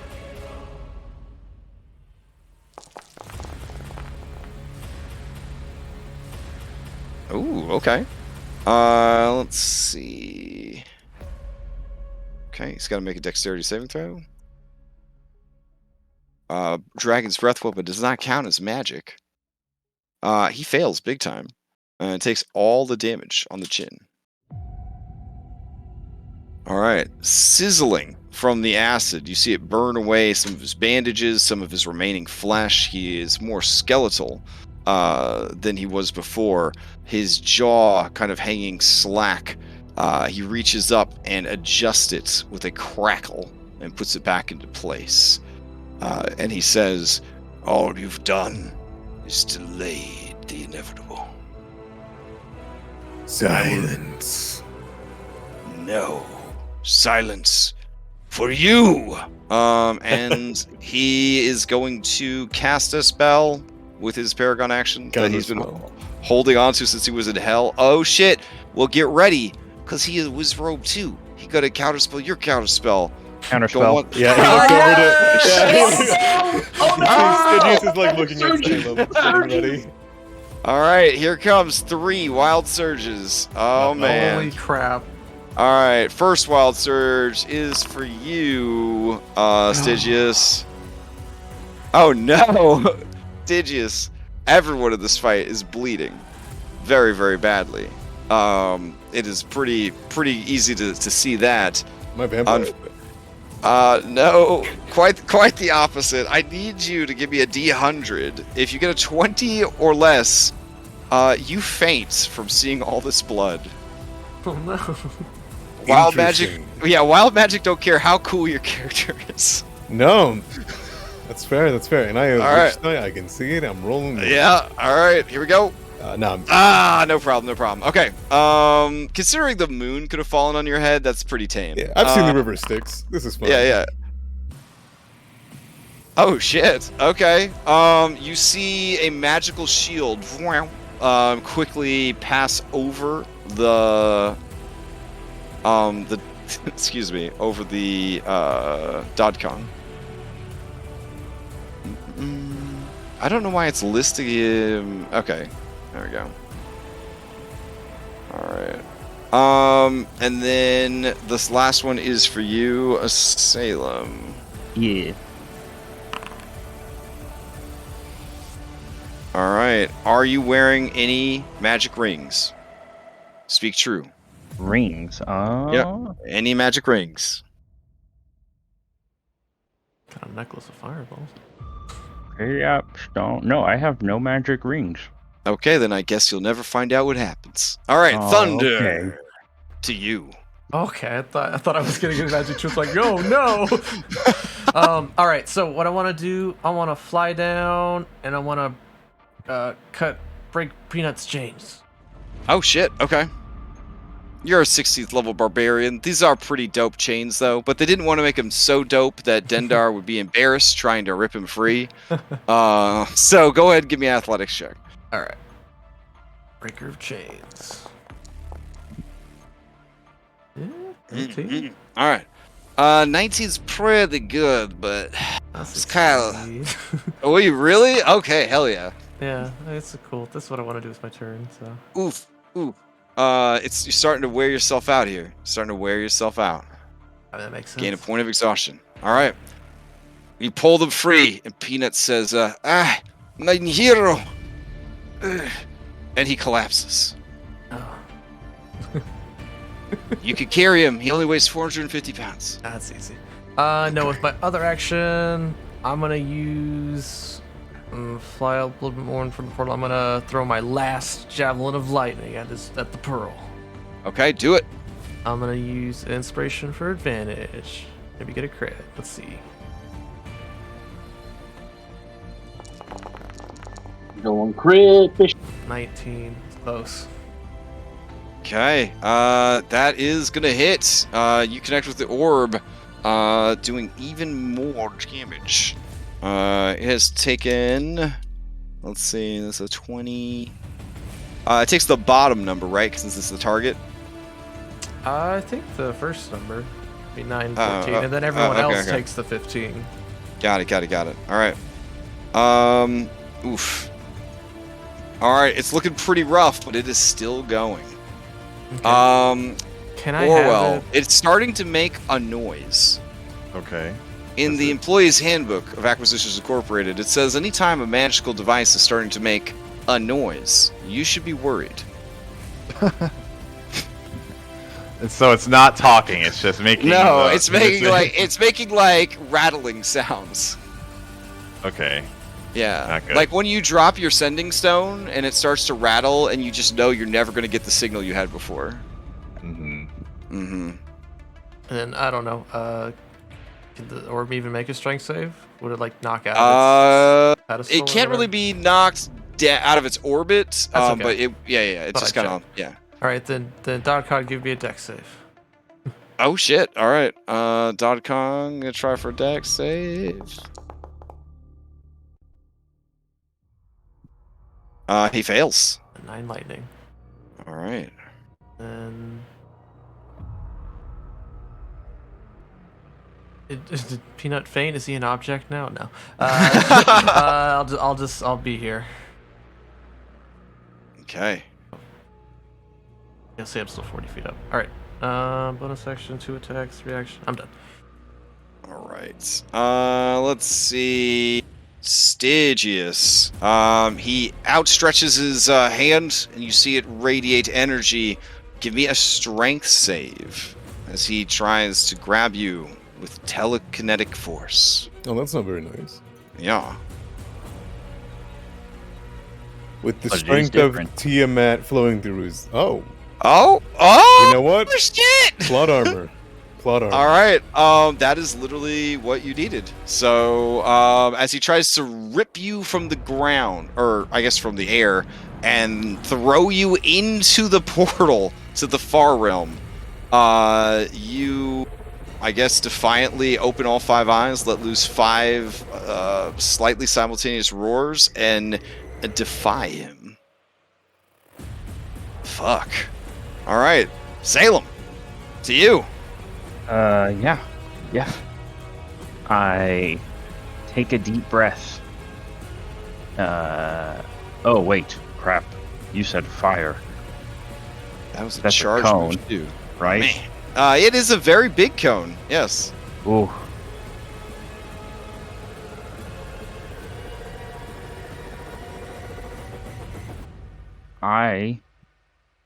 How high up is this thing? 90 feet. 90 feet. You just fly over his head and do it. Oh yeah, I could. You don't even yeah. have to leave. You don't even have to leave melee with him. Yeah, The here's what I'll breath do. weapon is a 90-foot cone. I am going to fly directly. Orwell's a monk. He's got evasion. Are we talking about the dude on the orb, right? Yeah, that guy. Okay, cool. Yeah. That guy. All right, so I will do that. I will fly above All right. him. Mhm. 60 feet. Mm-hmm. No, you said the roof is only like 50 feet.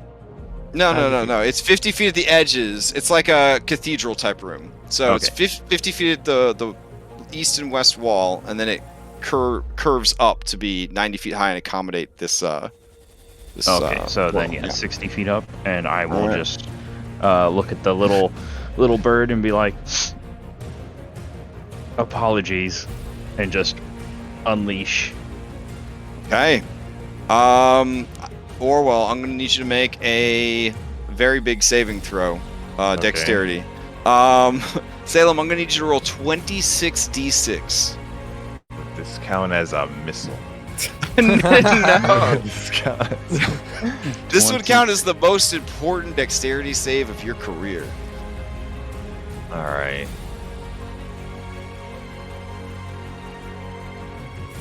I'm waiting for my computer to catch up. You know, Okay. actually, Acquisitions Incorporated manual was right, just in the wrong way. It's always right. It's just you don't realize how right it is until it's too late. 25 is enough. You will take no damage from this attack.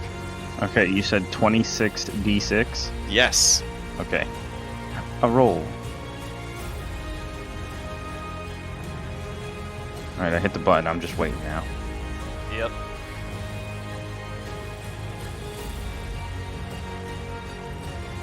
Server's thinking about it. Yeah, it's like that's a lot of dice, yo. It's like, all right.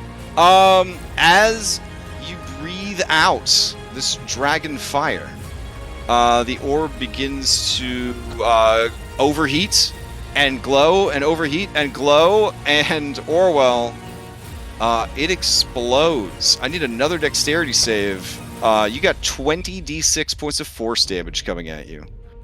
All right.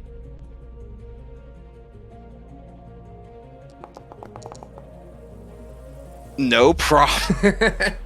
Fucking evasion. Doesn't even make sense. All right. his arms protect him. His astral arms. Oh, okay. All right. That's Astral very wings, anime. yeah. Very anime. All right. I love it. Okay. So your arms appear, block the fire. You start to let them dissipate, and you see this thing about to explode, and you double down on them, and a second and third set of these winged arms appear and form like a cocoon around you as the keystone explodes. As it does, the portal closes. The Dodkong cries out, drops to his knees, and is bloodied. He looks around at all of you, and his dead face shows nothing but hatred.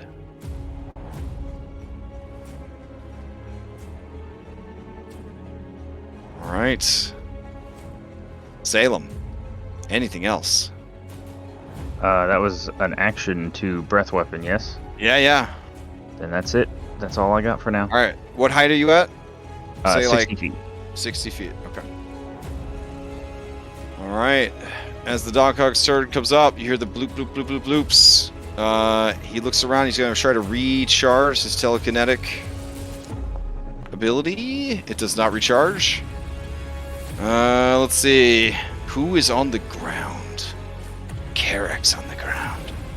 But this hateful creature right here, this disgusting lizard, he approaches This you. wannabe dragon. And at the end of the day, giant gonna be giant. He raises his staff and he prepares to bring it down in a crushing gesture upon you. But first, with his other hand, he reaches out to touch you. Alright, here we go. Is this a spell? No, this is literally him touching the dude. Oh, okay. 25. Is that gonna hit? It will. Alright, you are paralyzed by his touch and begin to turn to stone. At the end of your next turn, you have to make a Constitution saving throw, and if it is unsuccessful, you will be petrified. Stygius will start to smile. Alright. Oh yeah, because you're immune to critical hits, so, you know, the paralyzed part doesn't really help too much. But here it comes! He's going to hit you with staff. He going to bonk. Yeah. He bonk. He actually just looks like he's ready to go to rest. He's just Yeah, helping along. yeah, for real. What? 24, because paralyze. Mm-hmm. All right, and he will bonk one more time. 25. And this is a magical weapon. Like a child, lost his toy. Damn. I never want to date and break up with you because it feels like you would be a very mean person if you wanted to be. Because man, my NPCs get counseling after every game I play with you. How much all right. damage total is that? Oh god, let's see. 58 from the first bonk and 44 from the second bonk. All right, I think he goes down, but he just looks shit. fine. Actually, does he go down? Is he? He's at 0 hit points. I'm not sure if. Yeah, I mean, yeah, you want him to go? Yeah, okay. Sounds good. All right. And he looks down at you. He is not satisfied yet. As his turn ends, Orwell, to you. All right. Orwell's gonna jump down to Peanut. Okay. He's gonna be like, "We did it, Peanut," and he's gonna get him out of here. He's gonna lift him up in the astral wings and zoom him out of here. Oh, all right. So you strategically dipping for with Peanut in case there's another huge explosion or something, like a Metroid-esque city falls into the earth forever. Mm-hmm. Like I was gonna put him over here. All right. Yeah. Not foreboding whatsoever. All right. Let's see. He looks down at Stygius being turned to paste, or not paste, being turned to stone.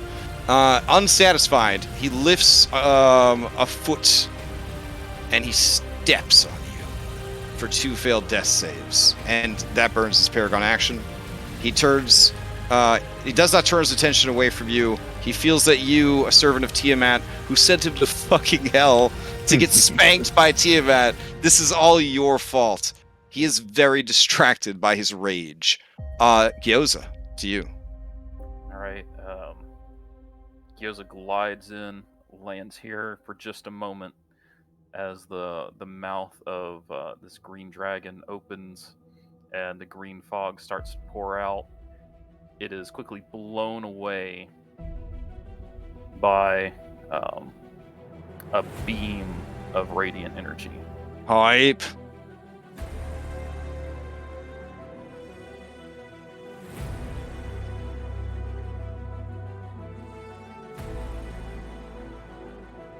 Is it one of those things where you ask this? Oh, there it goes. All right. All right. He's gonna try to make a Constitution save. He has spell resistance, so he does make advantage. He's undead. Oh shit! Yeah, he fails. It's blinded. All right. Oh, you blinded a spellcaster? Ah, okay. All right. And then jumps 5 feet back up into the air, so I'm not touching the ground. Right. Dope. And he can't make reaction attacks because he is blinded. All right. All right. He is going to use as a Paragon action. He's going to burn a reaction and a Paragon action to use Paragon defenses. He tears at his own eyes, rending the mummified flesh, and tearing free what was left of his physical eyes. In doing so, he does 100 damage to himself, but removes the blind condition. Some succeed at a cost. Yeah, I'm kind of into it. I love the idea of these really strong bosses being able to shrug off stats effects, but I don't like that there's no penalty for it. I think so it I've started. be all effects, not just one. I've started adding penalties for when they strip themselves of effects. So, well, they get all effects at 33% health and 66% health or whatever. But if they need it clutch, I'm starting to give the really strong bosses the ability to do that, but they kind of fuck themselves up in the process. All right. So Yozu, you just did 100 extra points of damage essentially. And yeah, he looks around. His eyes are now two glowing motes of white light. Sergeant Carrick Borgash, to you. All right, I'm going to run up to him. How tall is he? About 20 feet tall. Well, I can leap. Right. I would like to hack at the arm that is holding the that staff. See if I can't lop off the arm or the hand, so he drops it. Okay. And I will do so recklessly.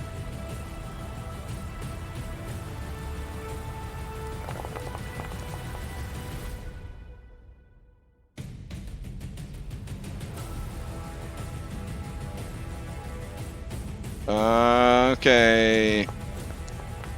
Ooh. So you could, according to DMG page 271, you could use a weapon attack to knock the weapon from his grasp. Your attack roll would be the DC of his strength athletics or dexterity acrobatics to hold on to the staff. Or would you prefer to dump damage? When you say dump damage, just I'm saying, you hit him and do damage, but don't knock the staff away, or we turn it into a disarming attack, and there's a chance he might actually drop it. But you're attacking the weapon, so he wouldn't take any damage. So it would be like, do you disarm him, or? Yeah, let's try that. Okay. DC 26.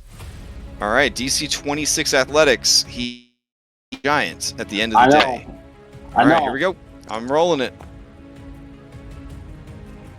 He didn't do it. All right. Let's see. Do you have a free hand to catch the weapon? I don't, because it's a great sword.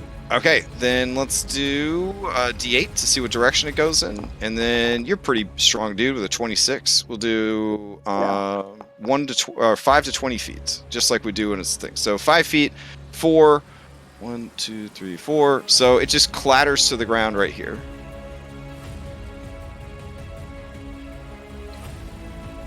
Ooh, Oh, there's somebody nearby. I'm gonna like stand right on top of it. Okay. Oh, like stand on it. Oh, okay. That's hype. That's hype. All right. And I'm just gonna keep hitting him. Okay.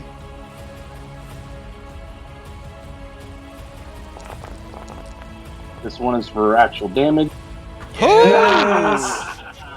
Oh man, he's got to make a strength save to avoid getting knocked prone.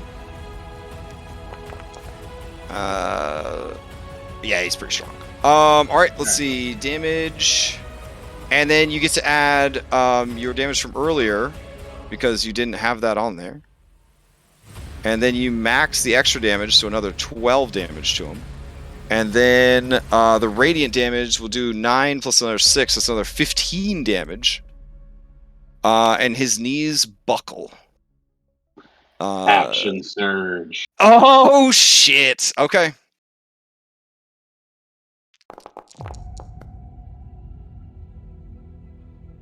All right. Here's another strength save. That is definitely a big hit. Oh shit! Oh, just barely. All right. Needs a 1 or 2. Only a 10% chance to drop him, but still, more damage. And then.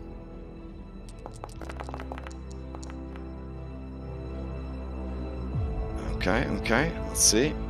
10% chance. No. All right. Sergeant Carrick Borgash, how do you finish him? I wonder how Carrick finishes. Did I hear you correctly that I got him down to his knees? Yeah, that's true. He's on his knees. All right. In that case, last blow, I sort of like Babe Ruth, lining up that home run. I aim for the throat. Just do a full spin. Head lopped off. All right. Woo! His head falls off and rolls away. his body, still animated, slowly reaches up to touch the stump and slowly reaches out towards the head that, as it rolls, turns to stone and then to dust. His body falls, turns to stone, shatters when it hits the floor, and also turns to dust. And that dust swirls up, and the camera pans over to the stone that is taking over Stygius's body. Stygius, Constitution saving throw.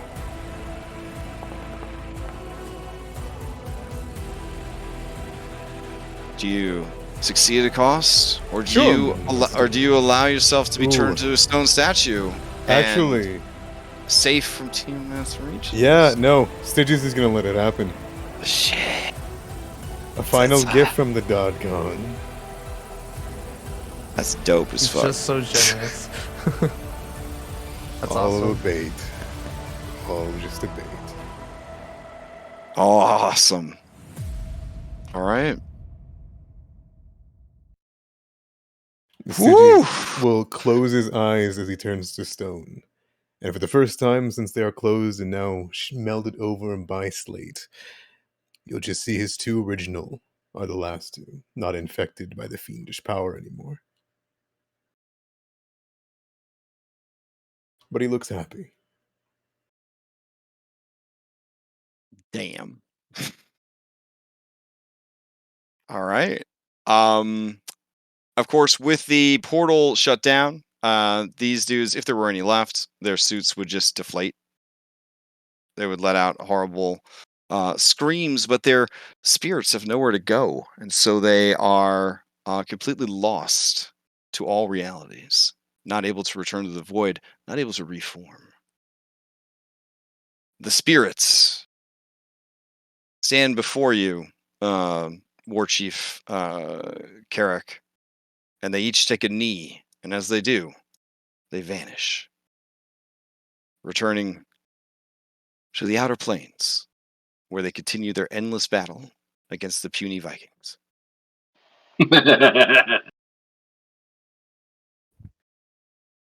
Oof. Well done. Well done, everyone. Holy shit. All right.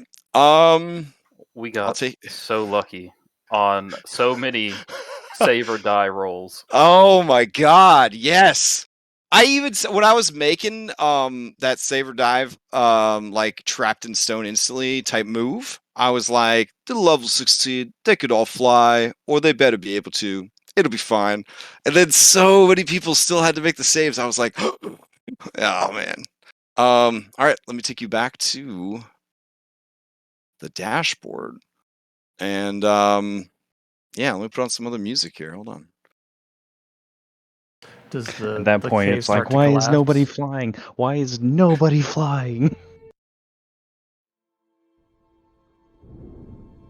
Oof.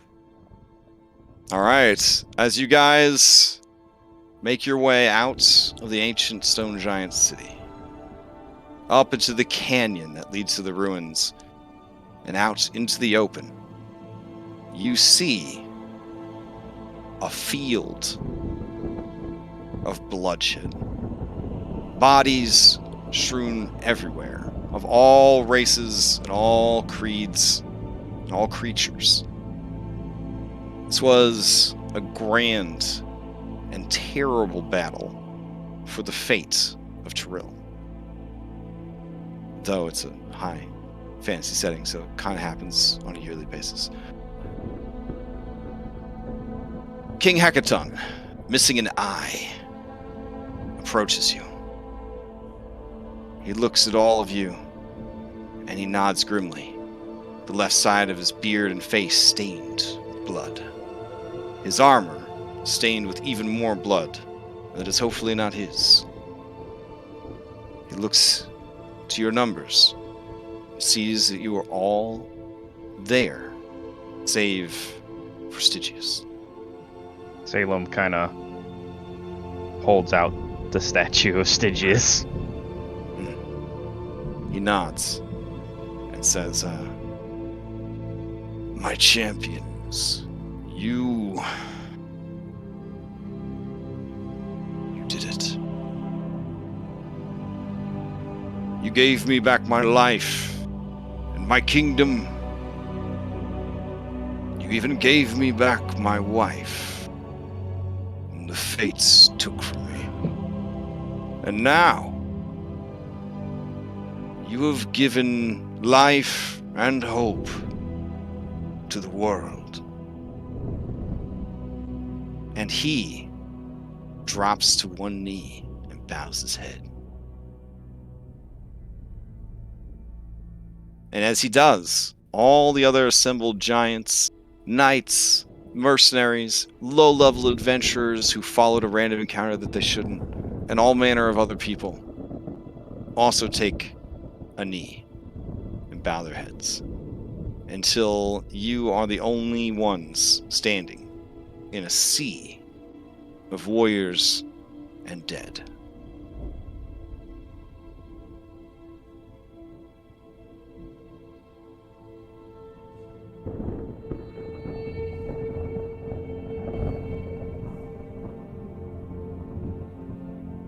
Time passes, and he slowly stands.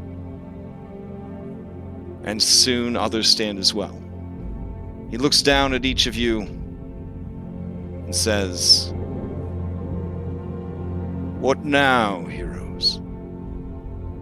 What is left to be done? Or will you finally take a well-earned rest?"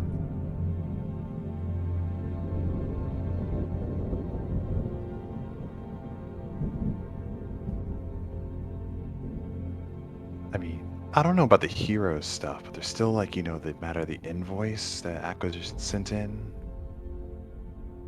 He furrows his brow and he says, I don't handle any of that paperwork stuff. I handed that off to my daughter. It's fine. The throne of King Hekaton is good for us.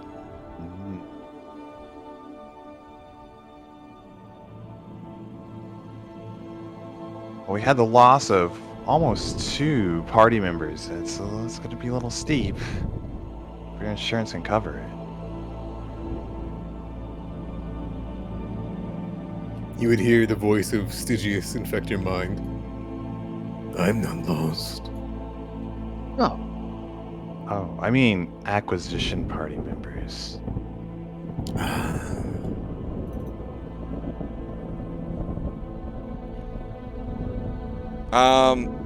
King Hekaton sighs and points to a beautiful giantess who is also blood-stained and tending to the injured and dying, and says, "Go then, speak to my daughter. She will attend to your needs. Not all who wield a blade and fight a war are honorable."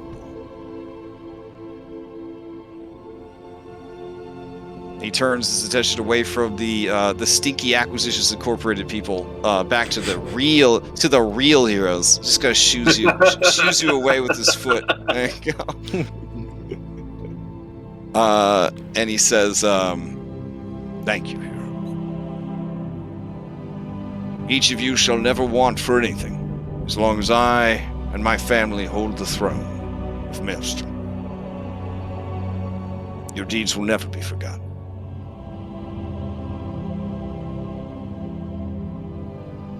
Okay. Salem, a small person approaches you and says, "Hey, did you see my cousin in there?" Oh, right. Yeah, I reach into like my main where he was being stored and pop him out. Oh, okay, nice. Let's see. This old dude? Yeah. She laughs and gives him a hug, and then she looks and sees your Stygius collectible statue, and she says, "Whoa, how much? How much for the statue? I love it." Oh. No. It's one of a kind. It's not really for sale. What do you mean? I mean, Come on, everything's got a price. That would look great in our living room, right? They look great. It looks Yeah. just like that dragon guy you hang out with. But see, there's also like I've got a really nice spot in my temple that I was gonna put them. You're welcome to come and hang out with it whenever you like. Do we just hear like a faint mental scream of that? Oh, okay. Oh, yeah. You know what? I'm going to pretend that it's the real Stygius. And we're going to have tea parties. We're going to hang out. I'm going to tell him all my secrets. Yeah, and that's then fine. I was gonna do the Yeah. same thing. Salem, I will break free if you put me in the temple. I mean, it's a nice temple. I will I'm not be- even joking. It's a legit, really nice temple. The people were really nice who built it for me. So, Let me see. You could mint him and sell him on the blockchain for tons of cryptocurrency. oh my are god. you? Oh, also at that point, you see coming out of the ruins, you see a small kobold who is small only in size but big in attitude. He is riding on a robo dog, but the dog looks like it got got its shit kicked in. Next to him is a Yuanti with a 40-foot long tail. They seem to be talking. They seem to be talking amiably, and you overhear the conversation as they walk past you towards Orwell, and I guess Peanut. And sorry, the Yuanti says, "Yeah, that was the whole plan. Like I double-crossed you to double-cross them. It was a triple cross." And the kobold says, "I never had any doubt. I knew that was the plan the whole time. We couldn't tell the others because you know how they get with plans." And then the Yuanti says, "Oh yeah, something like Ishmesh," and the two of them chuckle as they head off towards their allies. So listen, Rusty, I thought. And Rusty says, "Hey, this isn't our adventure." And then you guys are done. All right. So over here, He pulls out a small remote, and an airship comes down and picks him up, and they head out. Yeah. Double So- espresso. tell me, each of you, what is the epilogue here? What's the takeaway? What you shut down 4 clans of giants. You brought peace to the realms. You saved the world of Tyrell from being consumed by the void. What is the after party here? Because I could tell you, unless there's some crazy level 20 battle royale event in the future, my time with these characters is done. So I must know what happens to them. Round robin. Yeah, sure. All right. According to this, Stygius, you're up first. So Stygius, as fun and as interesting as it'd be to be stuck in a temple to another god, he's kind of done with the whole religion thing. Oh, fair.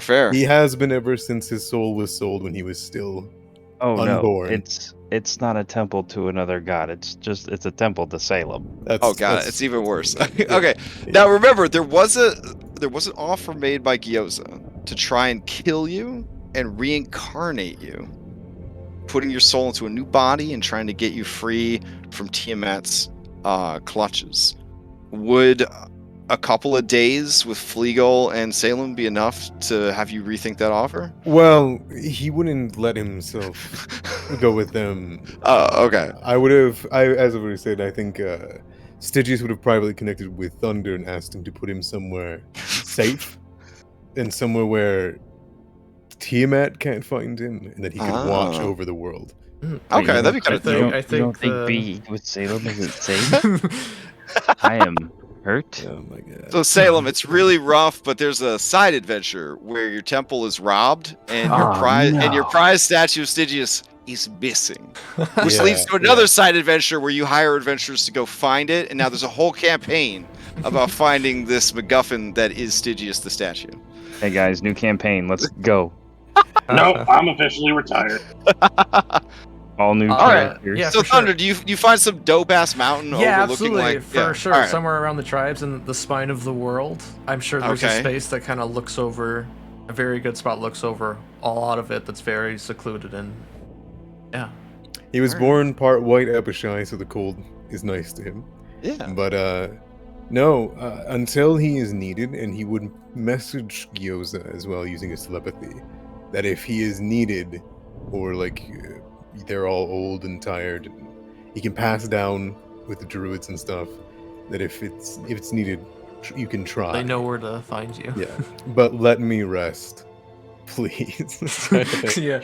No, I think that's awesome. So, and it, like my people probably even could kind of visit you every Exactly. once in a while. Yeah, it's like Yeah. some crazy kind of structure on top of a mountain. Oh wow! And considering how relatively short the Aarakocra lifespan is, that's going to develop into a pretty awesome legend very fast. Yeah, Yeah. and he will.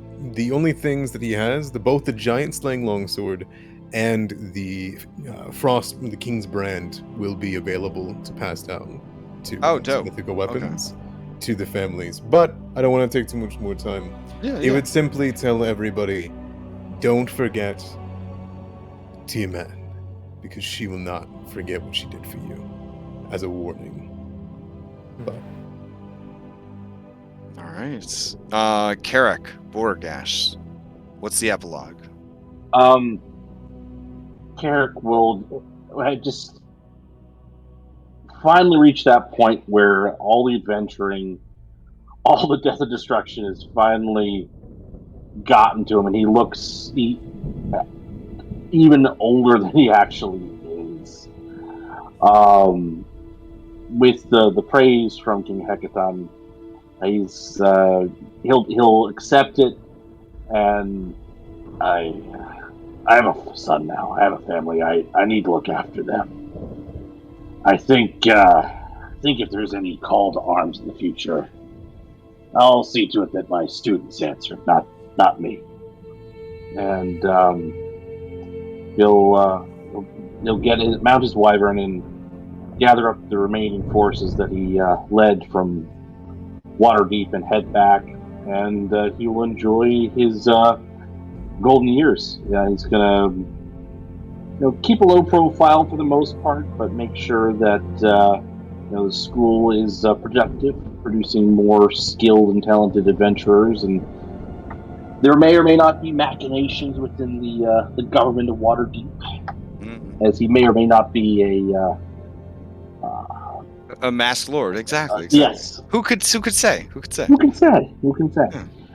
But he's going to do just that. He's going to teach. He's going to raise his son and enjoy what time he has left. All right. Gyoza, what is the epilogue of this grand story for Gyoza? Gyoza moves into a higher ring of the Emerald Enclave, where he doesn't really like being the face of anything, but he's going interplanar travel to the different planes of fire and earth with the ambassador parties, keeping watch over multiple planes to prevent incursions of unnatural types.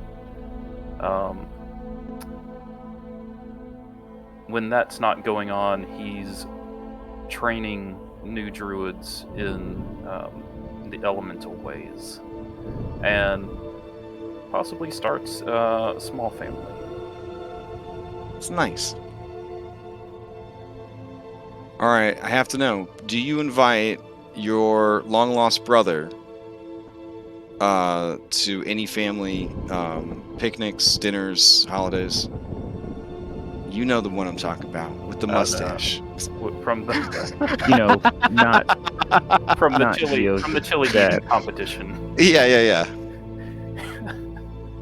Oh, you don't have to confirm it. I'll just always live not knowing, but that's fine. It's fine. There's some questions asked. Yeah, at the next family reunion. Magical DNA test. Fair enough. They use bears for that. Oh. Yeah. All right. That sounds like a really good. Not so much a retirement. It's definitely a dangerous life still, but a life of service. So that's good. All right. Thunder. All right, yeah. Definitely had an exciting few years.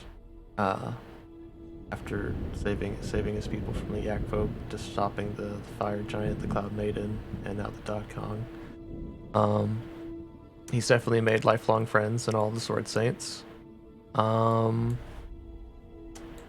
think he definitely goes back to his tribe to make sure to just taken care of. He definitely leads his people up in the spine of the world. He definitely visits Carrick also often Waterdeep. It's a little bit of traveling. Mm-hmm.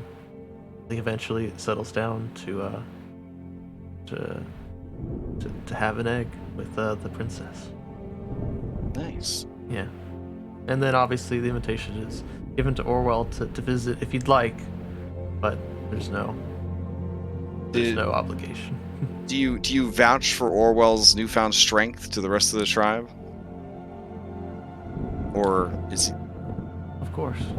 Oh, okay. Nice. You can see that he's left and found his own wings and returned to us.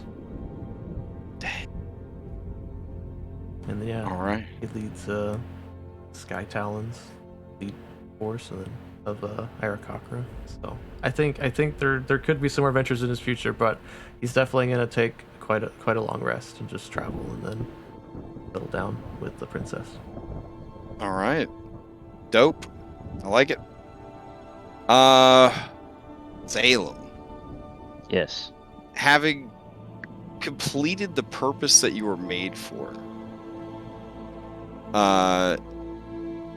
you were contacted by your patron, the World Serpent, and given a few choices. You can continue as you are on the path that you were placed upon. But now that the path has ended, what you are is what you are, and where you go is up to you. But they are also willing to return to you what was taken. And in that moment, you remember the simple life of being a cat. Just a regular cat. Hunting, being the best at everything, preening yourself, hunting some more, taking 20 hours of sleep naps a day, Knocking things off the shelves. showing people your butthole. Those were the simplest and truest parts of your life. But old magic flows where it will, and the will of the World Serpent flowed into that normal-ass cat so long ago. You can return to that life if you choose.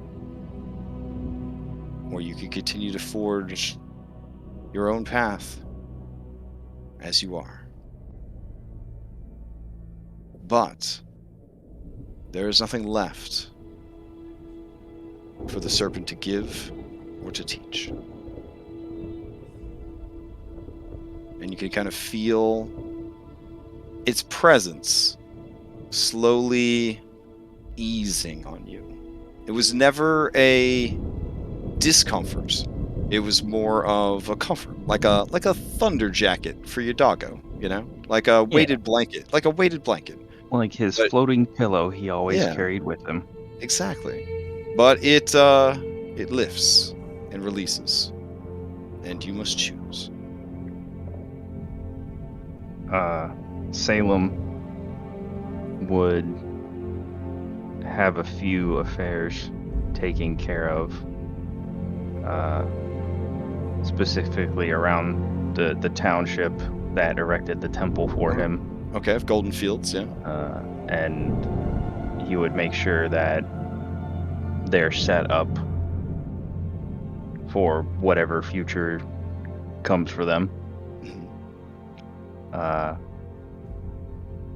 And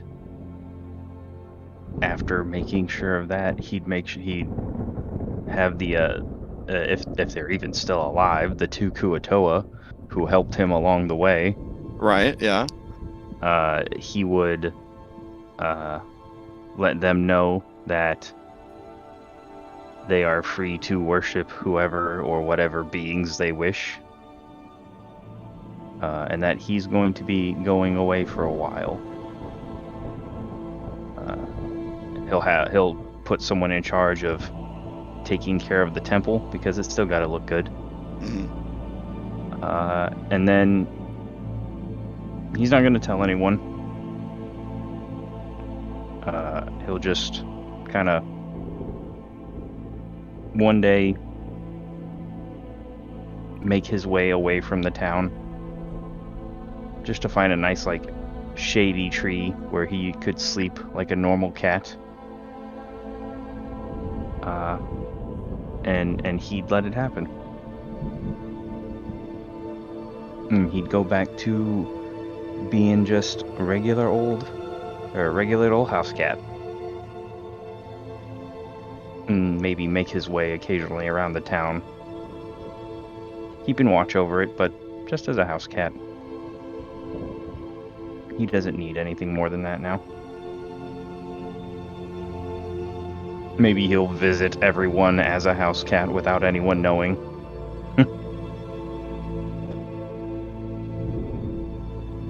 It's nice. All right. And with that montage of cutscenes of adorable but innocuous house cats kind of visiting each of the other sword saints and checking in on them, the camera sweeps up to a wide shot of Faerun and the iconic Sword Coast and the thundering clouds that move along the coastline. And that is that. Nice job, guys. Woo! That was great. Thank you. Yeah. That was awesome. Thank you. All right. Well, that's it. I'm gonna go get some sleep. Yeah, no. Oh, we did it. We finished it. I don't know if I can survive. I don't know if I can survive this emotionally because we end Wednesday. We end Rhyme on Wednesday. We end Skull Shackles on Thursday. I'm gonna need so much therapy. This is the first one to Why fall. do you need therapy? You have closure, right? And no, again, as a military kid that got into the hobby while I was a military kid, it was very rare to ever see a campaign to completion because I was always moving all the time. So with the technology to keep everybody together and all that, like I've been living my best life. Being able to like run campaigns from start to finish, it feels amazing. So thank you guys for going on this journey. And DLC. Even if The far DLC, beyond, yeah. taking it all the way. Well, honestly, in Witcher 3, come on, Heart of Stone, that's the best part of the fucking game. Just saying, Heart of Stone was the best part of the fucking game. So sometimes that DLC is good shit. Thank you guys Now the for crazy having thing me. is with the Kuatoa, like I was there when we picked them up. They're stubborn little cusses. I don't think they're going to believe in anything but Salem. So Salem may be going back to house cat, but I feel like another version of Salem is going to pop right back into existence. That's how Kuatoa work. That's how they actually spawn gods. That's right. Yeah, so there may actually be a not Salem added to the homebrew pantheon of the Sword Coast. If you wish to use Stygius in future Faerunian adventures, I think Ice and Draug would eventually find him. And maybe Oh yeah, up in the spine. That would be dope. Oh man, Could could take everything from the games so far and make, you know how they did like Mince and Boo's Guide to Whatever, which was actually a very good book. Yeah, it'd be fun to do like a homebrew Aftermath of Adventures guide to the Sword Coast. Like this is locations and NPCs and Crashgem's shit. guide to the. I mean, pretty cool. I mean, it has to be Camomile's guide. To the Oh, there but you anyways, go. Perfect. Yeah. But it'd be pretty. Yeah, that'd be pretty cool. All right. But I do need to get some sleep because I've been up since like 6. So, all right, night, guys. If you need anything, just hit me up on the server, and it was a blast. So, looking forward to the other games and the new games next year.